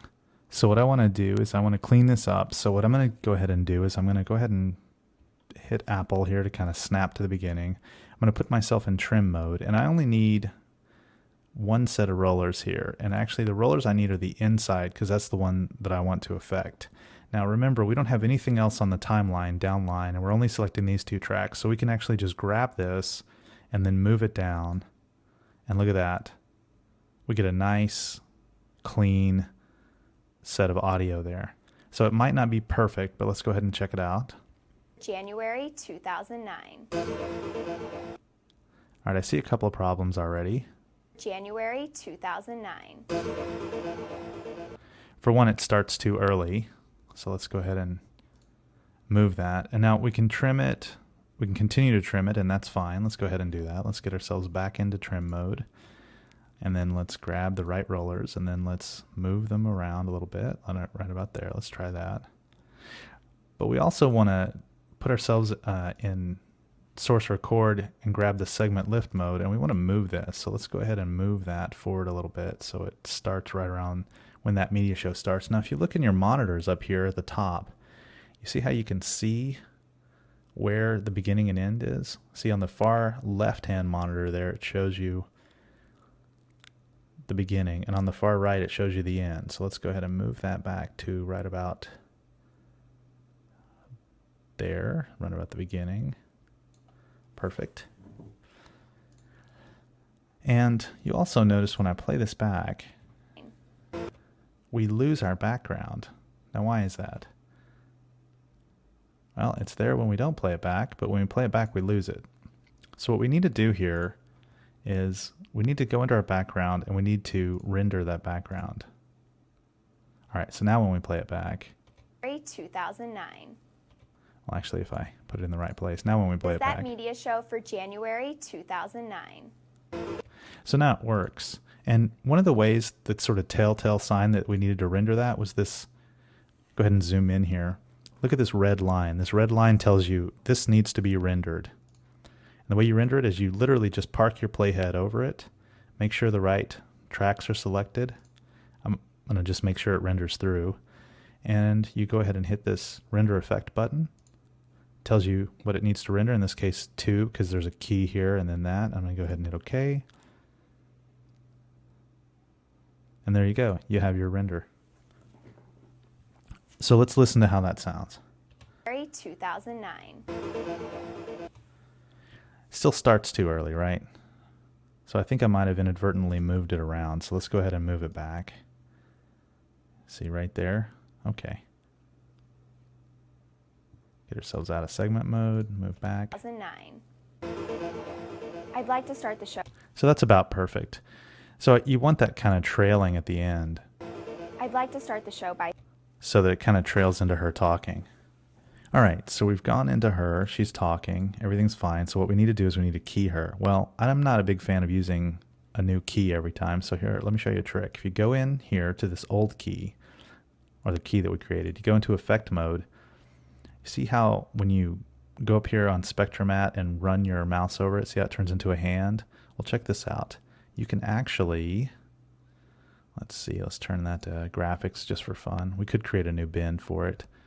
In fact, let's do that. Let's create a new bin. Let's call that bin effects. Now we've got an effects bin. And all I can do is I can drag that Spectromat in there. And I'm going to call that TMS key. All right. So let me go ahead and close that. So now check this out. Anytime I want to use TMS key, I just grab it and drag it onto my footage.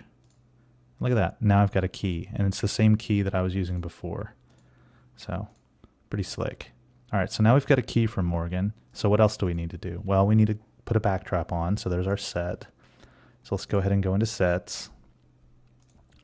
Let's see. Let's take a look at the set here. I think she's probably on maybe this one right here. So let's grab this set. Let's go ahead and set an in point and an out point just for grins. Let's do a start here. And I don't want to overwrite any of this stuff, so I'm just going to go ahead, move my video to set, deselect everything I'm not using, and hit B. Okay, so now I've got my set. My set's not quite long enough, so I can go into my trim mode, grab my rollers, and just hold down the Apple key and trim to the end there. Okay. So now we've got this set. We've got Morgan on the set. It still doesn't look right though. We got to make it larger. So let's go ahead and do that. And if you recall, we had this set of keys here, this resize. So let's do the same thing we did before. Let's go into our effects. Let's grab our resize, see how it turns into a hand. Let's drop that into our effects bin. Oh, well, we have to have it open. Drop that into our effects bin. There's our resize. So now we can drop that. And we've duplicated everything just fine. Let's go ahead and take a look at this. So it's not quite big enough. So that's not the right resize for that. So let's go back into our effects. If I could actually click on the right effect, that'd be great. Let's go ahead and go into position. And let's move that position down, and let's move it over so that you get enough of it where you can see that she's actually standing in front of a screen. Okay, so now what do we need to do? Well, we need to do a lot more actually. So let's go ahead and in our effects mode, let's double click on this and notice it creates a second effects layer. Let me do that again. So we go in and we see here we have this effect, and we can't apply another effect. In fact, if we tried, I'll show you, if we try to drag another effect on there, it says effect does not apply because you can't apply two effects at once. So, but what you can do is you can go into effect mode. This track is highlighted. You can double click that track and it creates a secondary, a 1.1 version of that track, which you can apply an effect to. So let's see how our key looks here. So that's not too bad. That's actually a pretty good starting key. We need to clean that up, of course, but go back into this other effect here and scale this differently so that we have it in the right position. So I inadvertently moved it apparently. There we go. That's about right. All right, so let's just start with this. Let me close my effect editor, go back into source record mode, put our playhead back up, and let's take a look. Media show are truly deeply sorry for ever mentioning it at all. Whoa. Sparkly vampires? Okay. So that's not too bad, but here's what we still need, and this is where it's going to actually get kind of fun. I'm going to create a new bin, and this bin is going to be called background footage. So there we go, we got our background footage bin. So check this out. If you right click and import, I took the opportunity to download the Twilight trailer from Apple's website. That's just a QuickTime file, and I'm going to go ahead and import that here as DNX HD 6D for fun. Pull that in. It'll do a quick pull in. It's kind of a long trailer, so that's kind of a bummer. All right, we've got our Twilight trailer pulled in, and what we're going to do is we're going to find a couple of choice places here. Actually, I think this is pretty funny, but what we really want to do is get it to the point where it's kind of psycho. So we know we want to end there. So let's go ahead and using our JKL, let's go ahead and create an out point. And then let's go back. And how much do we really need here? Well, all right, if we start here at the beginning, we look at our time code, we're 15 in. And if we go to the end, we see that we are 38 in. So we need, what is that? 15, and so we need 23 seconds. So let's go ahead and see if we can't grab 23 seconds. So if we start here, we can see that we're at 1 up here. Take a look at the center duration. So we can go back, but that's in the wrong thing. That's in frames. So let's go ahead and click on it, and look at that. It's in seconds. So let's go back and let's grab about 23 seconds. So there you go. So we'll set an endpoint. Go back to the beginning here. Change to where we're in footage. We definitely want to write where the music is. We don't want to overwrite this particular piece of music though. So what we should really do is we should really create another set of audio. So let's go ahead and do that. New audio. New audio. All right, so now we've got audio. So we should probably rename this to background left. And this one can be background right. And now when we write, we can write it to this, or when we insert it or overwrite it. So let's go ahead and hit B for overwrite, and now we've got it. Now, I was off by a little bit here, just barely, as you can see.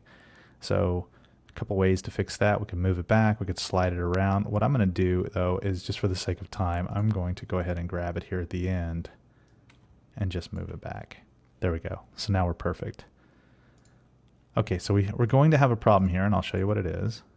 That background is way too loud. So I'm one of these people that I like to do things as they're happening. So I'm going to go ahead and go into Tools. I'm going to pop up the audio mixer. All right, so if you take a look at the audio mixer, you see there's a problem here. There's no audio. So there's audio on the first two, but there's no audio on the second two, and then there's nothing. So if you go ahead and you see this little 4 number of mix panes, if you click on that, it pops it open. Now you got 8. Now you got all your mix panes. So now what you can do is you can grab your audio and actually take it down. So now let's listen. Who went to see Twilight last year? So maybe a little bit louder, not much though. That we here at That Media Show are truly, deeply sorry for. Yeah, so that's definitely going to be a little bit too loud. So let's take a look at our audio mixer again, and let's just make sure we're kind of in between there. So I think 29 sounds good. By the way, if you click on this, you can actually type in a value. So I could type in -28, -29. There we go. So let's listen. For those of you who went to see Twilight last year, that we here at That Media Show are truly, deeply sorry. Okay, that's perfect. So now we got a couple of things we need to do. Let's go back up. Let's select our set. Now look at that. Our set is bleeding through exactly the way we want, except here's the problem. It's too big. So what we need to do is we need to resize our footage. So let me get the audio mixer out of the way. Let's go ahead and go in. Let's go ahead and grab our image and resize. And I'm going to drop that on and then take a look at it here. And what I'm going to do is I am going to open up our effects, do a fixed aspect, and start scaling this. So let's see, that's too much. There we go. So see that bounding box? You can actually, a lot of people don't know this, you can actually grab that bounding box. Pretty cool. All right, so let's take a look here. I'm actually going to scale that down a little bit, move that over. There we go. Let's see how that looks. So let's take a look and see what happens if we render this. Get this out of the way. All right, now that we've done a quick render, let's take a look. Show by saying, for those of you who went to see Twilight last year, that we here at That Media Show are truly, deeply sorry. See, now that looks like Morgan is in front of a screen and the screen's playing. So it's nice. It's just a couple of layers, just a couple of effects, and you can do it pretty quickly. And then we kick the sound down and everything's fine. Now Morgan's a little quiet, so we might want to kick the sound up on her, but you get the basic idea. So I thought I'd take a moment and talk about what's coming up in the next set of classes. In Class 7, we're going to talk about the title tool and marquee. Now the title tool and marquee are kind of Avid's answer to what you might think of as motion, or you might think of as some of the After Effects work. And the title tool is interesting, and it's really good for some quick work. And marquee is very interesting if the interface is a little unwieldy. So I thought we would dedicate basically an entire class to talking about the title tool and marquee, because there's just a lot to cover. In Class 8, we're going to go over color correction, and we're probably going to pull in some footage from the feature film or commercial that we shot and really talk about color correction and how to do color correction. In Class 9, we're going to talk about audio, and we're going to talk about levels and doing audio automation and all of these other things. And then in Class 10, we're going to review some of the submissions that have been made, and we're going to talk about some advanced editing tips and tricks. Thanks for hanging out and watching Class 6. Hope to see you next week. Be sure and ask me any questions if you have them in the forums. Thank you.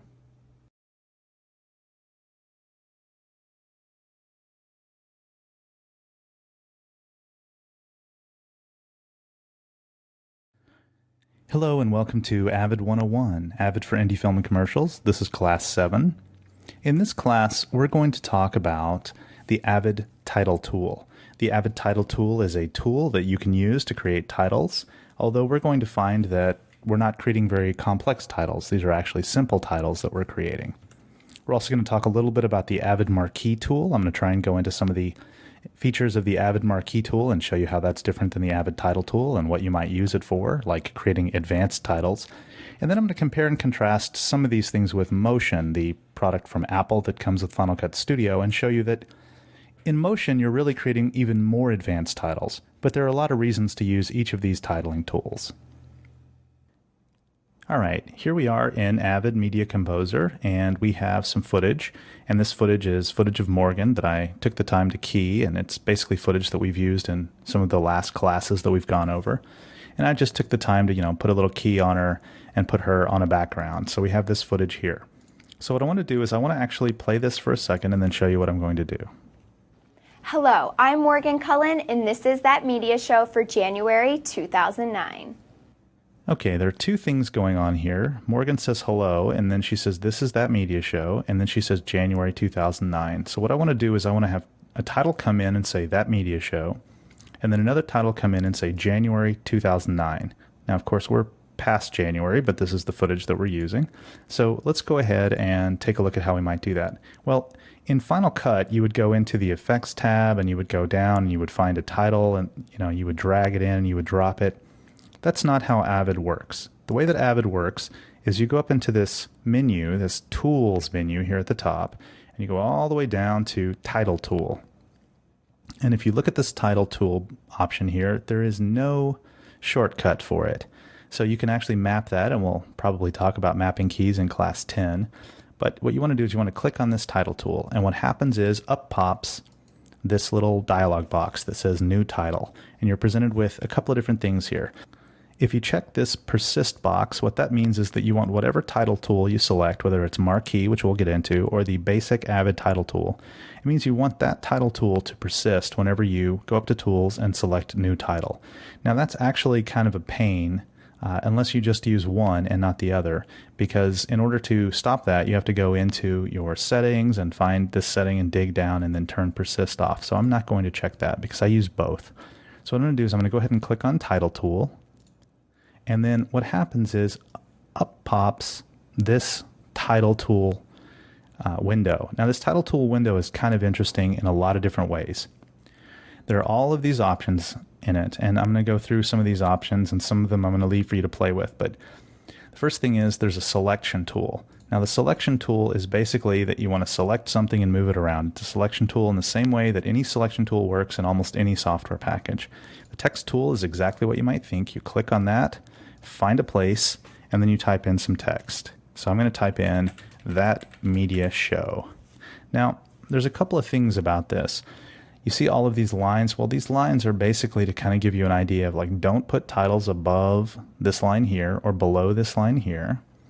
There's a background, and the thing I want to point out about this background is a reference background. So it's basically the background where the title will appear, so you can have it as a reference. It's not actually part of what you would be doing for the title. So I'm going to go back and show you if I change here to, let's see, this is That Media Show right there. So if I change it, and then I go back into my title tool, notice it updates. So I'll change it again, and then we'll go back into the title tool. Notice it updates. So it's just a reference. All right, so we have That Media Show.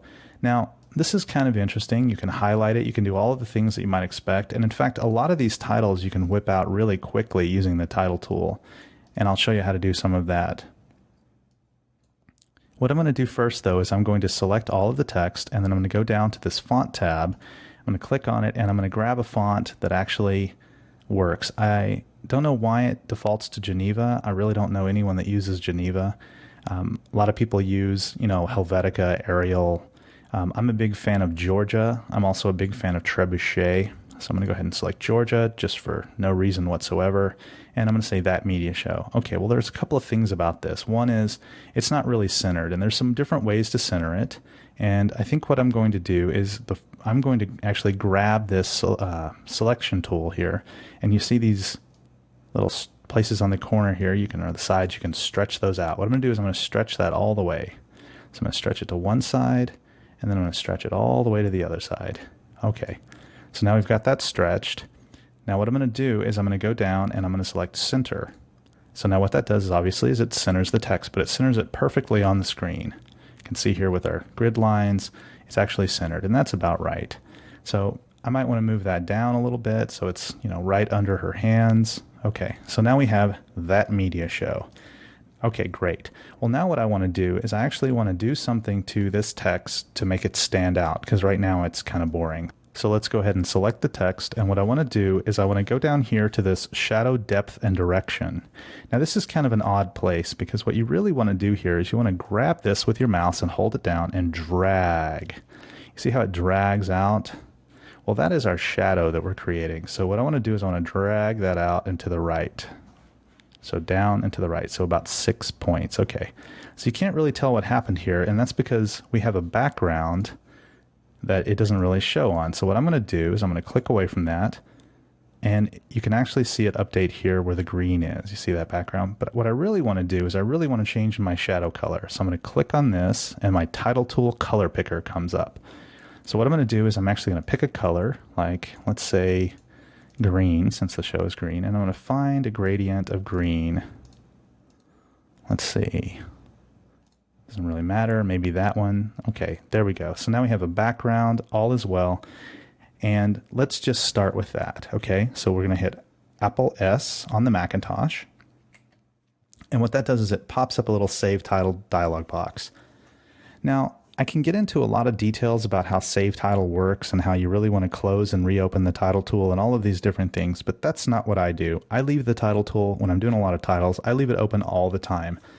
And so what I know about the title tool is it basically saves the title with the same name that I used before, right? So what I like to do is I like to choose a nice name, a common name that I'm going to change, and it kind of lets me know to change it. So I'm going to say, let's see, let's call this 00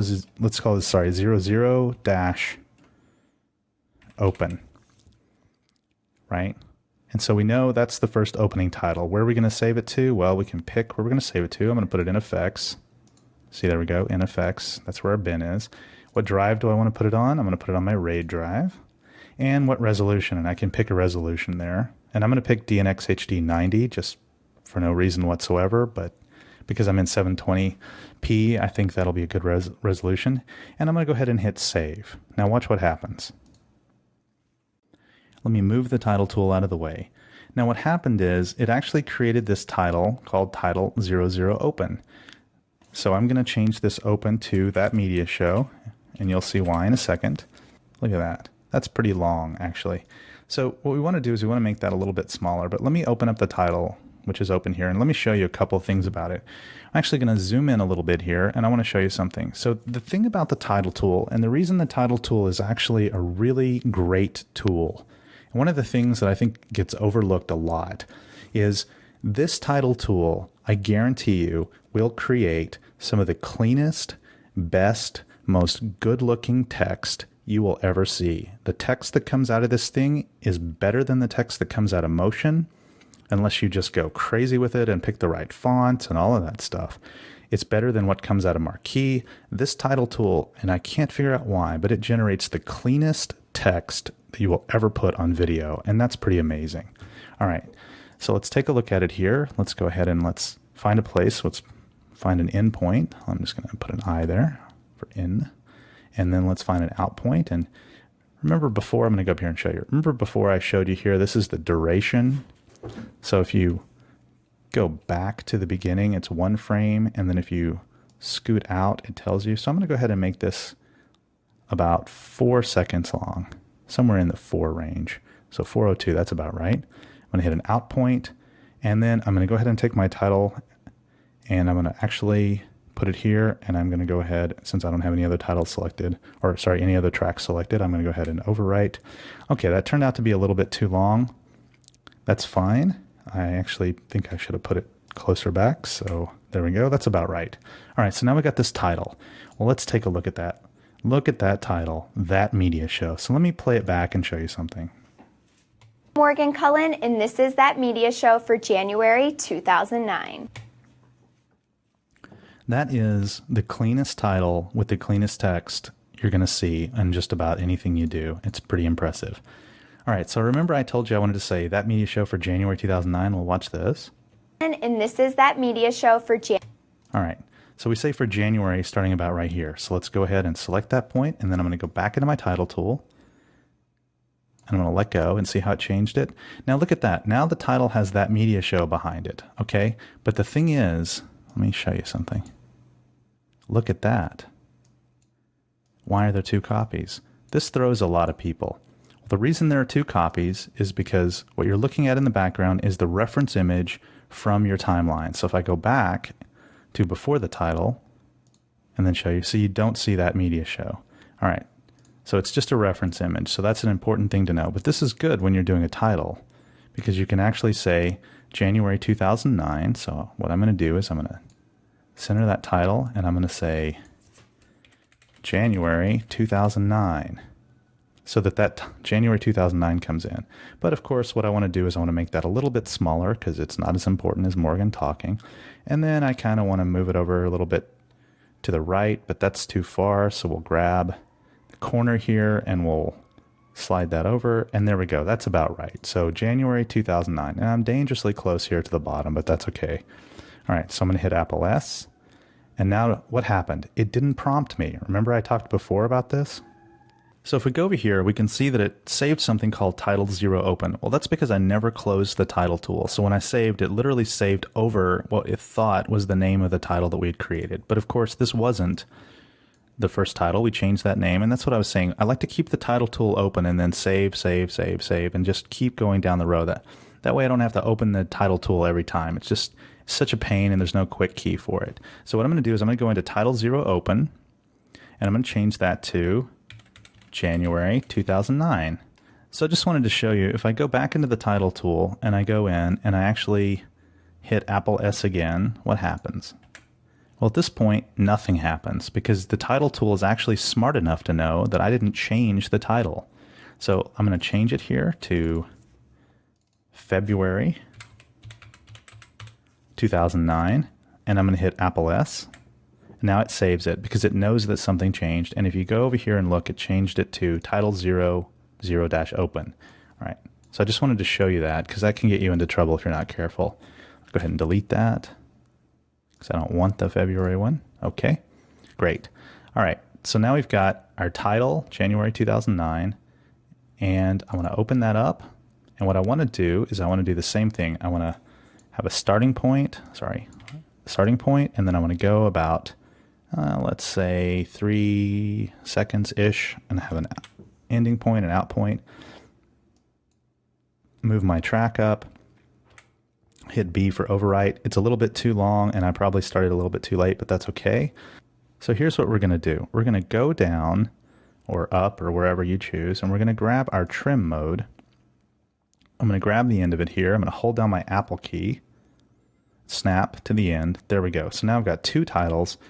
I want to show you how I sort of trick the system into fading these in and out properly. It's pretty simple. I'm Morgan Cullen, and this is that media show for January 2009. Okay, so that currently looks kind of sketchy because they just pop in. So we go into the Effects tab, and then we go into Blend, and we could do a lot of things like fade from color and all that, but fade from color won't work, and I'll show you why. If I fade from color, what happens here is because it's above this layer below it, it actually fades from dark to light, and so we lose Morgan. So that's a problem. Now, Final Cut kind of tricks you because the fade in Final Cut is actually an alpha fade. It's actually not a fade from color. So what we really want here is we want to dissolve.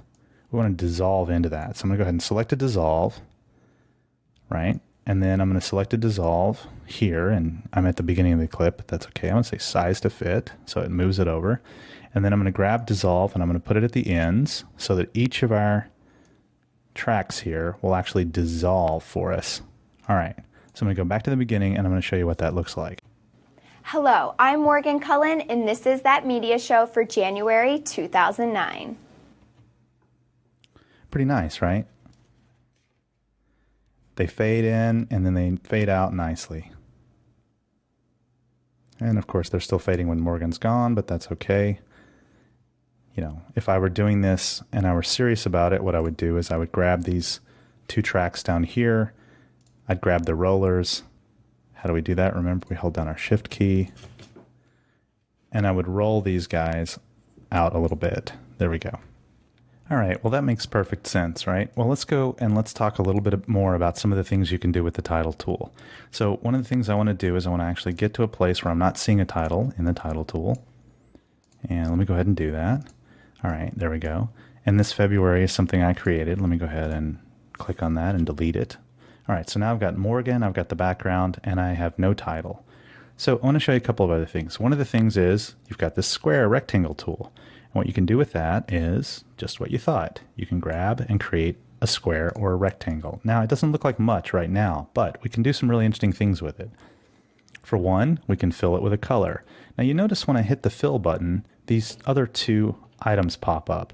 Well, what are they? So these two things are really interesting because these are basically blend and transparency. And let me show you what I mean by that. If I click on one of these, I get a color tool, right? And so if I grab it, watch, look at that. Look what happens. So what it does is it actually creates, let me get these closer together so you can see what I'm talking about. So basically it creates this blend from one color to the other. And so the way this blend works is, let me change this color a little bit. There we go, a little bit of kind of a green gray. Let me go over to this other color and change this to a little bit of a blue. A little bit more obvious. There we go. So now we've got a nice gradient across, right? So we can open this up a little bit and it just fits perfectly in, and we've got a nice gradient. So there's, you know, what you might consider to be kind of a lower third background. I can stretch it out and I've got this kind of nice lower third. Well, there's a couple other things you can do with it. I can add a drop shadow if I want, right? And then my drop shadow color is here. I can also change the way the blend and transparency or the gradient works. And you do this, it's like pushing down on a piece of clay. You click on your mouse button and you push. You see it changing? See it sort of rolling around away from the mouse. So, see?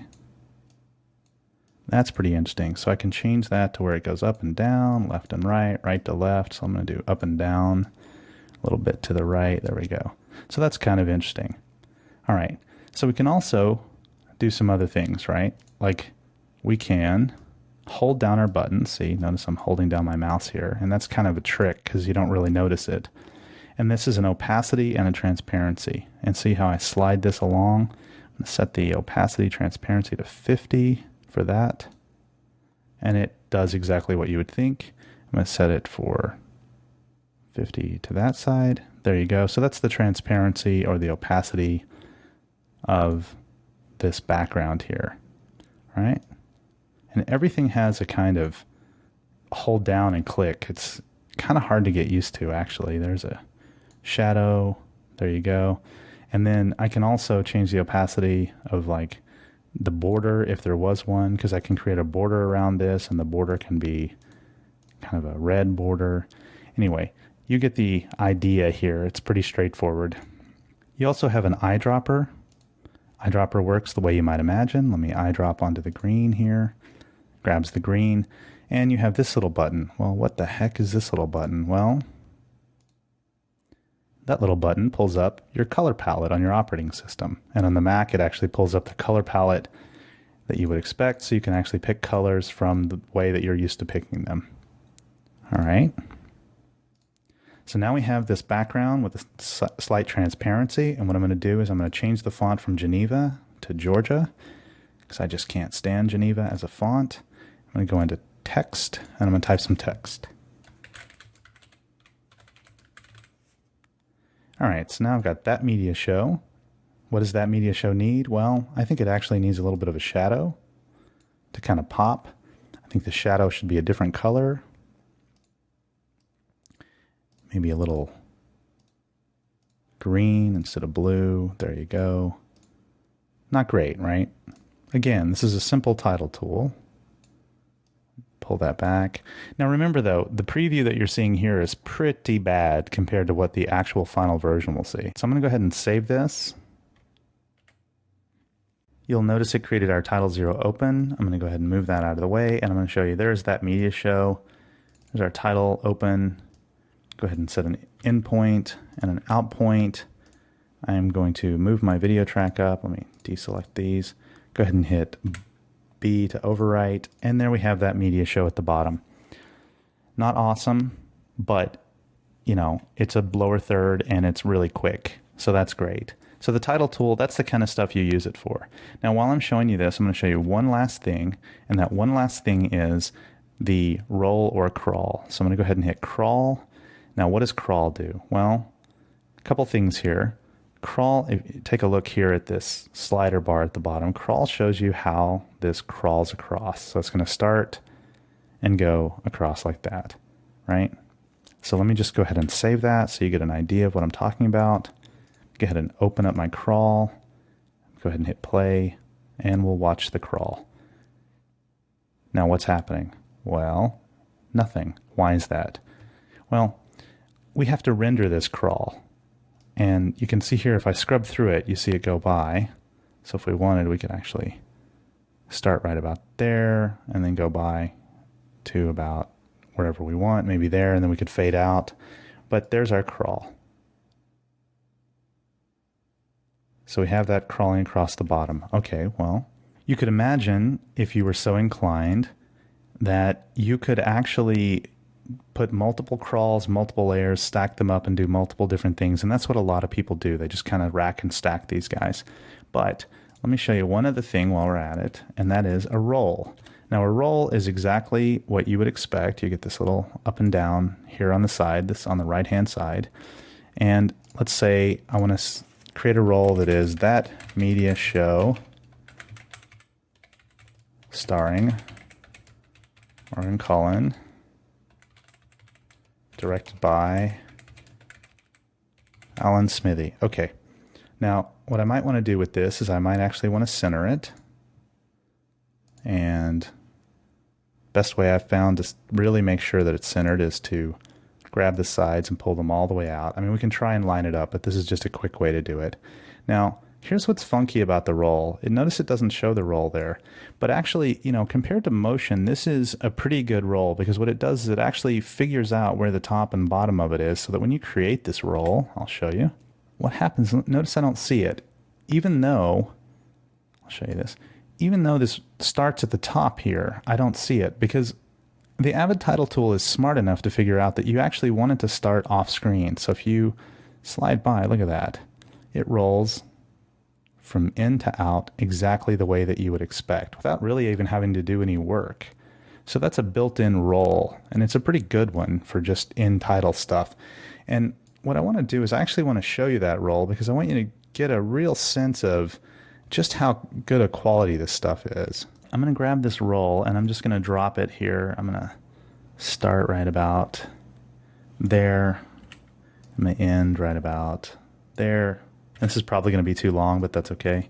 Go ahead and put that on our timeline here. Yeah, it's way too long. That's okay though. You'll get a sense of it. So here's what I'm going to do. I actually want to play this. Now watch. Hello, I'm Morgan Cullen. Now notice we don't see it. We have to render crawls, rolls, lots of title stuff, but this one we definitely have to render. So I'm going to go ahead and render that to the right drive. All right, I'd like to contrast this for a moment with Apple's Motion. I've gone into Motion. I'd like to hit the text tool and type in some text. Let's do the same thing, that media show. I'm going to select all of it, and then I'm going to go to my alignment and choose center. Now, Motion actually has a snapping option. So if you hit in, well, if you actually hit in when you're not inside the text, it works better. In is snapping. You can also go view snap. And in Motion, when you turn snapping on, it actually shows you these guides here. So you see you can align that properly. All right. So now if we go up to add behavior, and then we go down to text animation, and we say scroll up. Okay, now we have Motion scrolling up. Now, you see these little lines here, this little red line? Motion by default, I'm going to hit F5 and then F6 to show you the timeline here. By default, what Motion does is Motion tries to move the text based on this little line that gets created. Now you notice Motion isn't quite as smart in this case as Avid when it comes to showing what we're trying to do here, which is this scrolling text. Like say you contrast that with Avid, and Avid actually works really well automatically. With Motion, if you open up your viewer here, this is your HUD, you can start the position offset in certain places and then end it in certain places. But really to make motion work, what you have to do is you have to drag down kind of off screen there. And that's your starting position. And then your ending position, the way you do that, is you go all the way to the end here. Make sure your keyframe is turned on. Drag all the way back up. See, it's just really not as easy. Get it off the screen. Okay, now it should start at the bottom and go to the top. So I'm going to go ahead and play that. And you see we basically, in many more clicks, got in motion what we saw in Avid. But what I want to do is I want to show you the difference here. If I go ahead and I export this out, I'm going to export this, and I'm going to actually just open this up here. I'm going to put this in the right place. Let's see, projects. I'm going to call this motion scrolling credits. And we're going to pick options. We're going to change this. Actually, animation is fine, although I could actually, and this is what's kind of interesting about motion, it has access to all the QuickTime stuff. So I could say DNX HD. If I hit advanced, what kind of DNX HD? Well, what kind is our project?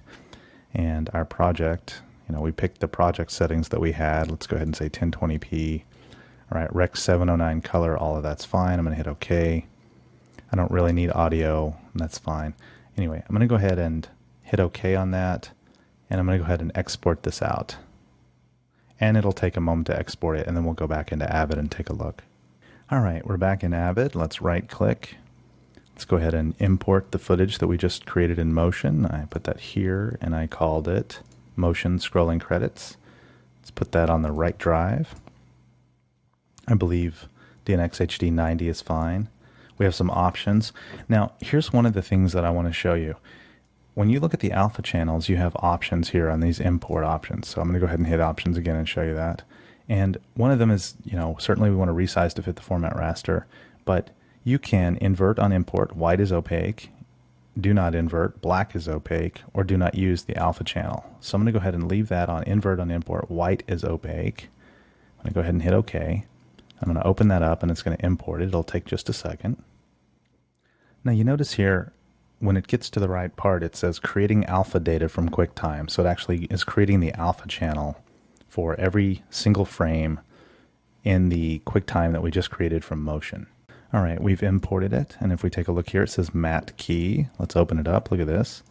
That Media Show, starring Morgan Cullen, directed by Alan Smithy. There you go. So let's go ahead and move down one track just so we have the one track visible here. And I'm going to go ahead and find a starting place. We'll just say right here, and find just an ending place for no reason. Go ahead and overwrite. Let me actually stretch that out a little bit. So it's at the very end. And let's take a look. Now, what happened? Well, let's try and render it. So you notice what happened is the alpha channel didn't really come through. So the thing about alpha channels is you have to get hypersensitive about how they get created in the file. So let's go back into Motion, and let's try and export that with an actual alpha channel that works. So we're going to export it. We're going to call it the same thing. So let's go ahead and take a look at our options here. So under Avid DNX HD, Advanced, look what happened. Alpha, none. So let's go ahead and say uncompressed alpha channel, and go ahead and hit OK, and let's export that. So we go back into Avid, and let's go ahead and import that new sequence. Let's do an import. Let's click Options, and let's leave everything alone. Let's go ahead and hit OK. All right, we've pulled this in. Let's open it up. Let's create an in point. Let's create an out point. Let's go ahead and insert that into our timeline, and let's take a look. Look at that. Make it a little bit longer so you can watch it go a little bit further. So there it is, That Media Show starring Morgan Cullen. All right, if we look at our title tool here, if we look at the bottom left-hand corner, we have these options. These options allow us to set the type of corners on a box. I can pick one, grab a box, do a little box there. You can see the corners here of this box. are somewhat rounded. Let me delete that box and choose something a little more rounded. Grab another box. See, much more rounded. So in that way we can affect the way that the box looks. These are the borders, border width. I'll show you the difference here. If I grab a box and create one, and then I select that box and change its width to thick, see how it thickens the edges there? And we can change the color of the border, and you can really see the difference there. Let's go ahead and change the border back to something smaller. You can really see a difference there. Now you would never choose this color probably, but I just wanted to show it for an example to you there. All right. We also have this tool. This is the arrow tool. And let's go ahead and choose an arrow. And you might ask yourself, well, how in the heck does an arrow work? Well, it's a pretty common question. So it works that way. You grab an arrow. Let's grab a two-way arrow. Then you grab a line. The line tool is affected by the arrow. We'll drag an arrow, and now we have an arrow showing both sides, you see. Bring that up so you can see it. Change its color. There we go. And now you can see we've created this arrow with an arrow on each side. And we can go back in and we can change this arrow, and we can change the arrowhead size. There you go. Now they're much bigger. And the way I did that was I clicked here and grabbed this bottom part, which just lets me basically affect the size of the arrowhead. Go ahead and hit OK. So pretty straightforward. You know, you can play around, create all kinds of different shapes and sizes of arrows. There's a little Christmas tree arrow for you. All right. All right. So in contrast to the title tool, there's a tool called Marquee. So I want to show you that. If you go into Tools, Title Tool, choose Marquee. Now the problem with Marquee is Marquee opens up its own interface. And I have to admit, this interface is incredibly difficult to understand when you first take a look at it. And so what I want to show you is I want to show you all of the different pieces, but I want to go through them kind of quickly so you get a real sense of it. So let's start with, you know, we have text tools, we have rotate tools, we have shape tools, we have all of these different things. We have lights. Now, the light really isn't going to matter right now, but let's do a text tool. Let's grab a text, click on it, and you can see here, much more powerful than the title tool. And I'm going to say that media show. So I've created that media show. All right. Go back. I move that media show down. I'll move it to right here. And how do I change the font? Well, I go up here to the font, and I can change the font to, let's say, Tahoma. So now we've got that media show in Tahoma. I would likely never do this, but there you go. Let me grab this, stretch it out. You notice you have to, let me show you very closely there. You see that arrow? It changes from a pointer to this funky up and down arrow. And that's the arrow you really have to think about. Okay, so we've got that media show. We've changed the font to Tahoma. We can grab this at the top and we can drag and make the font bigger and smaller, right? Now what is this? Well, this is kerning. We've got colors. We can pick a color here. Now nothing happened. Well, that's because we actually have to go in, highlight everything, pick a color, and then now the color changes. I'm going to go ahead and make this green for no reason other than just to show it to you. Okay, now we've got that media show in green. All right, what else can we do? Well, we can do all the things that we could do before. You know, we can, if we go over here to the left, we've got all these different things. We can change the opacity. Let me show you the opacity. There you go. Often you forget to select things, and all these different selection modes really matter. So let me create a drop shadow. Drop shadows work exactly the same way. You choose a color for that drop shadow. Something a little garish just to show it. Yeah, there you go. You can change the offset. You see the drop shadow moving around. So you can really have a lot of flexibility over the drop shadow, the way that it works, the way that it looks. You can choose an edge type. I'm going to choose emboss. See, I emboss the edge. I can change the color of that emboss. I can change it to flat. I mean, there are all these different options. But what I want to do is I want to just go here and I want to do something kind of interesting. I want to enable lighting on the edge, and I'm going to enable lighting on the main surface. Now watch what happens. Take a close look at this. When I enable lighting, it kind of dims. Well, why is that? Well, it's because we need a light source. So let's grab our light tool. Look at that. There's a light. Now watch this. when I move the light around, look at that, it lights it up. So that's kind of interesting. And there's a trick we can employ, actually, and I'll show you how to do that. So let's go ahead and keep our light source right there for now. Now, if you slide over here to the right-hand side, look at that. There's a time code. See how it changes the cursor? Now watch this. I can grab and drag, and I go 4 minutes, 23 seconds. Grab back 0. Grab back 4:23, 0. Well, what the heck is that? Well, I'll show you. If we go up here to our tool sets, we see different tool sets. But what I actually like is I like View. And if you go View, Toolbox, Full, it adds this little icon. Let me turn it off. Toolbox Simplified. It goes away. So why this is not enabled by default is beyond me. So this is our animation mode. So if I click on animation mode, go back to our lighting tool, put our lighting tool in one place, go over here, drag to the end, and move the light across to the other side. Now watch what happens. See the light? It moves. So the light actually moves across. So that creates a nice, interesting sort of look for it. So what I'm going to do is I'm going to go ahead and export this out. File. Well, there's no export. Well, that's because you can only save or save to bin. Now check this out. If I do a save to bin, it says, what do you want to call it? I'm going to go ahead and call this TMS with light. Hit OK. And it goes through this process of rendering. All right, the render's finished. And what does it do? It pops up a Save Title dialog box. Save Title, TMS with light. Where do we want to put it? Let's put it in Effects.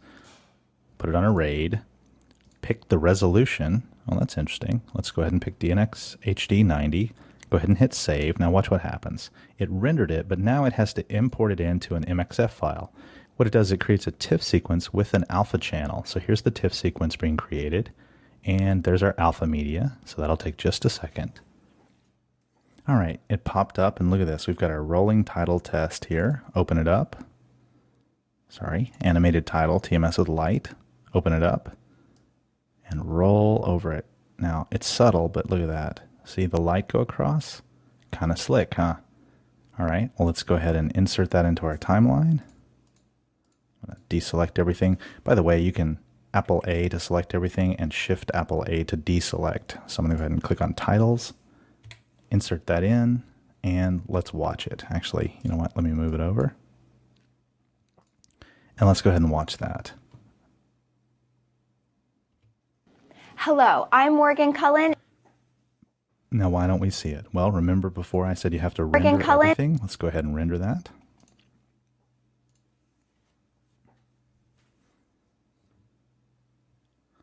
All right, now let's watch it.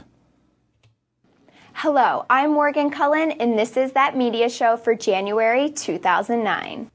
So it's a nice subtle shift. Now, of course, I am always the person who goes in and throws a dissolve on these because I think text just popping up is garish and unusable. So let's go ahead and watch. Hello, I'm Morgan Cullen, and this is That Media Show for January 2009. Fade out. So that's pretty nice. So the other thing is Avid is scriptable. So we have the scripts folder here. If we go here, we have scripts. There's like type on script, and it says each character will disappear as if a typewriter is typing it. Type off the first character will start. So basically, these are just scripts. The way the scripts work is you create some text. Morgan Cullen. You go to type off. Sorry, let me select it. You grab this. You go to type off. And it grabs that letter and actually works with it. So let's go ahead and see. We go forward, we go backward, forward. So it actually does what you think, but you have to play around a little bit with it to make it work. And so I have to be honest with you. I use the marquee tool almost never, and I'll tell you why. The problem with the marquee tool is it does a lot of things more than the title tool, and it is powerful, and there's a lot you can do with it, but I can't stand the interface, and I think the interface is really hard to use, and I think it's really kind of an old school interface. And even though it does a lot of stuff, it's really hard to get around. Now, if you contrast this with motion, let me show you how to do a type on in motion. Grab the text tool, create Morgan Cullen. Okay, we want that to type on. How do we do it? Well, we select it. We go to Add Behavior, Text Animation, type on, and what happens? Look at that. It just works.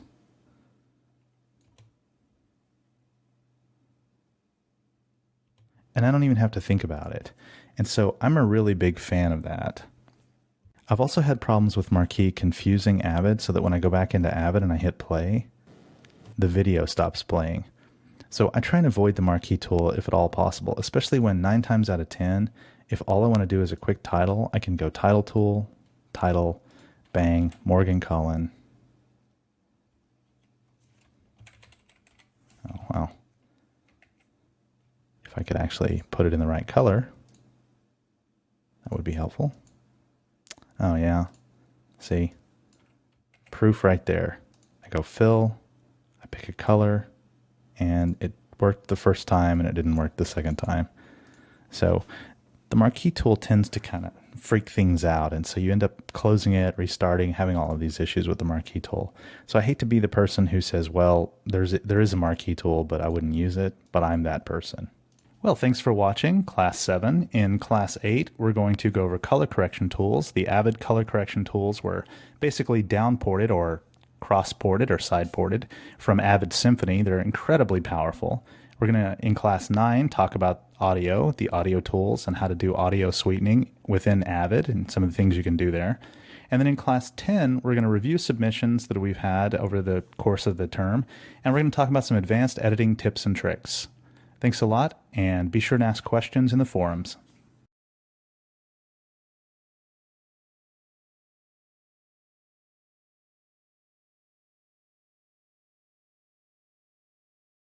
Hello, and welcome to Avid 101, Avid for Indie Film and Commercials. This is Class 8, and in this class, we're going to start out and we're going to talk a little bit about color. And I'm going to talk about color depth, bit rates, and give you kind of an overview of all of the different definitions and meanings of different things when you're talking about color.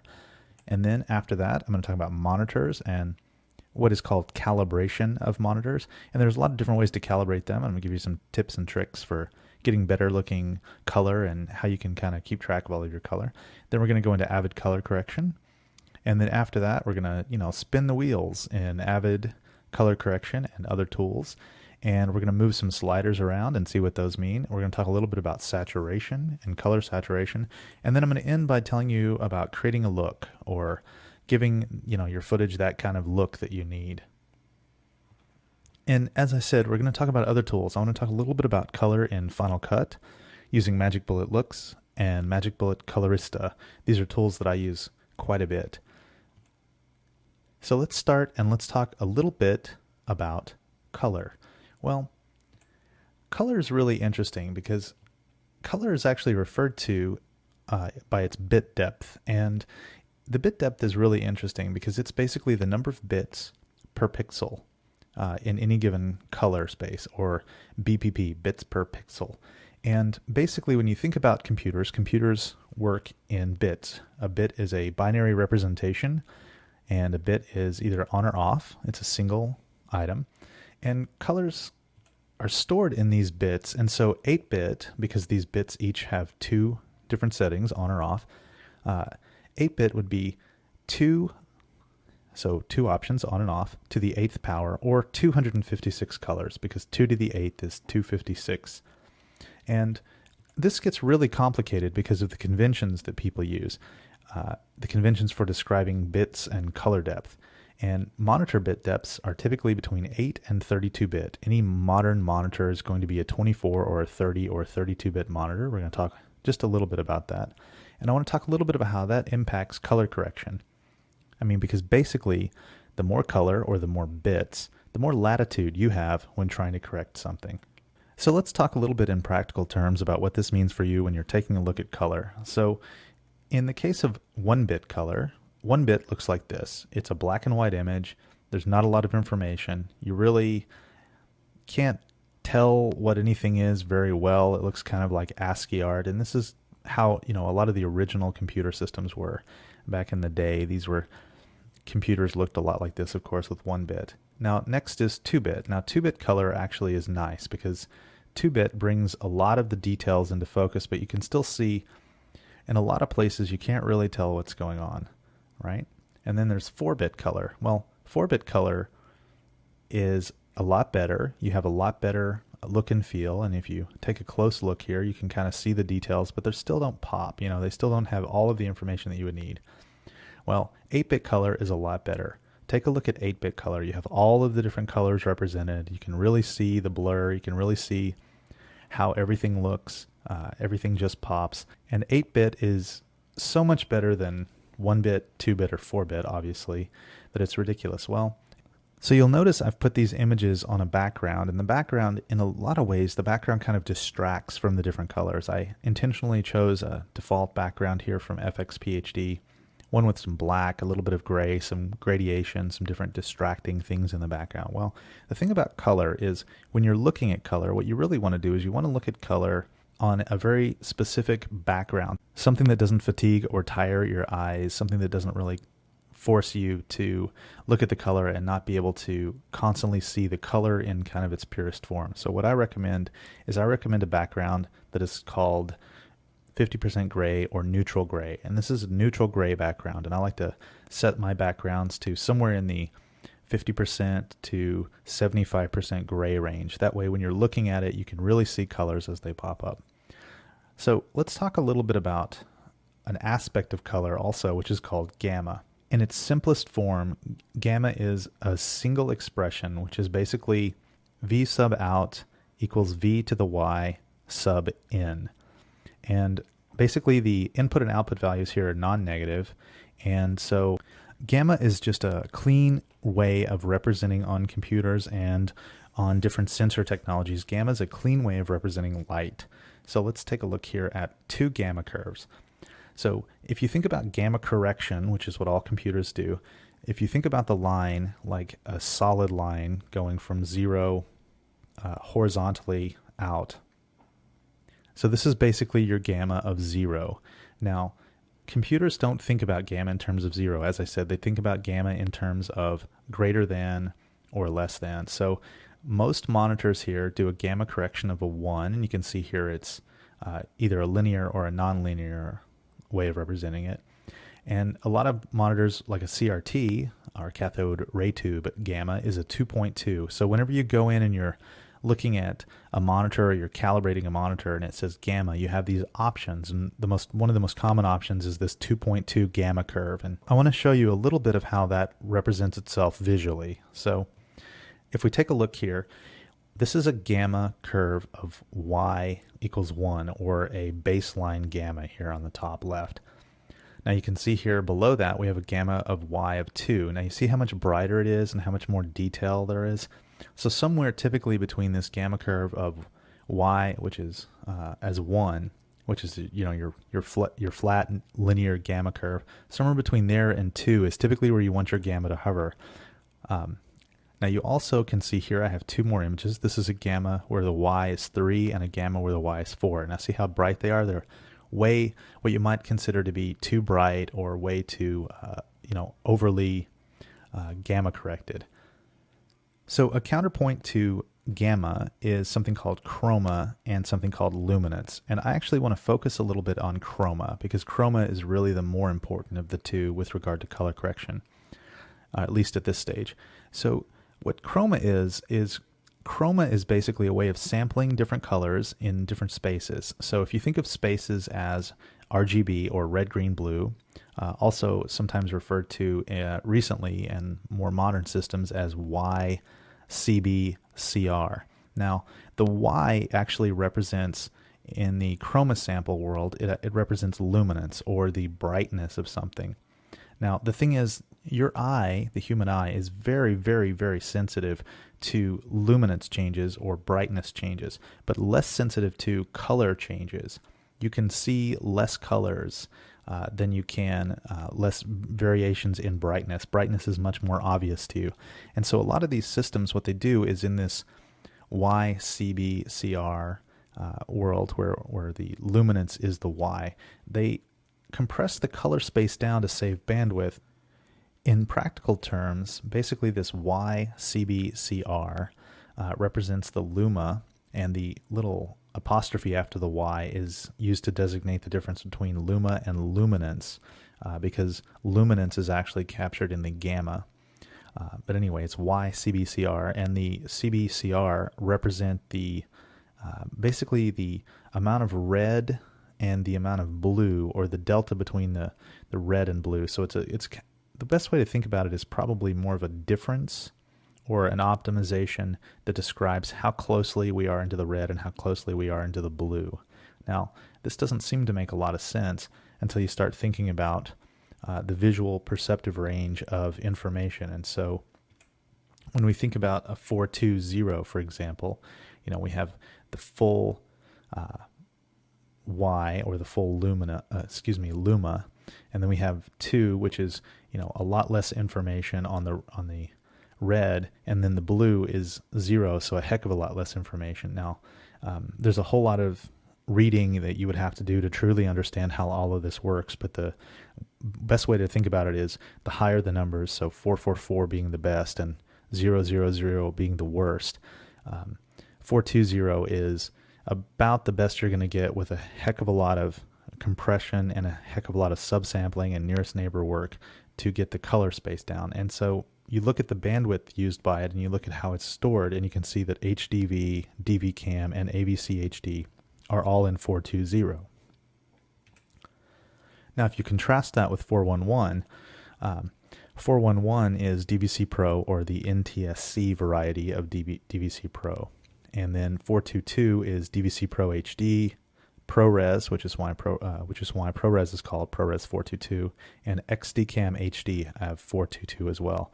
422 is really good for almost everything that you're going to do, but the best one, of course, is 444. Now, 444 actually captures the best fidelity of the color space, the best fidelity of luma, and you see that in HDCam SR and in an HD SDI out. So if we go back and we take a look at our original slide, our original background, and then we convert it to 70% gray, you can see here this is 70% gray. This will give us a really decent chance to kind of see the variances that I'm about to talk about. And if you look at chroma sampling and you think about chroma sampling, basically here's the best way to think about it. So if you take a look here at it, it looks like this, where you have 411, 420, 422, and 444. And you see they're broken out so that you have these different representations of color, and these different representations of color, you see how there's much more information spread out in 422 and in 444, where you can really, rather than clumping information together like in 411, where the blue and the red are just clustered into these big blobs, in 444 you actually have lots of information spread out equally, so you can really tell what's going on, and not a lot of compression happening in the color space. That may not make a lot of sense, but let me give you an example here with a color bar. So this is obviously your kind of standard color bar. It's red, green, blue, and then you have a kind of pink channel. And if you take a look at this, this is a fairly clear or fairly standard color bar, but it's actually in the top view, it is a great sample of 422 in ProRes, but in the bottom sample, it's actually a 420 sample, and the 420 in this case is a DVC Pro sample using NTSC. And if you take a look closely at the green on the left-hand side, you can really see how the different colors are bleeding in, and how it's just not a clean break between the green and, in this case, the violet, purple, or pink layer. And the same is true on the right-hand side. The red bleeds into the blue, so you get a lot of what's called bleeding in a color space that's not as good. So I mentioned calibration and monitoring, and I already showed you one little trick. And the trick that I showed you is the 50 or 70% gray, choosing a 50 or 70% gray background. And what I'm going to do is I'm going to show you just how to do that real quick. So what I want to do is I want to show you how to create your own background that's the right color. So you can either go into your backgrounds, by right-clicking and saying change desktop background, and then you can pick the desktop background in solid colors that looks about 50% or 60% gray, and this is actually a pretty good one. Or you can go into Photoshop. Go ahead and do that. You can go into Photoshop and you can say File, New, and then what I'm going to do is I'm going to create something that is 1920 by 1080 or whatever size my desktop is. In my case, if I go up here and take a look, mine is 1920 by 1200. So I'm going to say 1920 by 1200, and there we go. And you see it's 8-bit. I can choose 8, 16, 32. 8's fine for this. And I can choose different RGB, CMYK, but I'm going to choose RGB. Hit OK. What it does is it opens up this background. Now you see the background is actually white. Turn this background off. There we go. So now I have no background, and I'm going to pick either my foreground or background. It doesn't matter. I'm going to go ahead and pick the background here. All right, I want 50% gray. And so the way I can do 50% gray is I can do it one of two ways. I can go in here and I can actually change, because I know that these are 256 each, or they're 8-bit. I can change my red to 128, my green to 128, and my blue to 128.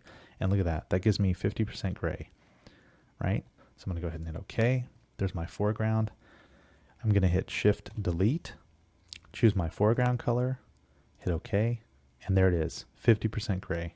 I can go ahead and save that. I'm going to go ahead and say Save As. What do I want to save it as?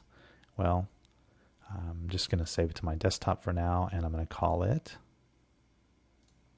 50% gray. Go ahead and hit Save. I want the maximum quality because it's a background. If I go back over to my background, if I right-click on it, say Change Desktop Background, and then I can actually hit the plus sign, go to my desktop, pick my 50% gray, hit Choose. Now look how dark and gray that is. And there's a nice background that really allows the colors to pop and doesn't distract me completely if I'm doing something on it with color. All right, just to give you an example of the difference, what I want to do is go back to our original pictures, our 1, 2, 4, and 8-bit photos, and I want to show those to you on this background, and then I want to switch the background on you to the 50% gray background. So you'll notice in the 50% gray background, nothing is distracting. The background doesn't take away from the colors. You can see the colors clearly, unlike the other background where it totally changes the way you see the colors. They seem to pop more. They seem to really stand out more. But the 50% gray background, you get a much better sense of the true nature of the colors, and once again, it doesn't fatigue your eyes. So let's talk about a little bit more about getting these colors right.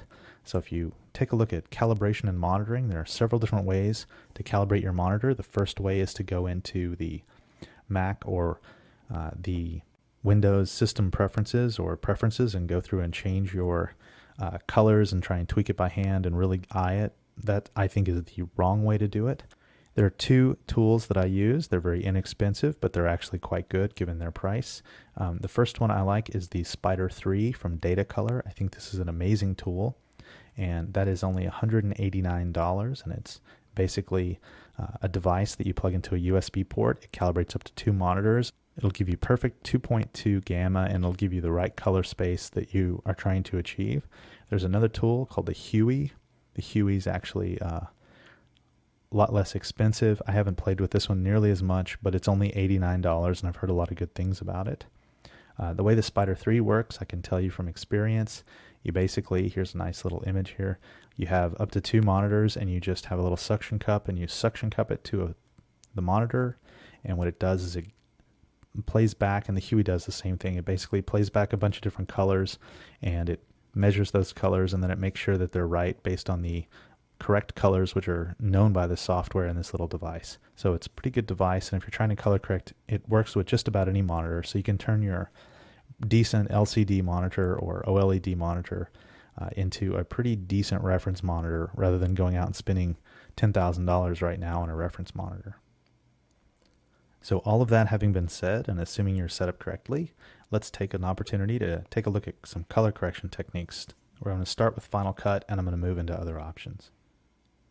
All right, I've opened up my Final Cut project. I opened up the timeline that we worked on in a previous class, and this is a timeline of the two guys drinking, and then we see Rick.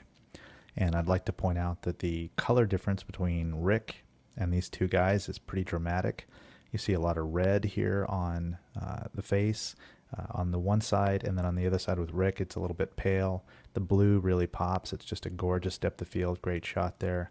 Here the background looks kind of weak, so if we transition between these two scenes, it would be kind of jarring on the eyes. And I'd also like to point out that I set up the same basic scene in Avid, so we're going to go back and forth between these two. So let me go back to Final Cut. If we take a look at Final Cut has several different ways to do color correction, but the most common way to do color correction is actually what's called a three-way color corrector. As you know, in Final Cut, the way you get an effect is you grab it and drag it and drop it. And now we have this effect applied. I'm going to open it up here. We've got Rick in two different ways. And now I click color corrector and I have a list of the colors. Now these colors are kind of interesting because they're basically red, green, blue, but we have the in-between colors, yellow, magenta, and cyan. And then we have little eyedroppers, and this represents blacks, mids, and whites. We have saturations, we have auto levels. So let me take a look here. I want to show you a couple things that you can do in almost every tool. The first thing I want to do is I want to show you this little button here, which is the auto black level button. Now if you click on that, we barely see a change because the black levels here are just about where they would be if the system were to automatically do it. However, I want to show you a couple of other things here. Let me undo that. So in the blacks, the problem with a three-way color corrector is actually the problem with all color correction tools except for the Magic Bullet looks and the Colorista tools, and I'll get into those in a bit, is when you pull on one side, it doesn't really move the other sides very well. In fact, it doesn't move them at all. So if I pull in the blacks or mids or whites, it doesn't affect any of the other color ranges. So let me show you. If I pull into the magenta, look at that. We just basically across the blacks, we turned everything magenta. Well, that's no good. I mean, that's just no good at all. So I'm going to click on this little button and pull it back, reset it. So what we want to do is we want to bring out the color in his face and leave the background nice and clean. So there's a couple things we can do here. The first thing we want to do is he's in the mids. So let me show you. If you pull the saturation on the mids, if you pull the brightness rather on the mids here, you can really see the difference. So the first thing I'm going to do is I'm going to try and just pull that up a little bit so I can really see what's going on. All right, so remember, there's where we started. Now we pull it up a little bit. Now we can really see what's going on. Look at that. All right, and he looks a little yellow to me. So what is the opposite direction of yellow? Well, it's blue, so we pull a little bit into the blue. So that might be a little too blue. Pull back a little bit. But you get the point. This is essentially the way when you're color correcting. A lot of times if you're using a DaVinci or you're using another tool, a lot of times you will have these wheels and you spin the wheels, and this actually, spinning the wheels actually does what I'm doing here for the most part. Okay. Move that around. So we want to just keep some of that color in him. I can pull the brightness up a little bit there, pull it down, right? And then obviously there's saturation, desaturated, fully saturated, actually too saturated. So he looks a little better, but not great. There's a couple of other things we can do here. We can match the hue. You can actually say, okay, see this little auto balance button? I can click on that, and it says select a color in the canvas. Well, it's the blacks. So what I want to do is select black, right? And what it does is it tries to take that black that I've selected and automatically move to the right place on this wheel. Well, it doesn't do a very good job. So you're going to find that that's true with a lot of these tools, that they're not very good at automatically doing things. You're going to have to really learn to play around with these sliders and things like that. So let's go ahead and, you can't really tell a difference here probably, but let me go ahead and show you the before and after. There's the before. There's the after. It looks like it was just brightened maybe, but obviously there were some other changes. It's hard to tell on the resolution that you're seeing. So that's the three-way color corrector. Colorista is from Red Giant. It's part of the Magic Bullet suite. They have a lot of different things. But Colorista is really interesting because it compares in a very specific way. If we go in and take a look at the three-way color corrector, for example, if I pull it into the red, and I show you that, look how red everything is. Well, that's not good. So one of the things Colorista does that's actually pretty smart is Colorista has something called lift, gamma, and gain rather than the black, mid, and white. But lift, gamma, and gain are actually the black, the mid, and the white. You can see these little dots show you black, mid, and white. And you've got all these different sliders. Now, it's not obvious what these sliders do at first, but I'll show you really quickly. One of the sliders is what you might consider to be a brightness slider, but it doesn't really slide brightness. It's more like it just brightens the image, so it's more kind of a luminance slider. See there? So it slides up and down. You just grab it and turn it like an actual wheel. So that's pretty interesting because you can bring up the brightness on those without actually affecting the exposure. You see here the exposure when I pull that up. See how it blows out everything? Well, let me actually take everything back down. So I can move the exposure up just a little bit here. And it's nice. It's nice and clean. You actually get all the nice highlights that you would expect. But here's the thing. If I grab the lift on Magic Bullet and I pull it into the red, notice what happens. The entire picture doesn't turn red. It just lifts everything into the red that's in the sort of right place. So it kind of pulls on one side, pulls on the other. It pulls all of these together rather than just one at a time. So let me go ahead and back that up. So what's really nice about that, actually there's a heck of a lot of stuff that's really nice about it. You can kick the exposure up just a hair here. And then I can pull into, see I'm pulling into the red here. And that affects the mids, so gives him a nice look. If I pull here, it actually affects what I don't want, so I'll pull that into the blue a little bit. And if I pull this one, see if I pull it into the blue, he gets a different color. So he's nice and red there, but here, look at this. We can pull it down a little bit and get that nice, clean skin tone and get that what you might think of as kind of a 25th hour look. If I just desaturate it a little bit, now we look like we're the 25th hour movie. So let me show you the before and the after. Before, after. Big difference. Just cleans it up, cleans up all of his features. Okay. All right, so let's go over into Avid and let's take a look in Avid at the color system. Now, Avid's really interesting because the color system in Avid works totally differently than it does in Final Cut. In fact, the color system, color correction in Avid was ported down from Symphony, so it's incredibly powerful. So if we take a look here, I'm in my standard view. So I'm going to go ahead and go up to my tool set, and I'm going to choose color correction here. So when you first open up the color correction tool set in Avid, you're going to be presented with some information that looks probably unlike anything that you've ever seen before. And the thing about Avid is, like say, the color correction was ported from Symphony, so it's incredibly powerful color correction tools.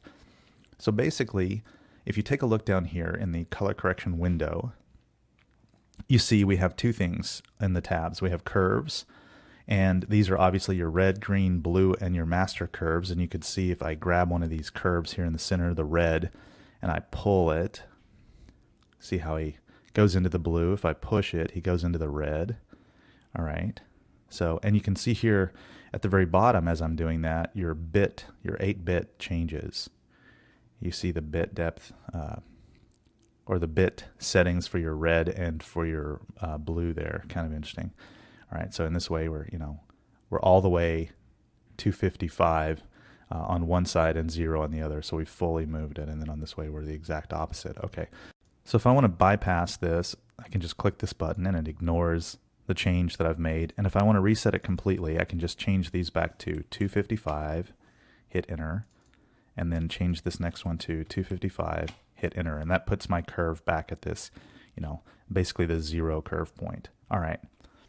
So that's how each of these work. Obviously, they each work in the same, in the same way. I can grab and stretch them around. I can actually grab, it's interesting, I can grab in different points here on these curves and stretch the curves out in different ways. All right, let's go ahead and undo that. And then obviously blue and everything works in the same way. So master saturation is pretty obvious. This is your saturation control. That's way saturated, and that's not saturated at all, right? And that defaults to 100% saturation.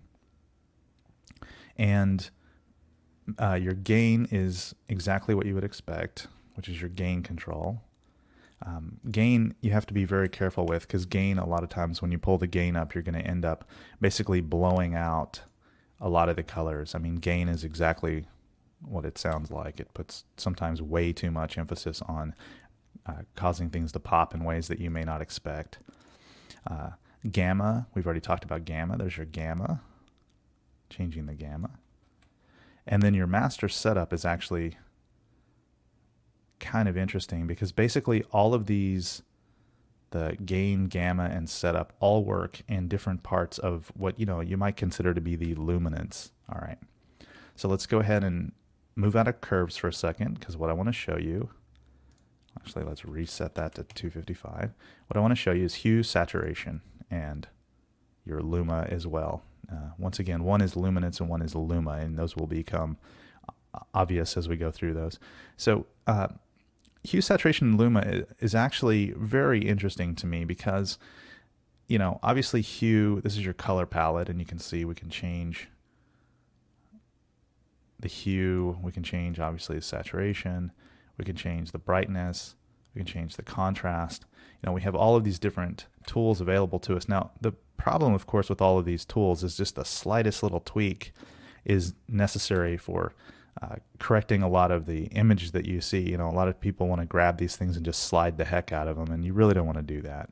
So one thing I like is if you look at clip high and clip low here, this is the high and low point of your 8-bit color space. And so basically, right now, it's kind of in the Rec 709 area, where it's not going to be super bright and it's not going to be super dark. So if you move this, you can see your darks get darker down to 0, but a lot of times when you do a transfer, you'll actually lose anything below 16, so you have to be careful about that. And then your high point is obviously how high the brights get. So all the way out, they can be overblown or over white. And then you can see here chroma and luma, we can invert those. So you can see the blacks actually go to white and the whites go to black. And it's just a nice way to kind of see where your image is and where all the inky blacks are. So the pure white here is going to be pure black, and the shades of gray are, it's kind of the opposite of a matte, if you think about it that way. All right, and then we have hue offsets. These are basically the same as the curves, except they affect shadows, mid, and highlights. So for example, if I only want my highlights, which are these, obviously whiter parts here, if I only want my highlights to really go into the magenta, I can drag, and look what happened. I drug my highlights into magenta. See, or if I want my midtones to go into the yellow, now my midtones are very yellow. And so a lot of times when I think about how I'm setting up a color profile, or how I'm setting up a kind of a color here, a lot of times I will really go into this hue offsets, because in my mind, I think you have the most ability to tweak the kind of look of what you're doing. So for example, if I want that kind of look that you see, when you watch like Saving Private Ryan or those kind of things, you want to pull things a little bit into, the cyan, just a little bit. I don't want it too much. My highlights, a little bit into the cyan.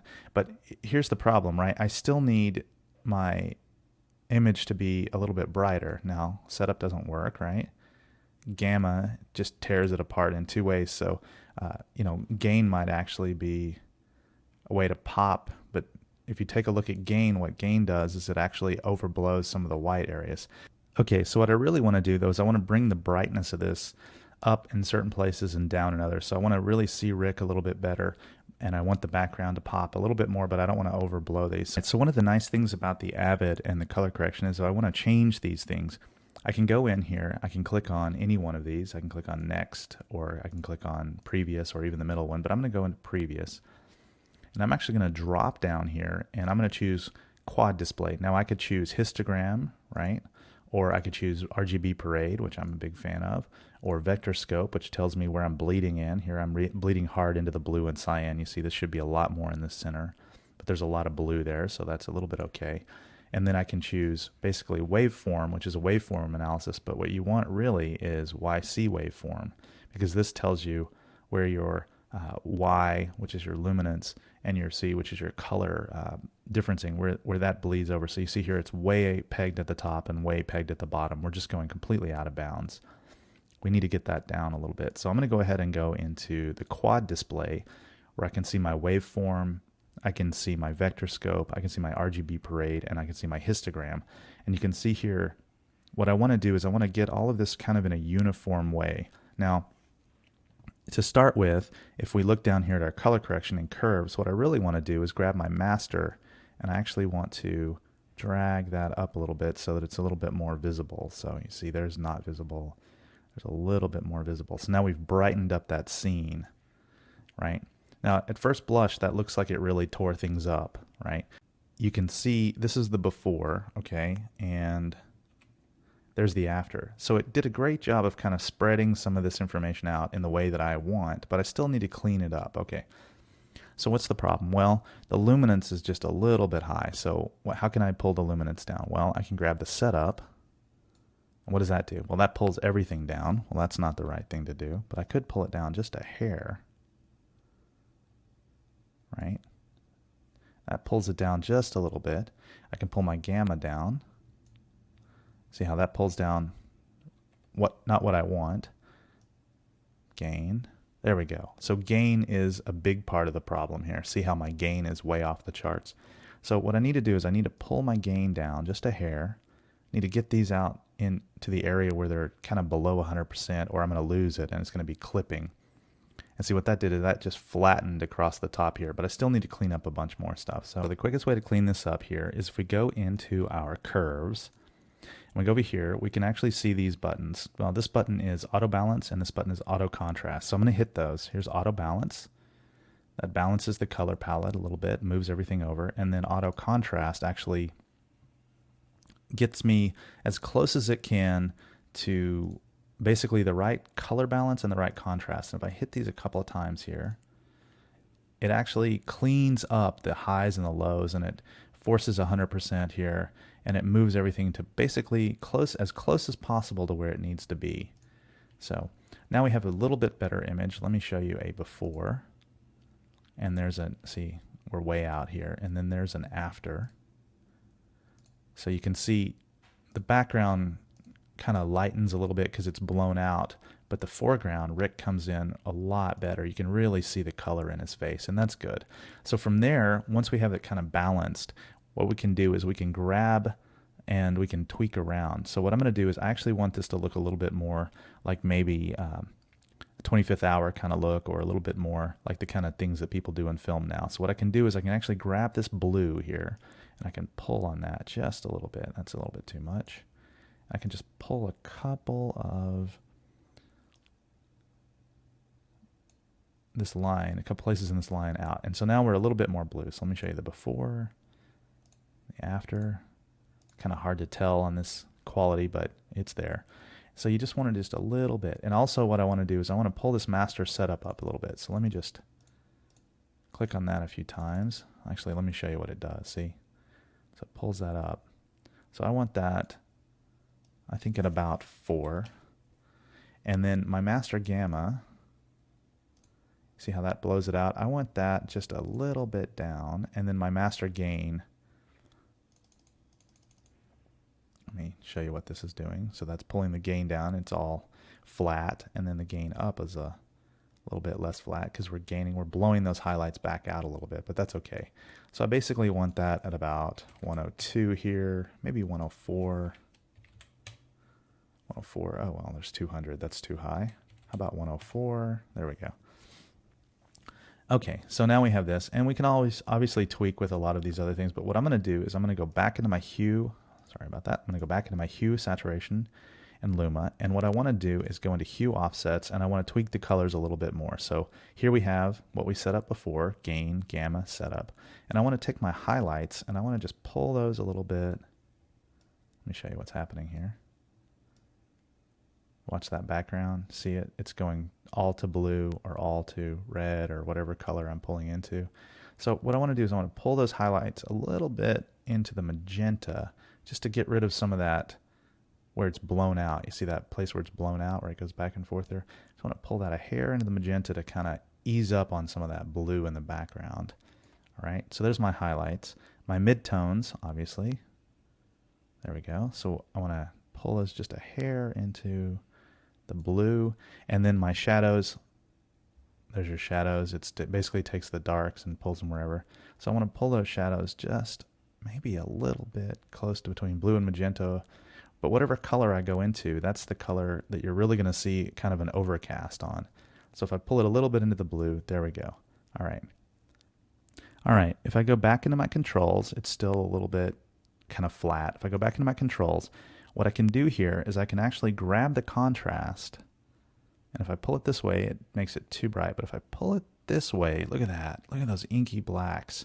There's a contrast of 1, contrast of 2. I'm going to go all the way down, inky blacks, and then I'm going to pull my brightness up just a hair. That might be too much. So let's pull that brightness to about a 6 maybe. Maybe a 5. No, I think 6 is good. Okay, now look at that. Let me show you the before. So there's the before, and here's the after. Apply a little brightness. Apply a little contrast. I can actually go a little bit more with the contrast there. So now we have this nice, dark, really gorgeous image. All right, so let's take a second and try and clean up this middle window here. So if we take a look at here at our histogram, we see that this is kind of flat. Everything's pretty low compared to the histogram for this one. This is obviously a lot more going on in the background, so we have to bear that in mind. But this back wall doesn't really pop at all. So I'm going to do the same thing I did before, right? Which is I'm going to go into my curves, and I'm going to click on auto balance, and then contrast, and then balance, and then contrast, and then balance again. So look at that. Look at the huge difference that that just made. Let me go ahead and show you the difference. There's before, and there's after, before, after, before, after. Now see, it's still a little bit clipping, a little bit high here, but look at that. It's right in the center. Everything looks pretty good. So what I really want to do, though, is I think I really want to pull down some of the brightness and pull some of the color out of it. It's a little bit on the red side compared to Rick over here. So what I'm going to do is I'm actually going to go into the red, and I'm going to grab the middle here and just pull. That might be too much, just a hair. Now look at that. See, the red came down, maybe a little too much. These RGB parades are your friend, believe me. So we're a little bit in the green. Let's pull the green down just a bit. There we go. Green came down. Everything kind of came down nicely. And then the blue, again, if we want it to be a little bit on the blue side, we can actually pop the blue up a little bit. Then we go into our hue saturation, our hue offsets, and I do the same thing, right? I look here and I say, okay, maybe I want this a little bit on the blue side or the magenta side to capture some of their color. Pull this a little bit over, right? I can just do the kind of same motions that I did before. Now, that still is a little bit too much, so what I really want to do is go back to my curves, and I want to do kind of the same thing I did before, right? Which is I want to pull down,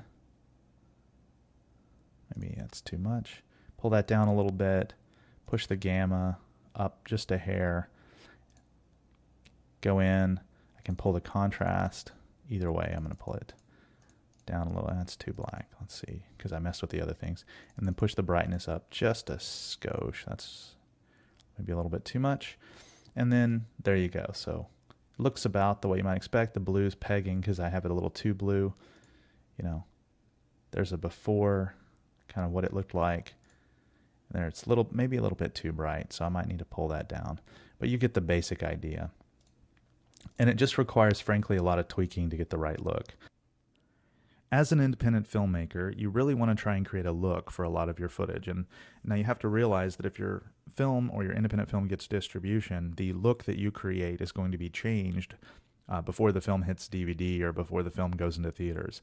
But what you really want to do is you want to create a look in the easiest, most cost-effective way. Now, you can't afford probably to go out and spend $100,000 on a colorist who uses DaVinci or Scratch. And so what you want to do is come up with something that's simple, easy to understand, and easy to use. Now, there are two tools that I use all of the time, and they're relatively inexpensive. Actually, they're very inexpensive compared to a lot of the other tools out there. And those tools allow me to create a look and copy that look between different pieces of footage. Now, the first one, of course, is Magic Bullet Colorista. Colorista is available from Red Giant. Colorista is a $199 retail price. You can typically find coupons or codes to get it for a little bit less, but $199 is just a really, really great deal for it. And like I say, it creates looks in the same way that you would create effects that you can drag and drop. And then the other one is Magic Bullet Looks. Magic Bullet Looks is slightly more expensive. It has basically a retail price of $399, but Magic Bullet Looks has a lot of baked in looks, as we'll see here in a bit. So what I want to do now is I want to show you something else, which is here is another scene. I want to kind of match these two scenes. What I want to show you is actually want to show you, God, look how dull everything looks now that we've popped this forward. Look at that. This is so dull. All right, so if I go up to my tools, I have my effect palette, which is Apple 8 by default. I can grab my effect palette, and I can go down. I have Magic Bullet installed. I have Colorista and Look. So I'm going to grab Colorista, and I'm just going to drop that on here. All right, so now I've got Colorista. So how do I edit that? Well, I can go into Tools. I can say Effect Editor. And look at that. Everything changes because it forces me in that kind of new place. So what I want to do is go back to my Source Record mode, right? I've got it right here. I'm going to go ahead and go into my Effect mode, my Effect Editor, and there's my effect. All right, look at that. So that's a nice set of color wheels like we're used to, but it's right there and it's right over it. Now the reason it's over it is because overlay is turned on. If I turn overlay off, it goes away, right? But I'm going to go ahead and turn overlay on. And obviously you can use this in the same way with lift, gamma, and gain. You can use it the same way with sliders. But I don't really care for sliders when I have knobs that I can press, right? So the first thing I want to do is maybe turn the exposure up just a little bit. That's way too much. Sorry about that. Pop the exposure up a little bit. Now I want to kind of go in and start tweaking it. And you notice it defaults to a not a very good quality here, but that's okay. So I actually want to pull these mids down a little, maybe a little more. Right, I want to get rid of some of this. It's crazy how much this has kind of a cast to it, kind of a red cast. So I can pull that, kind of pull out some of that red. Let's just pull that one too. There we go. Let's see if I can pull that one a little bit. Maybe that's a little too much, but you get the point. So I pulled out some of that red. All right, so let's go back into our color correction. And look at that. It actually looks quite a bit better, right?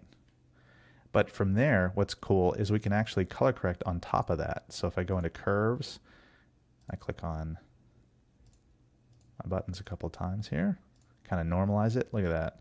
That's a pretty nice, clear image. Now I still need to pop this color in the background up, and I'll leave you to your own devices to do some of that. I just wanted to give you an overview.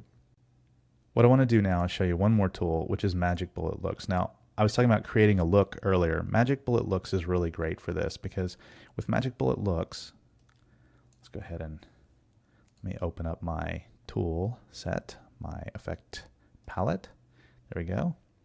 Grab looks, drag looks on. All right, so now we've got Magic Bullet Looks. Now the way that Magic Bullet Looks works is it's its own application, and the great thing about it being its own application is it launches, and you take a look at it here. Let me actually hide that. Take a look at it here. You have these pre-applied looks that you can grab, right? So there's your pre-applied looks. And the way that it works is it actually breaks it down into the matte box look, the in-lens look, the in-camera look, and then the post look. And then you can actually change the look on the subject. So you'll see what I mean here real quick. And I'm not going to go through all this, but I'm going to do basic cool.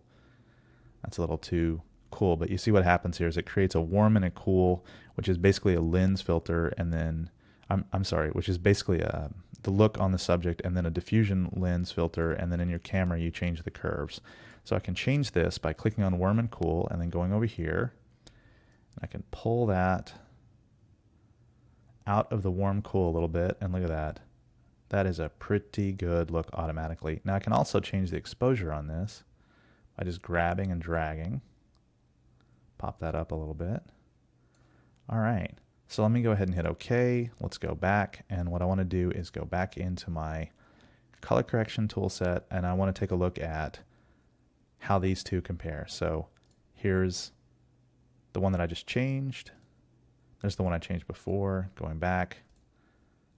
So you can see one's a little too bright, but the one from looks is actually pretty good. So it's really up to you to decide how you want the color to look here. Well, that's it for this class. Be sure and join us next time when we talk in Class 9 about audio. We're going to go through tucking and ducking and rolling and moving audio around and keyframing audio and doing lots of things with audio. And then in Class 10, I'm just going to go into more effects, talk about the effects that you can do, different effects you can apply, how some of those work, some tricks. I'm going to review any footage or submissions that have been made, and then I'm going to give you my final editing tips and tricks for Avid 101. Thanks again. Be sure and ask any questions in the forum, and I'll see you next time.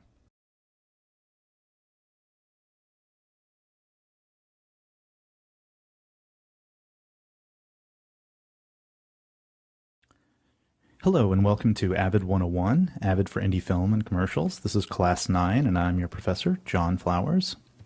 In this class, what we're going to do is we're going to talk about audio. And in order to talk about audio, what I first want to do is I first want to walk you through something you're probably familiar with, which is audio in Final Cut. And then I want to walk you through a little bit of how audio in Final Cut works, up to and including the effects, the audio effects. And I want to talk about keyframes in Final Cut for audio. And then after that, I'm going to go back and forth between Final Cut and Avid Media Composer. I'm going to talk about Avid Media Composer audio, and I'm going to talk about the effects and how they work in Avid Media Composer. I'm also going to talk about keyframes and how keyframes work in Avid Media Composer. And then, if there's time, I'm going to talk a little bit about plugins and other audio fixes, and we're going to cover that at least briefly. So let's go ahead and get started and start talking about Final Cut Pro and how audio works in Final Cut Pro. Alright, as you can see, we're in Final Cut, and we have a project that looks probably familiar to everyone, which is the two guys talking about the girl in the blue. So if we take a look here, there are a couple problems, and let's just take a look at the first one. The first problem we see is we have this audio, and I've actually increased the size of the audio so you can see it. And I've done some things to the audio, some crossfades and things like that. And there's some vocals down here at the bottom, but we can't really see what's going on. So the first thing we need to do in Final Cut is we need to go into our sequence, which is called Scene 10A in my case, right click on that and hit Settings. Now if you take a look here at the settings, you'll notice under Timeline Options, there's actually Show Audio Waveforms. Do you see the Show Audio Waveforms? So if you click on Show Audio Waveforms, look what happens. It shows us the audio waveforms. Now if we click on Show Keyframe Overlays, this actually shows us the keyframe overlays for the audio. Now it's interesting because Show Keyframe Overlays, you can do it there, or you can go down into your timeline in the bottom, click this little button here, and that shows you your keyframe overlays too. So if you look at these keyframe overlays are basically a representation of where I've set keyframes and how I've moved audio around. All right, so I'm going to go ahead and zoom in here a little bit, and I want to show you a couple of things I've done with the audio. So let's go ahead and listen right here to the audio and see what it sounds like. There's some serious talent up in this house tonight. Seriously. See that bitch over there, the one in the blue? Alright, as you can see, what I've done is I've created some keyframes, and what those keyframes do is they start out at a specific volume here, and when you drag it, you can see it tells you the decibels, and then it goes down to another volume, you can see here, and if we double click on this, we can actually look at that more closely. And what's interesting about it, let me go ahead and stretch that the other way. What's interesting about it is you can actually see, I picked a point where there's kind of a shot here where it actually makes sense for it to drop. Now, the way to set a keyframe is pretty simple, actually. You simply can click on this keyframe button here. That creates a keyframe, and then you can grab that keyframe and actually drag it. All right, you can actually, in Final Cut, you can drag it between 2 points like crazy. All right, so if you want to get rid of it, you can right-click and hit Clear. There you go. So what I want to do is I want to bring the volume down just a little bit more because it was just a little bit too much. So let's listen to that one more time. There was some All right, you can see here that's actually a lot better.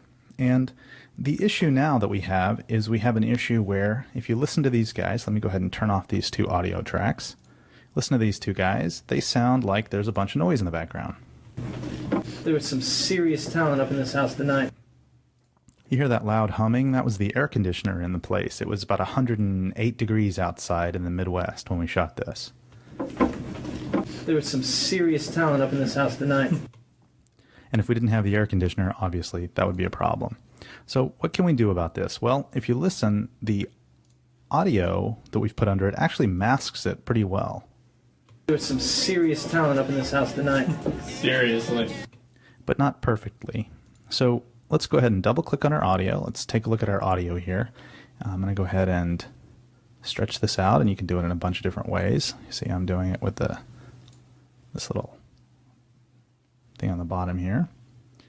All right, so we have this audio. There was some serious talent up in this house. All right, so one of the things we want to do is we want to go in to our effects.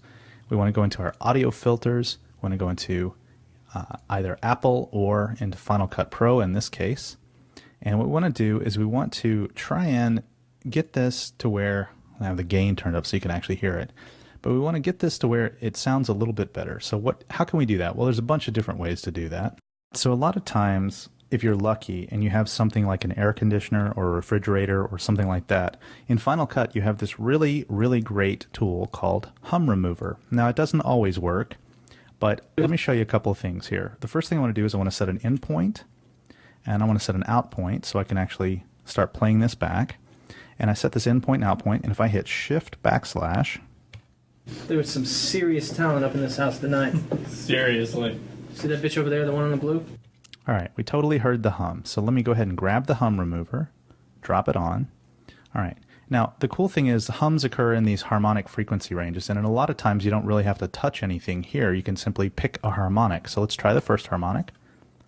There was some serious talent up in this house tonight. That didn't seem to impact it. Let's try the second harmonic range. There was some serious talent up in this house tonight. Seriously. Did you check that out before? There was some serious talent up in this house tonight. Seriously. See that bitch over there, the one in the blue? Go ahead and go back and forth here. There was some serious talent up in this house tonight. Seriously. See that bitch over there, the one in the blue? All right, and so in that way you can see the hum remover in the second harmonic range without really touching a lot of things worked pretty well. Now we could go ahead and tweak our frequency. There was some serious talent up in this house tonight. But you see, that just made it worse. So let me reset that, pick the second harmonic range again. There was some serious talent up.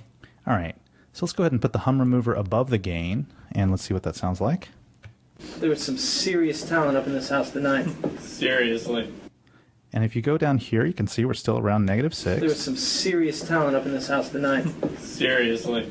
So we're not peaking too high. Let's go ahead and turn the music back on, and let's see how that sounds now. There was some serious talent up in this house tonight. Seriously. We could actually raise the music, so let's go ahead and do that. There was some serious talent up in this house tonight. Seriously.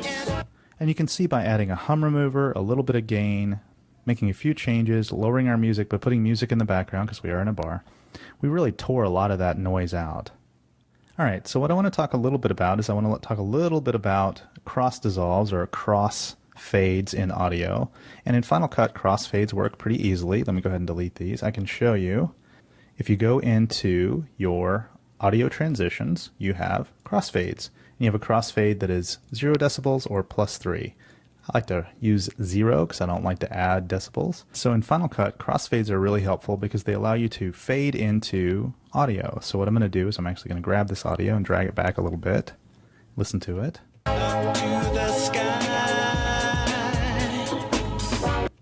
So I probably wouldn't notice that, but let me just show you real quick anyway. We drag the crossfade in, and we can go ahead and fade however we want. I'm going to go ahead and fade all the way in, starting at the beginning. So obviously that just provides a really nice transition. Now there's a couple of other ways to do it. One way is we can open this up here, go into our stereo. We can set a keyframe, go back to the beginning, set a keyframe. We have 2 keyframes. We can drag one all the way down, and that creates, as you can see here, that creates kind of a crossfade as well. Now, when you listen to this, you hear something. Sorry, let me go ahead and turn off the music track. You hear that noise? So we can actually clean that noise up by going into our other footage, grabbing filters, grabbing our two filters, dragging them and dropping them, opening back up, and let's play that again. There was some serious. All right, it's a little loud. But we actually hear people walking, and we hear all of the things in the background except, hopefully, that annoying air conditioner.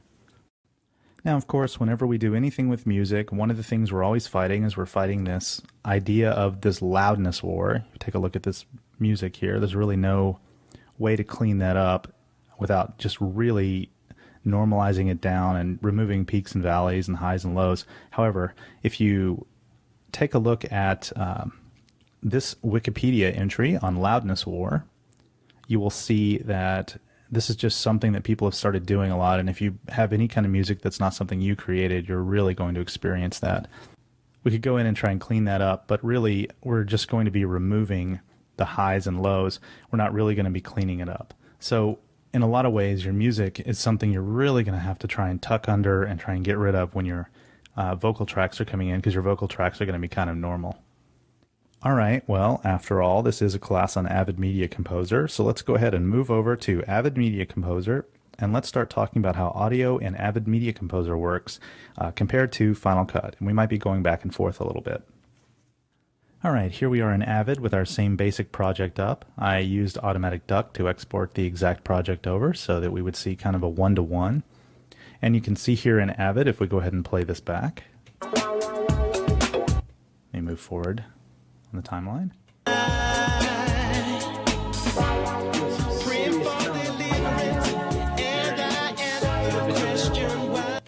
All right, we have the same problem. The music is too loud, it's overwhelming the audio, all of these different things. So, how do we, in Avid, see our waveforms and see our keyframes? Well, if you go down here to this little fast menu, you'll note that under Audio Data, we can see Energy Plot.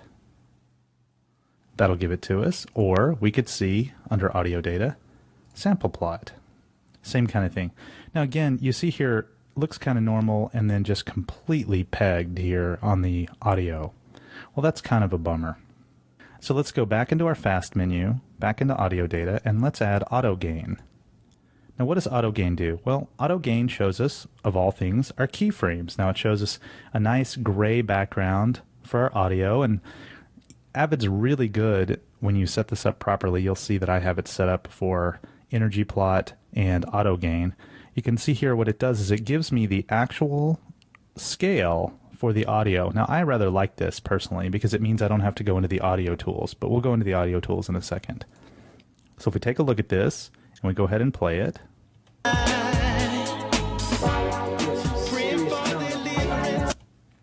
all right, we can see a couple things here. It's not so much that the audio is being overrun by the music. It's more that the audio is not loud enough. It's at negative 15 decibels here, whereas the music is a lot higher. So what I want to do is I want to go ahead and try and bring that audio value up to where it's closer to that 0 or somewhere between -6 and 0. And then I want to maybe bring the audio down on the music, but not quite yet. So how do we do that? Well, let's go ahead and let's change our tool set to be audio editing.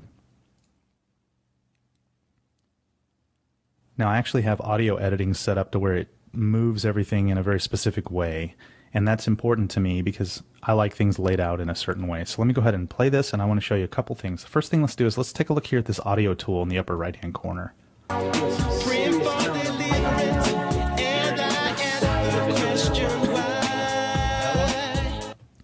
All right, so that's showing us our overall. Now on the left-hand side, we have what we would consider to be the sort of normal digital scale, and on the right-hand side, we have what is called a volume unit scale. And so what you really want to do is you really want to keep everything here, I think, on this volume unit scale. You want to keep everything between 0 and +6, which still keeps it, at around -12 on the digital side. We don't really have an analog side, which is kind of what we want, but that's okay. So the first thing I want to do is I want to turn off these two tracks, so we're not listening to those. So let's go ahead and listen again. There's some serious talent up in this house tonight. Seriously. All right, we could raise that just a little bit, but what we really need to do is we need to lower this other audio. So what I'm going to do is I'm going to show you. If you run your mouse over, you see that little hand with the finger gets created? All right, so let's go ahead and grab that, and you can tell you've grabbed it because it highlights. See that highlighting there? So I want to grab that, and I want to drag it down. All right. There's some serious talent up in this house. So let's go ahead and try playing that back. Serious talent up in this house tonight. Maybe I drug it a little bit too low. Seriously. See that bitch over there, the one in the blue? Serious talent up All right, let's see both sides. in this house tonight. Seriously. All right, so we still need to bring the volume of our two speakers up. So we can do this in a couple of ways. First way here is if you go ahead and look at this audio mixer, you see the tracks selected. So what I want to do is I actually want to gang these two tracks together. And I do that by clicking on both these gang buttons. And then when I grab my sliders, they both slide up. See? So I'm going to slide that up a little bit. See, +7. See how that sounds? Talent up in this house tonight. Seriously.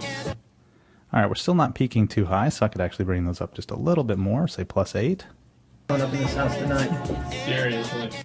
Now, just so you know, you can actually hit this little area here. You can hit that, and you can actually type in +9. Hit enter, and that brings it up. Or you could hit 9, and it does the same thing. Or 10, right?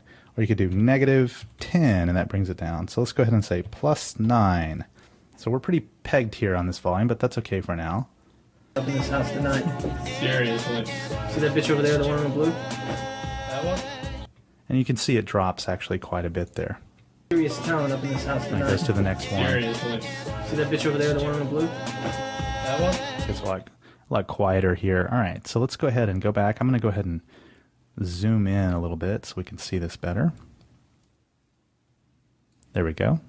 All right, so I'm going to do the same thing I did in Final Cut. I'm going to go ahead and set an endpoint. You can see it down here at the bottom. Final Cut, it's obviously at the top. Set an out point, and now I've got all of this selected. So this is my affected area, right? And if I want to play that, if you have an Avid keyboard, you'll notice the 6 key has kind of a strange button on it, which looks like an in and out. So let's go ahead and hit that. There's some serious talent up in this house tonight. Seriously. See that bitch over there, the one in the blue? All right, the 6 key plays the in to out. So that's nice. So now we know we can play in to out. So let's go ahead and let's start tweaking on this. So one of the things we want to do is, like I said, we want to turn off these tracks here and we want to listen. There's some serious talent up in this house tonight. Seriously. All right, we still hear that buzz, so let's go ahead and try and clean that buzz up. So you might be tempted to go in Avid to the effects and start looking for effects. Well, guess what? There aren't any.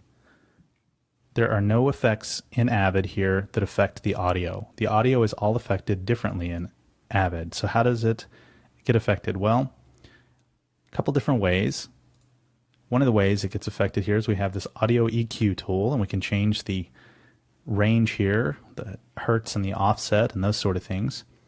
I'm not going to do that. What I'm going to do is I'm going to go over to this audio suite window, and I'm going to go down, and I am going to start looking for options. Well, look what we have here. We have these plugins, right? We have offset removal, signal generator, all of these different things. So what I'm going to do is I am going to go ahead and take a quick look at this compressor or limiter and see what that does. So you'll notice here we have our limiter, and it's selected here. We have a limiter, and there's a little icon here showing us we have a limiter, but how do we get to it? Well, if we go into effects, it's not in the effect editor. Where is it? Well, it's actually over here at the audio suite, this current plugin. Audio plugins are different than video plugins, so let's go ahead and hit it. Move it over. It's from Digirac. We can see that. And let's go ahead and take a look here. Gain, threshold, attack. We have all of the things that we would expect, input and output. So let's go ahead and modify the threshold. Try and see. You can see actually on these plugins it moves up and down. So let's move the threshold down, and let's go ahead and try and play that again. We can hit preview, by the way.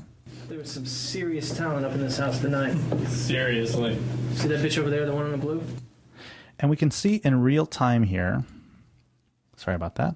We can see in real time here when we play this back, we can see There was some how serious it talent up in this house tonight. automatically Seriously. modifies. See that bitch over there, the one in the blue? Turn preview off. Let me move my threshold down, hit preview. There was some serious talent up You in can this see house how tonight. the reduction actually Seriously. happens. All right, so that's intriguing. Now we could also go in and try our 4-band EQ, and the 4-band EQ has a lot of settings.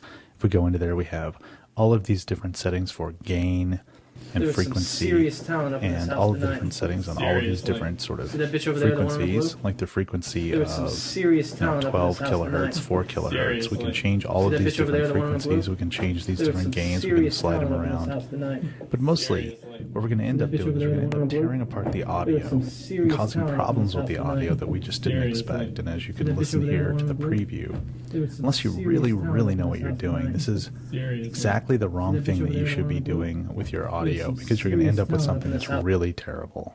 There was some serious talent up in this house tonight. Seriously. See that bitch over there, the one in the blue?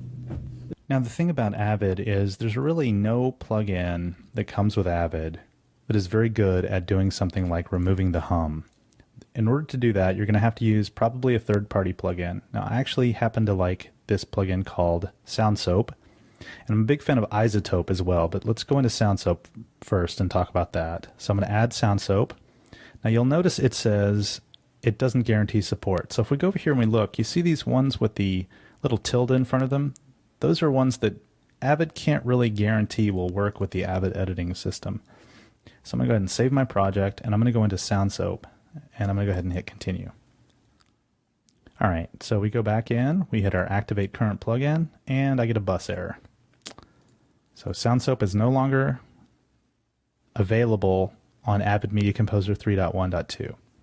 All right, so the reality of Avid, I just want to point this out, is that Avid isn't really designed to do a lot of audio work. You can do certain things in audio. We can add keyframes. So let's talk a little bit about keyframes, and we're going to get back to cleaning up this audio in a second, and I sort of ran you through that for a point that I'm going to make later.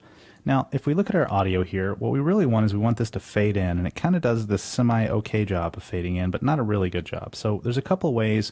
And I'm going to show you the first way, which every editor in the world hates, and that basically goes like this. If we deselect all of our tracks and select just our audio tracks, and then we hit our quick transition button, which is the backslash, we get a quick transition. Now, it doesn't really matter what transition we choose because we're on an audio track. So what I'm going to do is I'm going to grab this and drag it out a little bit. I can hit this little button here to center it. Check that out. There's my quick transition. See, I can center it. I can start at the beginning, start at the end. So I'm going to go ahead and start there. 2 seconds. I drug it out. I'm going to go ahead and hit add, and look what happened. Created a quick transition here in the audio track. Well, now that's weird, right? So let's go ahead and play that. Peace of mind, Play that again. peace of mind. You can see how that fades up. Now we can do it that way. We could also hit our tick mark to create a keyframe. Go forward a little bit. Look at our little timeline. Let's say we wanted to go forward.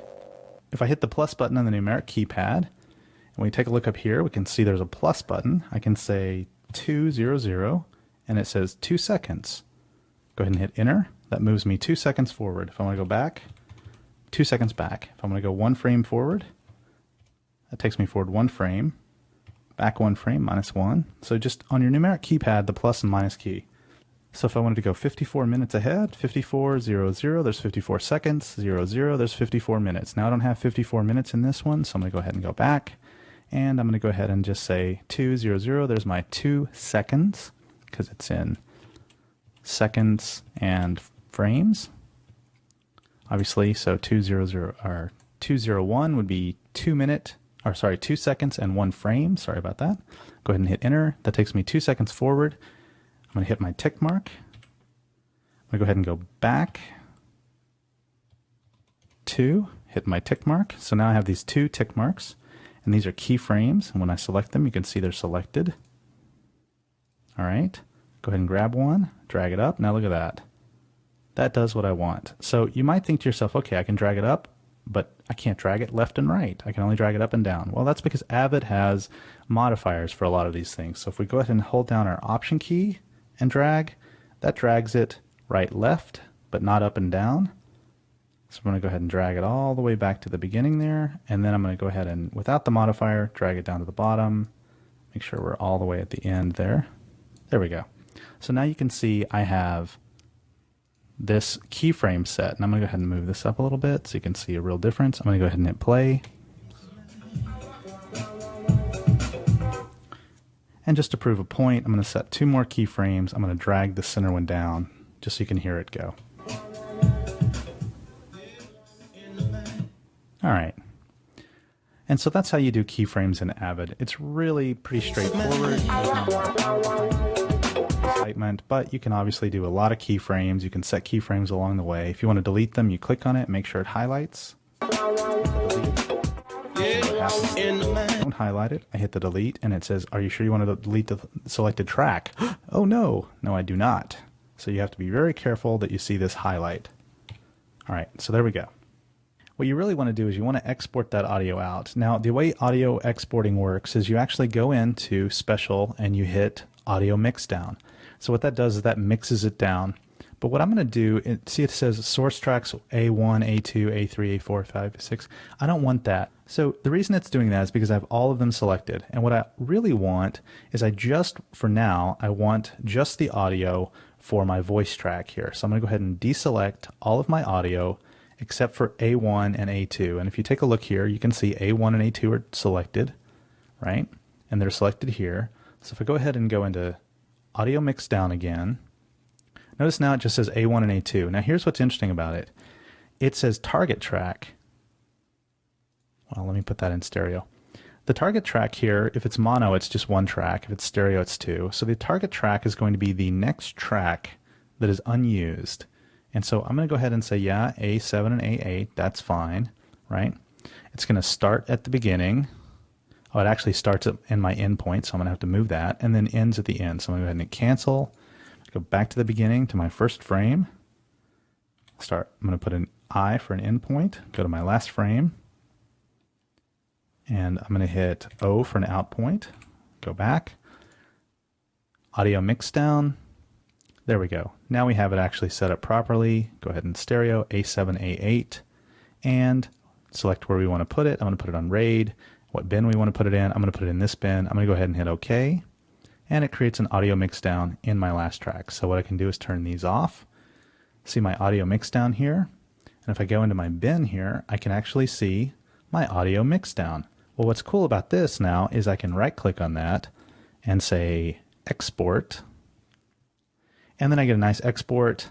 I'm going to say, let's see, what do I want to export that to? Well, I've got lots and lots of options, but what I actually want to do is I want to do export to Pro Tools or link to audio only or audio and video. But what I'm going to do is I'm going to go ahead and do a send to QuickTime. And under options, what I'm going to do is I'm going to pick audio and video, choose my format options, choose my sound, and I'm going to go ahead and say no compression, and then stereo sound. Go ahead and hit OK, hit OK again, and save. And that'll call it audio mix down 1, blah, blah, blah. All right, save. It exports it out. Go back over into Final Cut. I want to show this to you because it's, I think, rather hilarious. So I can right click, import files, go into projects, go into my project, wherever I put it, which was here. There's my mix down. I can go ahead and hit choose. Now look at that. Now I've got the audio, and I can scrub through it. Look at that. Pretty hilarious, right? So what I could do, and I find this for some reason really funny, I can go into my filters that I created for my audio here, my hum remover and my gain. I can drag and drop those into my audio bin. So now I have the hum remover and the gain. I actually didn't hit those right. There we go. Hum remover and gain in my audio bin, right? I can go ahead and go to the beginning of my project, go ahead and add a track, go ahead and add another track. Got my 2 tracks. start at the beginning, grab my two guys, drag and drop those two guys here. Now I've got my audio mixed down from Avid. I'm going to go ahead and remove, so I'm not playing those two. Play. All right. Grab my gain and hum remover, drag and drop. Play it again. There was some serious talent up in this house tonight. Seriously. Gain might be a little high because if you recall, I actually added some gain in Avid. There was some serious talent up in this house tonight. Seriously. See that bitch over there, the one in the blue? Look at that. So I just thought that was a funny exercise to kind of give you There was some serious talent up in this house tonight. probably want to Seriously. move this audio into a program like Soundtrack Pro or Pro Tools or something else like Sound Soap. House tonight. Seriously. See that bitch? All right, the way Sound Soap works is it actually, you import a file and then you find some noise and where there's no speaking, and then you use that noise to actually set a baseline. So if we take a look here back in our project, all right, there's some noise you can see here between 41 seconds, if you look up here, 41:17, and we go back 39 seconds. So what I want to do is I want to import my file by saying File, Open Media File, and I want to pick my project here, my file, my audio. I want to go ahead and, I said 39 seconds, so I want to go ahead and move to 39 here. Do a quick play to make sure it works. Yep, you hear all that noise, so back it up. All right, so this is a band of noise. If we hit Learn Noise, and we go ahead and hit Preserve Voice, and hit play, it learned the And that bitch noise. looks like a dude. You dumbass, the one in the blue. Can hit Fuck, enhance. that dude is a dude, you fucking douchebag. All right, so that's a nice way of just doing a quick cleanup there. I can say File, I can say Save As. I'm going to go ahead and save this as an AIFF because I like those a lot. We could do a wave as well. I'm going to call it the Mixdown, except I'm going to actually call it Audio Return. I'm going to use AIFF because Mac's smart enough to tell me that. All right, I'm going to go back in. And what do I want to do? Well, I really want to replace this audio track down here. So what I'm going to go ahead and do is I'm going to go ahead and hit delete to delete the audio track. Actually, once I select it, I'm going to go ahead and hit delete to delete the audio tracks. There we go. So I've got a 5 and 6, which is totally unused. And I'm going to go in. I'm going to right click. I'm going to import. I'm going to import my return. Go ahead and put it on RAID. Go ahead and hit OK. It creates an MXF file. Go ahead and get Sound Soap out of the way while it's doing that. Go in here to my return. Open it up. Set an endpoint. Set an out point. Go to the beginning of my timeline. Go ahead and drop that in. Back to the first frame and take a look at this. Turn off my audio here. There was some serious talent up in this house tonight. Seriously. See that bitch over there, the one in the blue? That one? Yeah. My friend Chris did it. All right, so we can see it actually needs some cleanup, some volume adjustment, because we haven't adjusted the volume on this track. So let's go ahead and grab that. We can see track 5 and 6. Let's go up to our audio mixer and look at that, no 5 and 6. Well, check this out. You see this little button here, number of mixes? Click on that, and now we have 8. So let's go ahead and gang these guys, drive their audio up. Freak fucking out of control. Her? No, dude, the one in the blue. All right. Friend Chris did her. So it's not perfect, but it's really a lot better than it was before. Well, that's it for this class. I just wanted to show you kind of an overview of some of the audio stuff, keyframing and things like that, give you an example. I personally use Avid to edit, and I use something else to do the audio work in, because I think the Avid audio workflow is not acceptable when it comes to actually trying to do anything to clean up the audio. I think that's why Pro Tools exist, that's why Soundtrack Pro, why Logic, why all of these tools exist. So next class, class 10, I'm going to go through more effects. I'm going to show you some of my favorites and some of the things I like to do. I'm going to review some footage and some submissions that we have and some things that we've seen. And then I'm going to give you some of my own editing tips and tricks and talk a little bit about workflow. Thanks a lot. Be sure and ask questions if you have them in the forums.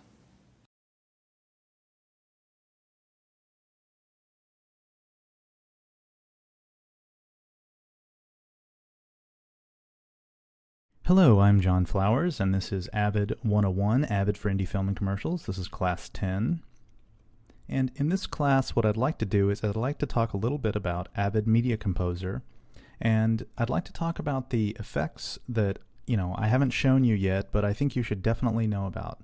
So we're going to talk about timecode, we're going to talk about stretching footage, we're going to talk about some of the other effects, and then I'm going to talk about something new to Avid 3.1, I believe, which is the select left and select right option. Now this has been in Final Cut for a while, so I'll try and go back and forth and show you a little bit of how both work.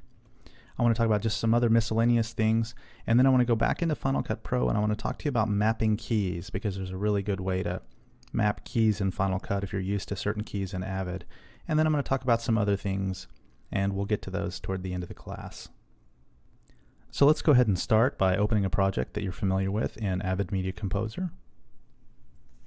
Alright, as we open Avid, let's go ahead and take a look at our TMS January 2009 project.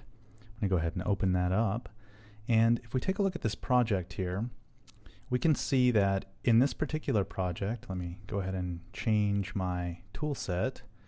So if we take a look at this project, we can see a couple of things about this project. If you recall, we imported some lower thirds here, which you can see, and we have some bumpers, and we have a background, and we have all these different things that we added. But what I want to talk about in particular is the idea of adding timecode. Now, in order to add timecode, what we do is we go over to the Effects tab, and then timecode is kind of an interesting one because it isn't maybe where you would think. So if we go into Generator, that's actually where timecode is. So if we see here, we have timecode burn-in, and I want to show you a couple of different ways to add timecode. So the first way I'm going to show you is this timecode burn-in, where you simply drag the effect and drop it. Now remember, this is going to fail because what this does is it overwrites my previous effect. So I'm going to go ahead and Apple Z out of that. And remember, in order to do this, we need to go into Effects. Go ahead and move that out of the way. Double click on it, create a new effect there, or a new way or place to put effects. I'm going to go ahead and drop the effect on. And now we have a timecode burn-in here. I'm going to go ahead and close that. I'm going to go ahead and move my view up, and now we have this timecode. So let's talk about this timecode a little bit. This timecode is represented, go back into Effects, move that up here. This timecode is represented in a lot of different ways. So you see here we have display 1, display 2, display 3, we have a notes track, we have all these different things. Well, when you do editing, you're asked to provide information that the director or the producer, or if you're an assistant editor, that the editor wants to see. And this timecode system in Avid is really powerful. And so what you can do is you can say, well, I want to do a timecode burn-in on display 1. There's my first display timecode. And I'll get to these little dots with lines in them in a second. You can choose what you want, timecode or edge code, right? Or source, there you go. Frames, you can say, I want the source clip name down here, so there's the source clip name. And the reason you can do that is because what you can do is you can say, okay, let's show here the clip, that's our display label. I can also display fields. And I can go down and I can say, okay, on display 2, what I want on display 2 is I want the time code, and I actually want that in, absolute. So there's my absolute time. And that could be your time code in absolute rather than just your, time code that you're sort of used to seeing with the 1 hour in front of it. So let's go ahead and say time code in absolute, because let's pretend that I have somebody that's how they want to see it. And I know what clip I'm on. Now this is great, because what I can do now is I can actually grab this little dot here and I can drag it. So I'm going to drag this one up here. And that moves that there. And then I can drag my time code over here to the right. There we go. So now I've got my time code and I've got my clip name, and all is well, right?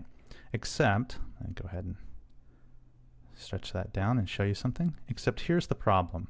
When I play this back, what you're going to see is you're going to see that it only plays back on that one clip, right? Well, that's a problem.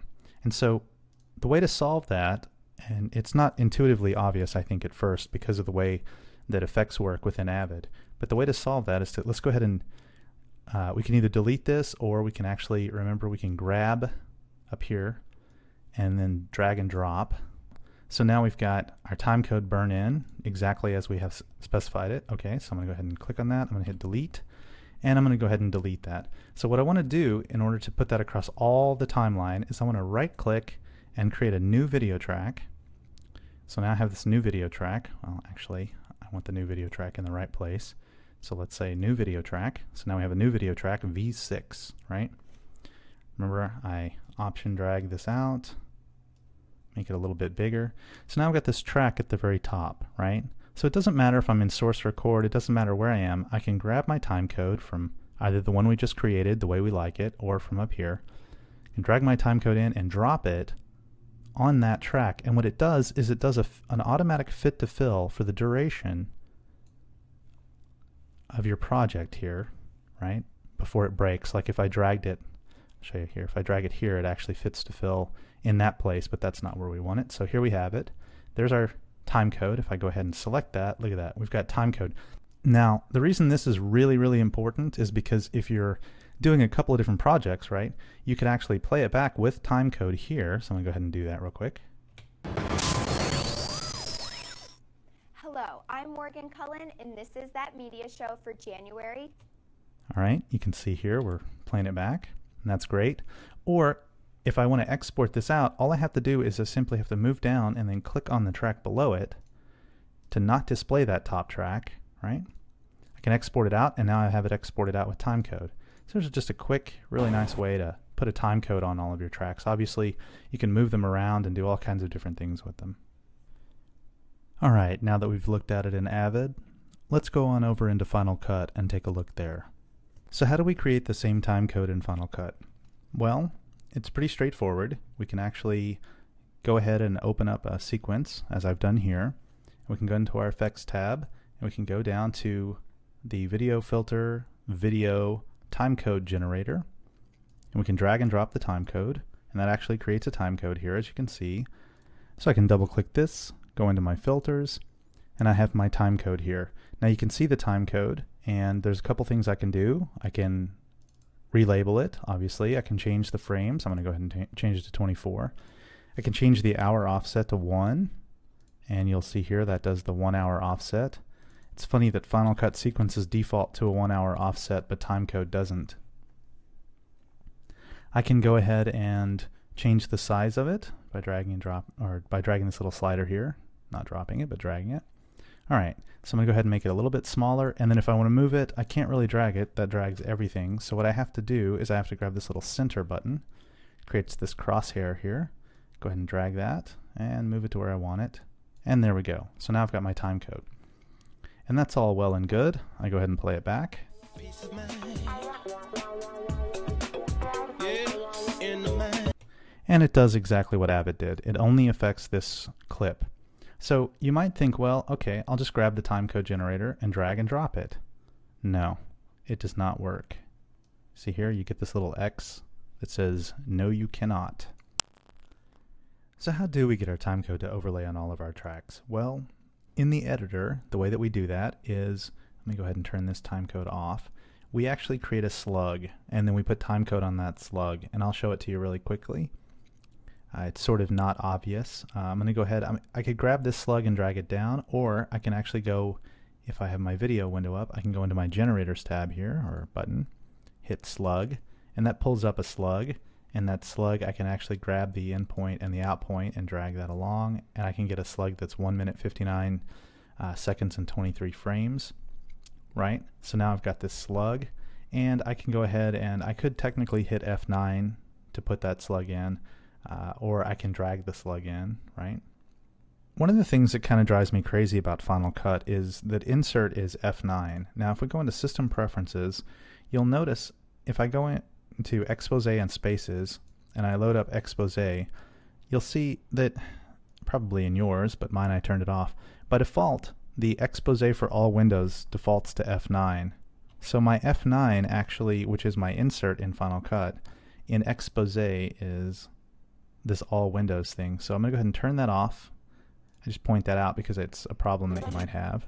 Go back to the beginning of my sequence here, I make sure my audio isn't selected. You see here, I click on my audio to kind of unhinge it, and I hit F9, and that puts my slug in. Now, here's the problem. Look what it did. It did an insert, right?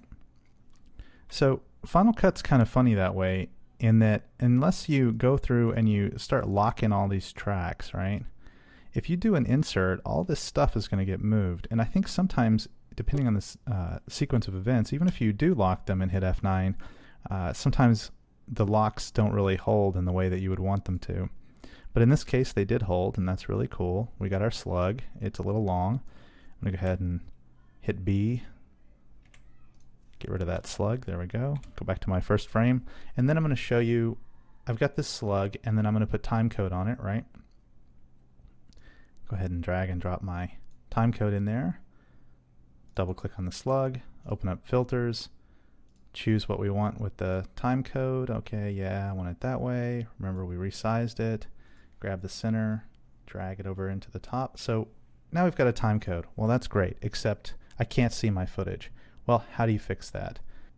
It's actually surprisingly simple. If you go up here to modify, and then you go down, you can say composite mode and screen.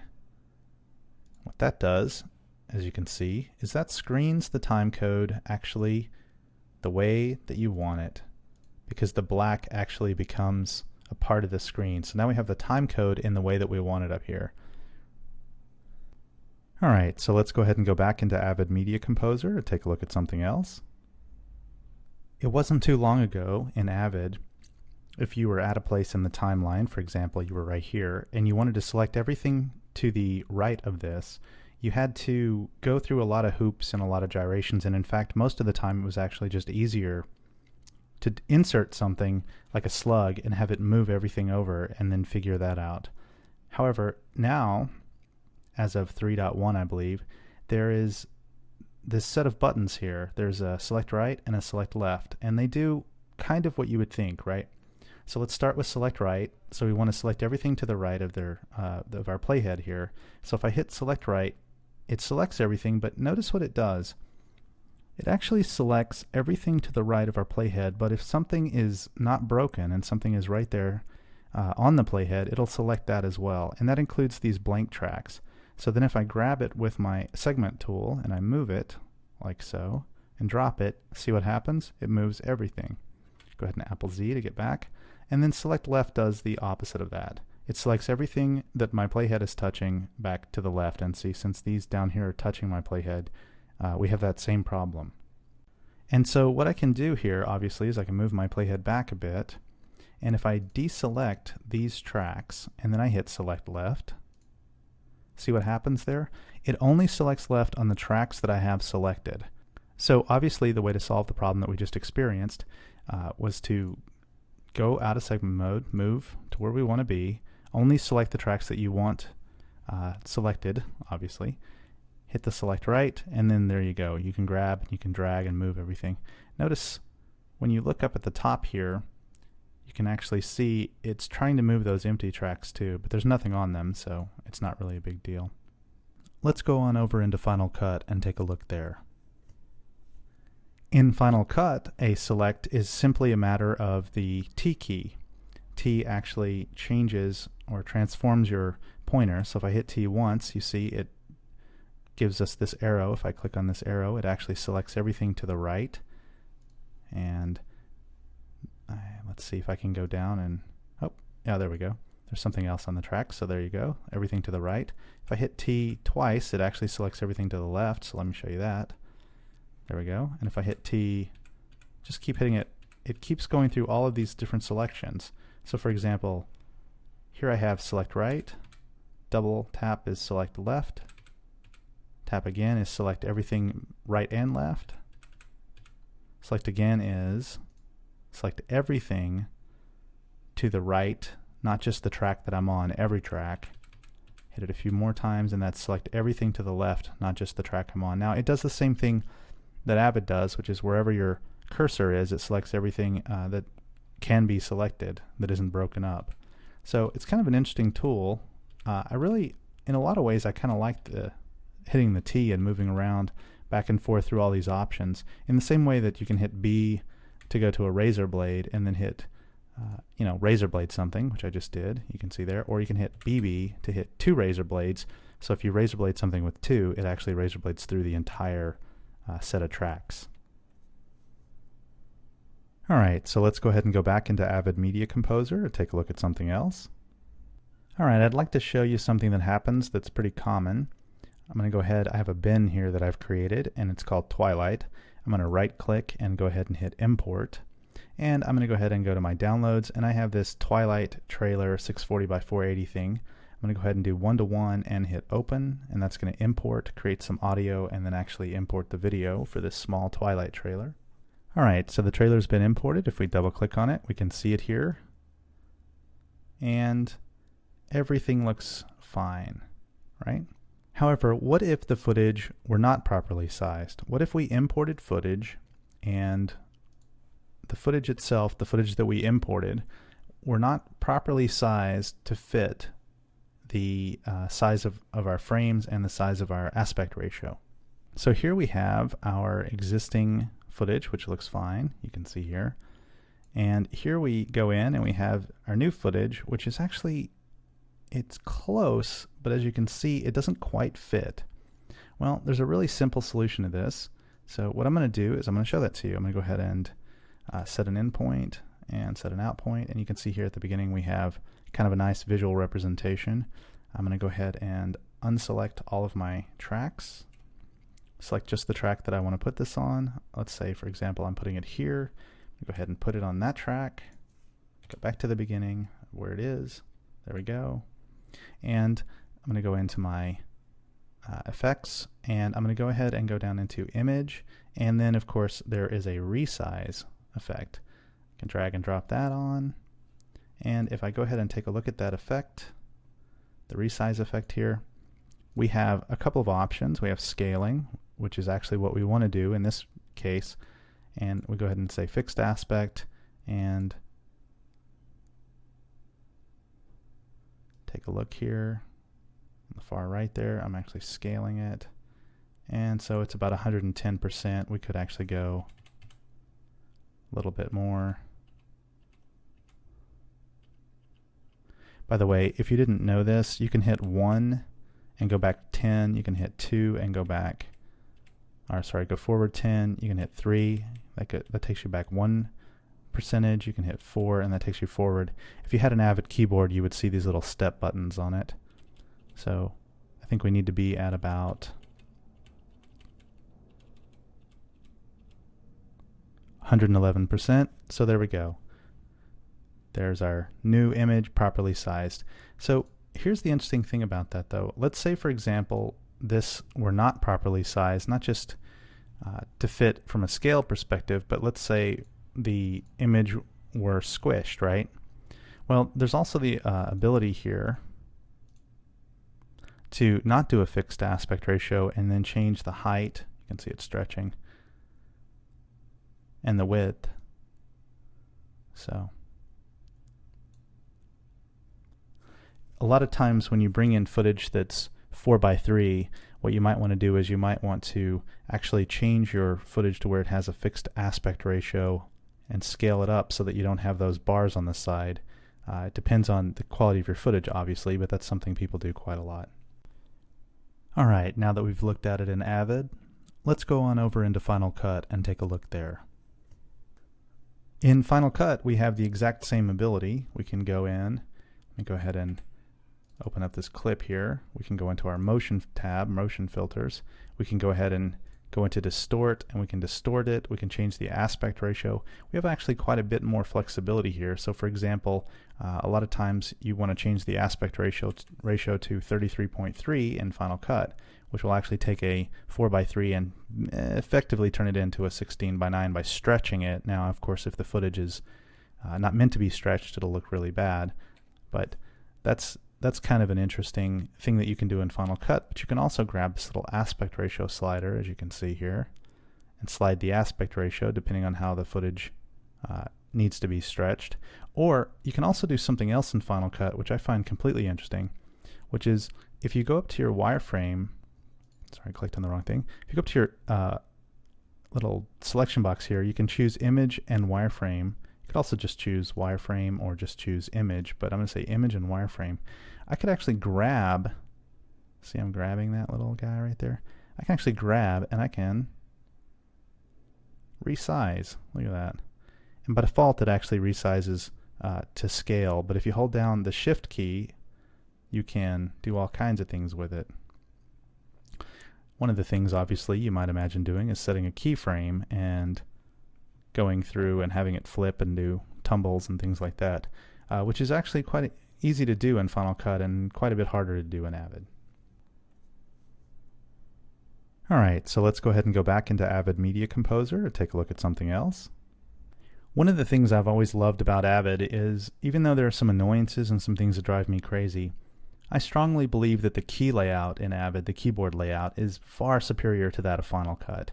F9 to do an insert is maddening. It is in exactly the wrong place. It needs to be close to where you can use it more frequently, because let's face it, you do use it more frequently unless you're a drag and drop editor, in which case you're probably editing the wrong way anyway. So let's take a look real quick at the keyboard in Avid. So if you go into settings and then you go down to keyboard, open that up, let's take a look here. So this is the default Avid keyboard and it's really nice, and in fact there are many places online where you can take a look and see these default Avid keys and all kinds of other keys. So if you have an Avid keyboard, all of this maps correctly and directly to your Avid keyboard that you have. You can see here that you can hover over it and it shows you, for example, that's a play, there's a go to in, there's a go to out. You have obviously mark in and out, you have mark in and out here, you have trim, you have keyframe, which is the little tick mark here, which you use quite frequently, and then you have vinsert and boverwrite, as we've talked about, and you have your JKL editing keys. You also have cool things like lift and extract, and obviously lift and extract are lots of fun. You can go ahead and hit I here to set an in point, hit O here to set an out point. Let me select a few tracks so we actually get something. Alright, actually, you know what? Let me select some audio tracks too. That'll be insane. And we go ahead and hit our Z key. And actually, if you have the Avid keyboard, it's funny because it doesn't show this little lift. It shows a man holding up a set of barbells, which is kind of funny. So you can see that that actually lifted everything out. Now, extract is exactly the opposite of that. Extract, instead of lifting, actually extracts, and you can see, let me do that again for you. When you extract, your entire timeline slides closer to you. So the difference between lift and extract is lift is a lift, literally lifts it out, and extract pulls it out and everything snaps together. Now the cool thing is, once you do a lift, you can actually go in and, let's say we wanted to add twilight into our little area here. It doesn't really matter where my in and out points are. I'm going to set them kind of big here. But now that I have this place lifted, I can go ahead and hit V for insert, and it inserts it. Now see what it did there? It inserted it kind of a fit to fill. And if I hit B for overwrite, it literally does a fit to fill right in there where my in and out point are. And by the way, that works in any context. I could actually set an in and out point here without having lifted it, and I can go ahead and hit B, and that does a fit to fill between my in and out point based on the tracks I have selected. Alright, now that we've looked at it in Avid, let's go on over into Final Cut and take a look there. So in Final Cut here, if we take a look at our keyboard, we actually go up to Tools, Keyboard Layout. I'm going to hit Customize just to show it to you. Here's our keyboard layout in Final Cut. You can see here that Z is actually zoom, which in some ways makes more sense. B is not overwrite, but is in fact razor blade. V is select nearest edit, which drives me mad. I cannot say that enough. It drives me insane. JKL seemed to be correctly set up, and at least correctly from an Avid perspective, and I really like that. But one of the things that I always go in and do is I always go in and grab this little V key here, which is, I'm going to go ahead and type insert. See, we have insert clip for F9. Well, I don't want that to be F9, right? What I want to do is select that and hit V, and actually the keyboard layer is locked, so let me go ahead and unlock that. So let me go ahead and hit V. Combination is currently assigned to the command select nearest edit. Do you wish to reassign it? Yes, because V is insert. V is not select nearest edit. All right. So that's pretty cool, and you've got all kinds of options that you can set, but I go in and I change a lot of them. One of the things, if you're really used to Avid, one of the things that you really want to think about and you really want to consider is you want to consider going to Scott Simmons' site, and that's at scottsimmons.tv. He runs the edit blog there, and he actually has a tool, and I'm going to show it to you here, not a tool, but a Final Cut layout. If you go into Tools and you go Keyboard Layout and you say Load Keyboard Layout, we can see here under Downloads I actually have Avid Close. I think he means close. And that's the closest approximation to an Avid keyboard that I've seen ever. I'm going to go ahead and distribute this for you just for fun. I'm going to hit Choose, and now if I go in to my video, got my little video track selected here, and I hit V, it actually does an insert. So that's nice. And actually if I hit B, it does an overwrite. So it actually literally maps it to your Avid keyboard if you're used to that. Now this is a nice thing because if you go back and forth like I do between Avid and Final Cut a lot, you really don't want to have two keyboards, so you can have either your Avid or your Final Cut keyboard and then use the one that's appropriate, but map most of the primary keys that you use, to the same buttons. And then if you get tired of it, obviously you can go into Tools, Keyboard Layout, and you can say, oh, I want to go back to the default layout US, right? Which in the case of default layout US, V selects the nearest edit, which is maddening. All right, so let's go ahead and go back into Avid Media Composer and take a look at something else. So back in Avid, one thing I realized that I didn't show you is these keys are also mappable. I can actually map these keys in Avid as well. It's not quite as obvious how to map these keys in Avid. It seems like if you click on them, they would map, but in fact they don't. What they do when you click on them is they do the thing that the button shows you. So I hit this play button and it plays. If I do a JKL, it actually does JKL, so it's a nice way to click and use the keyboard without actually having the keyboard in front of you. Now the one thing I've noticed, and it kind of frustrates me, is if I hit play, it doesn't actually hit the play button. I have to click it when the keyboard is up. So it'd be nice to actually have the keyboard up, hit buttons, and see which ones get hit. Alright, so if we have our keyboard open, which we do, and we go ahead and we go into Tools and we go to Command Palette, we have our command palette here. Now the weird thing about how this works is it's not obvious how it works to me, and I don't think it's obvious really to anyone. So one of the things you can do is you can go in here, and I'm going to say add keyframe, and what I want to do is I want to map add keyframe to a specific key. I'm going to map it to F1. What you do is you grab it and you drag it and you drop it onto F1. Now I know what you're thinking. You're thinking, wow, this is weird. It requires two things from the settings menu to be open, both the command palette and the keyboard, and it requires me to drag and drop. Isn't drag and dropping bad? Doesn't Avid discourage you from dragging and dropping? Well, apparently they only discourage you from dragging and dropping while you're editing, and certainly not while you're adding effects or you're modifying keys. So for example here, if I want the Z key instead of lift to be enlarge or zoom, look at that. Now Z is zoom like it was in Final Cut. So we can do all of these different things just by dragging and dropping them, and we have lots of multicam options. We have all kinds of options here we can drag in. And so there's how you remap the Avid keyboard. Now what I've noticed a lot of people do, because they don't want to tear up their original keyboard, is they go into settings and they go down to keyboard and then they hit Apple D or Control D, I suppose, on the PC, and they created a second keyboard, right? So now I have this second keyboard, right, which is not selected. I'm going to go ahead and select it. I'm going to go ahead and open it up. Now I've got my second keyboard. Actually, let me close it real quick. Open it back up. There we go. I've got my keyboard. I'm going to go ahead and put it here. And now my zoom, for example, if I wanted to map that back to something else or to some other key like lift, for example. There we go. And I've mapped it back. And now I can switch back and forth between these two keyboard layouts. All right, I wanted to show you one more thing, and at the risk of kind of pimping my own work, I wanted to show you something that I put together called the HD speed test. Now, I could walk you through a lot of the background of the HD speed test and why it exists, but if you take a look inside the application, I have it here open, if you go ahead and hit help, there's actually a whole description here of why it exists and why it was created and what it does. But I want to give you kind of a basic idea here. So basically the heavyweight champion right now of system tests or speed tests is a tool called the Avid system test.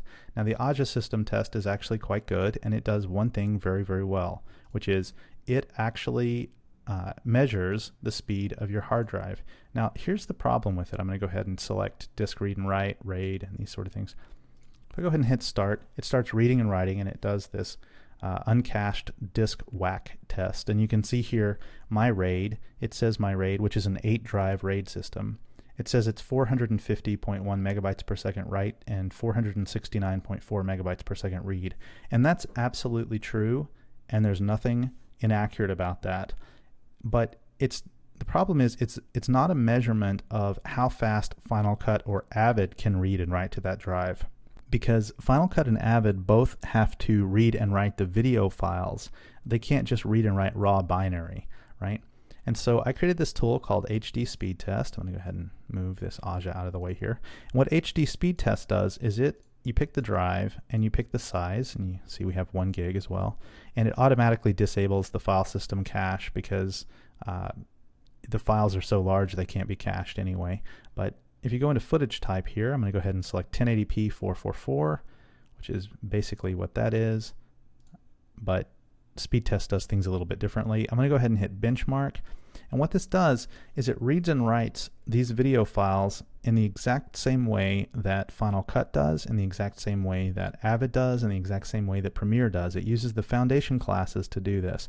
And so you can see here in our results what we have is not just a raw speed, which fair enough, the drive does have a raw speed of that, but we have a speed based on the video itself. So you can see here I have a required speed of 35 megabytes a second in order to do 1080p 444. I am capable of a sustained speed of 150.22 for that codec, basically. And then if you go down here, it tells you the footage types, the number of megabytes per second of sustained speed, the number of frames per second, how many streams I could edit in basically real time without having to render, and whether or not I can do real-time capture of that particular stream. So in this case, I could actually do real-time capture of uncompressed, no problem. Well, actually, it's pretty close, 30 frames per second. So if it were 29.97, I would be right in there. So let me show you another example. I have an audio drive, which is not a RAID drive. I'm going to go ahead and change this to, let's say, 1080p HDV. By the way, notice when you change this little information here changes on the fly because it already calculated everything. But I'm going to go ahead and benchmark that new drive. And we can see here that we have a sustained speed of about 60.64 megabytes. And the required speed is 18 megabytes to do this particular footage type that we selected. And we have all this information. And if you go ahead and compare this to the Aja system test, you can see the write is 44, the read is 61. But again, this is raw. It doesn't really count or take into consideration all of the different footage types. So anyway, the tool is free. It's available at unscale.com. If you're a Mac user, I encourage you to download it and use it to benchmark your drives and see what kind of sustained throughput you can have with video rather than just using binary files.